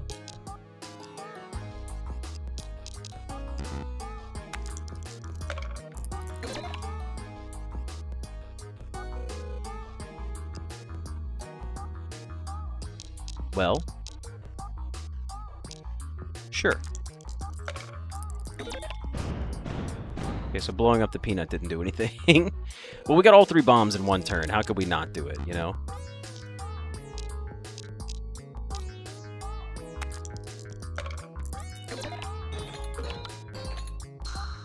That was a lot of points. It's like Gross Michael has a random chance to open and gives a strictly better version when it does. Okay, cool. So basically, you just need to keep rolling it for a chance at better stuff. It would be better to play these. It said, I don't think so. We've got 1 hand left. It is possible to get more points playing this than it is the 50. I think we'll get at least 50 points out of this turn. I say as I rolled 4. We got 47 points, okay? It was pretty much the same thing. Porcelain figure. We could take it. 90 pips. Psycho die. 1 out of 3 cards? Sure. Give me a card here. 1 extra roll? 1 extra roll could be big. YouTube just unsubbed you? You had to wait to chat? You hate me, Don. You hate me. That's all this is about.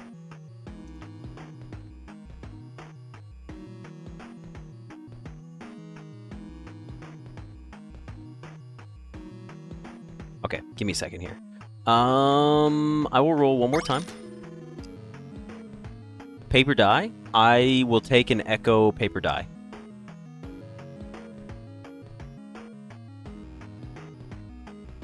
I will take an Echo paper die. I think that could be good. The Coke? Why the Coke?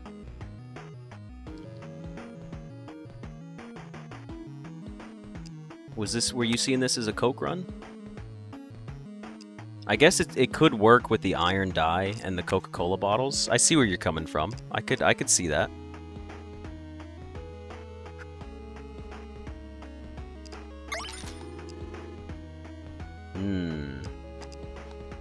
Alright, let's go to next round here.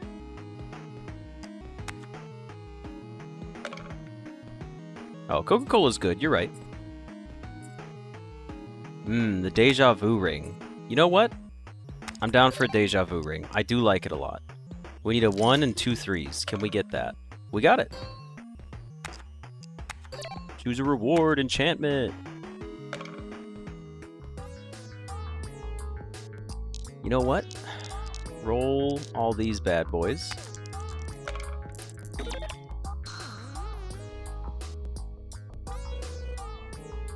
Give me these bad boys right here. And hopefully don't blow up the porcelain. Ah, shit. It blew up the porcelain and the multiplier coin. Alright, we did get our paper die a little late here. So what we should do is this. We should roll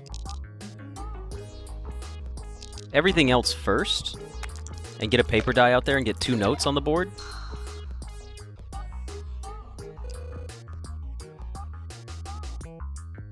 It's an Echo paper note. I thought it was going to give me 2 paper notes. I am a little saddened. It does affect it twice, though, so that's good to know. Alright, well, in that case, we're going to play you, and... Actually, we should pull you out. Why didn't you get play... Oh, because the bomb blew you up. So we could keep Porcelain Figure to keep playing with our bomb hands. That's good to know. It destroys it before it destroys itself, so we could just keep throwing this out with a bomb hand.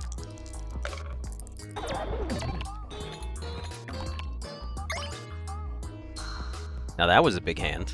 How many points was that? 1K? Jeez. That's a lot. Alright. Shy Die? No plans. No plans for any of these right now. Okay. A Laconism Iron Die, I like a lot. Loyalty? It's whatever to me. Laconism Iron Die, we're taking that though. That's pretty solid. Loyalty Bottle Cap. Two-Face Coin, Ancient Die. We'll take a boost pack. Well, none of these are good. Because we're not playing anything that's higher than any of that. Let's do greater than 6 in case we get large stuff later on. We should remove something from our deck. How about one of these D4s? How about another one of these D4s?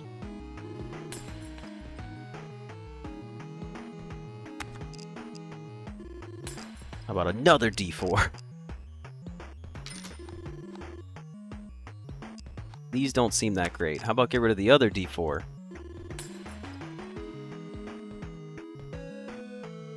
Next round's 350. We need 33 to roll it. Let's do it. Roll the dice.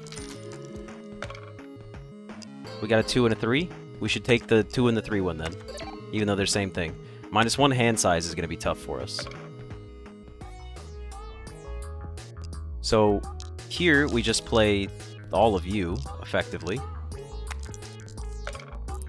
And there's nothing special about you. You just give us some points and then you get your 2.5x multipliers. Next we throw out the Echo paper. And then we throw out this. This is not the exact hand I would want, but I'm going to play it out this way.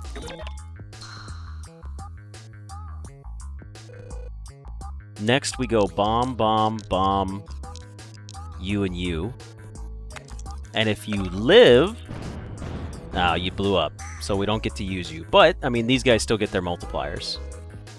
So now we have 2 rolls left. I say we roll it like this.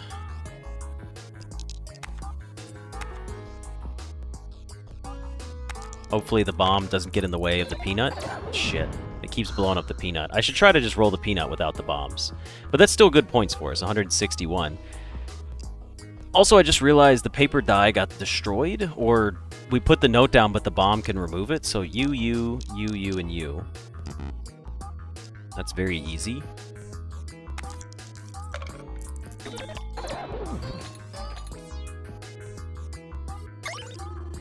Okay.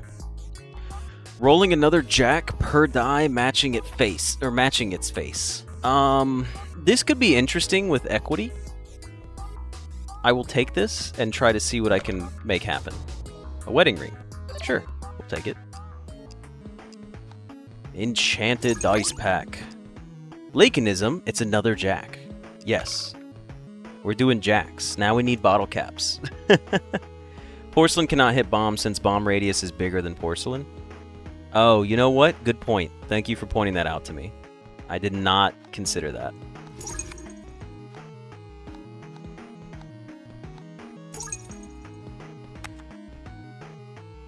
We should remove... Well, we'll wait. Get rid of this D4.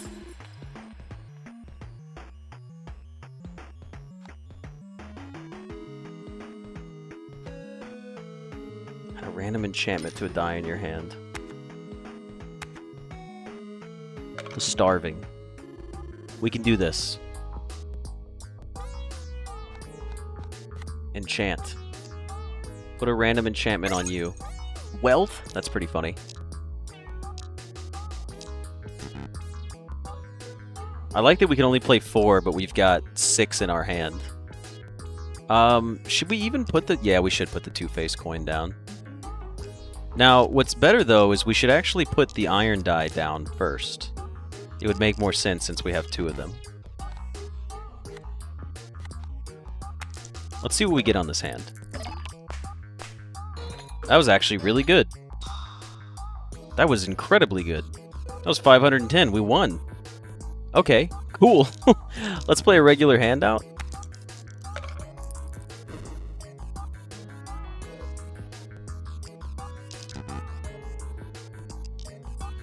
We'll try to get our bombs for our last hand here. Just to get extra points. We want as many bombs as possible. It's the most points we can get left. So there's 3 bombs. Yeah, that's actually perfect. And we'll throw this out here too, just to play it. So that's another 80 points? 185. And then honestly, we can dump the porcelain figure at this point, and just hopefully it hits one of these guys. Which it did. That's another couple 100 points for us. A Rubik's Cube. Now this would be good. Like you were saying, Steve, the Rubik's Cube would work well for us. Enchant the other Jack and hope for Echo. Ooh, that would be nice. Greater than 6, a face of 3, or... Okay, we're going to go with a face of 3. Now, we did not get enough, but we have rings we could sell to buy some of this stuff. Gives 10 pips for every die with its lowest face. Potential.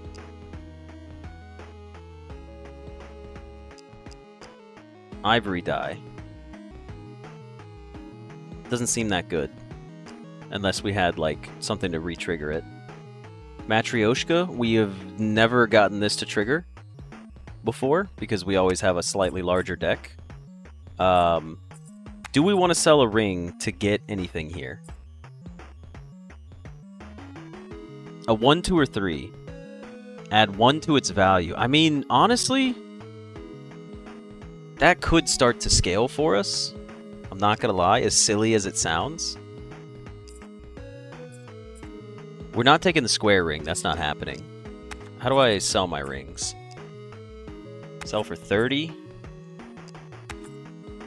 No, I don't think we can sell anything. I guess we're going without it. We could take the consolation prize, though. Yeah, Dumbbell is gonna go out there, for sure. I was just looking to see if we could afford a ring and anything else. But, we'll just take Dumbbell, and I think that's gonna be it. I don't really want anything else. I mean, Mirror Cube could really get us a high scoring hand. We should take Mirror Cube and try it. Just to see if we could get something fun with it. What's the boss going to be this time? I'm going to pay attention to it. We don't get to see the boss this time. Okay. Well, we're starting off with the Echo die, which is a 1 through 3. You're a 1 through 4. This seems like an okay hand to start with.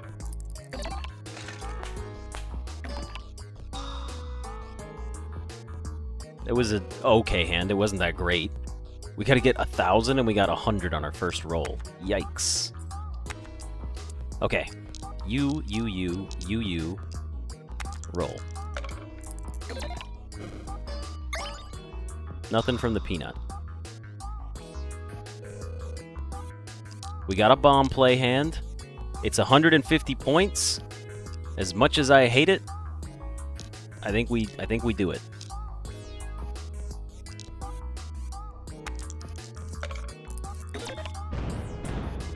And the magnetic one triggered first, so it got its charge. That was me testing that. Okay. We only have 2 rolls left. So I have an idea here. Play this hand out.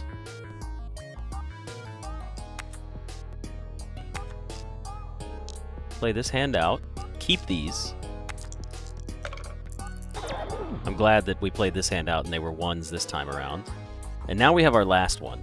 We can get an extra roll, which we'll probably use, but... Oh, the Mirror Cube didn't get its charge. Interesting. Even though it triggered, it didn't get the charge. So, we have Dumbbell, Iron Die, 2 Jacks, Wealth. I mean, it's not really what I was hoping for. Honestly, we should take that off and put the Mirror Cube out here, just to start. I feel like we should wait for the cube. I feel like we should wait for the Rubik's Cube. Bombs say they go first, but the mirror die actually rolled itself. You know what? We should put the Echo paper down, and we should wait like this. We should play this one hand, and then try to hope for our something else. We did not get it. That's fine. Let's play this hand out and see what we get.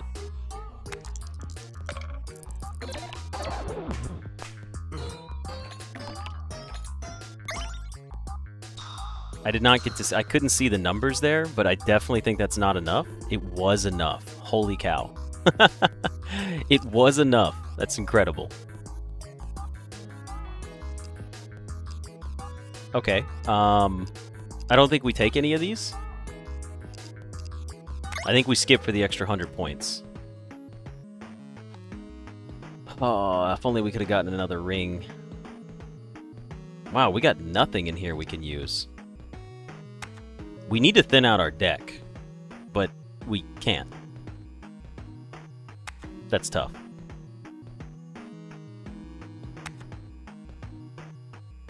A 4 and a 6? Yeah, that's not happening. Deactivate the effects of half of your rings every turn. Okay.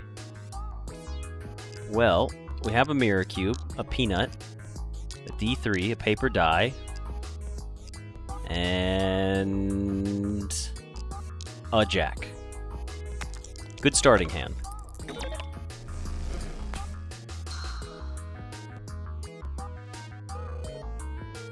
Next, we have 2 bombs that we can throw out. I hate that I kept the bombs in my deck. I should have tossed these for sure. Just play these out. We need to pull more stuff.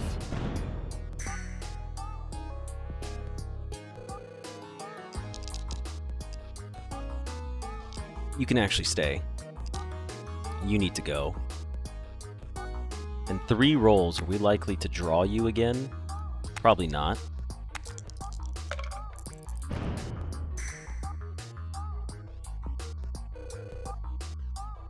Pretty solid hand for us here.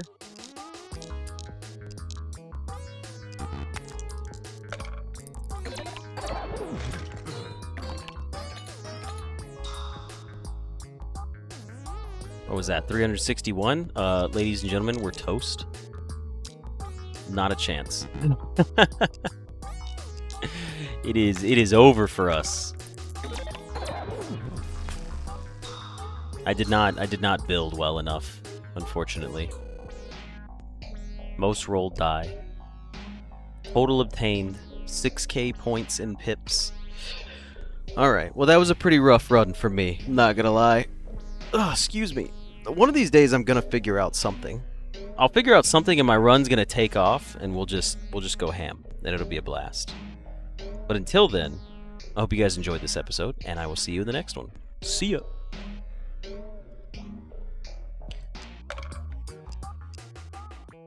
Yeah. That is the, it was pretty fun. It was a good run. I enjoyed it still. Not like I was a hater on it. It just didn't work out in the way I had hoped it would. But with that, I say it is time for me to hop off. It always ends at phase 2. Okay. Well, it's time for me to hop off. I have some stuff I need to do. Some games I want to play with some friends and some things I need to do. Just going to go check in on all the old college football games and see how they went. I saw that Alabama lost to Florida State, so that's kind of funny. And I know there's some other big games going on right now, like LSU and Clemson. Oh, my runs. Yes, Steve, that is what happens. But anyways, yeah, you guys have a good rest of your weekend. For those of you in the U.S., it's a holiday weekend, so do be safe. Spend that extra time wisely, even if it's just catching up or going to do some activity. But yeah, thank you guys for tuning in, and I will catch you guys on Tuesday afternoon, and we'll see you then for some games. See ya!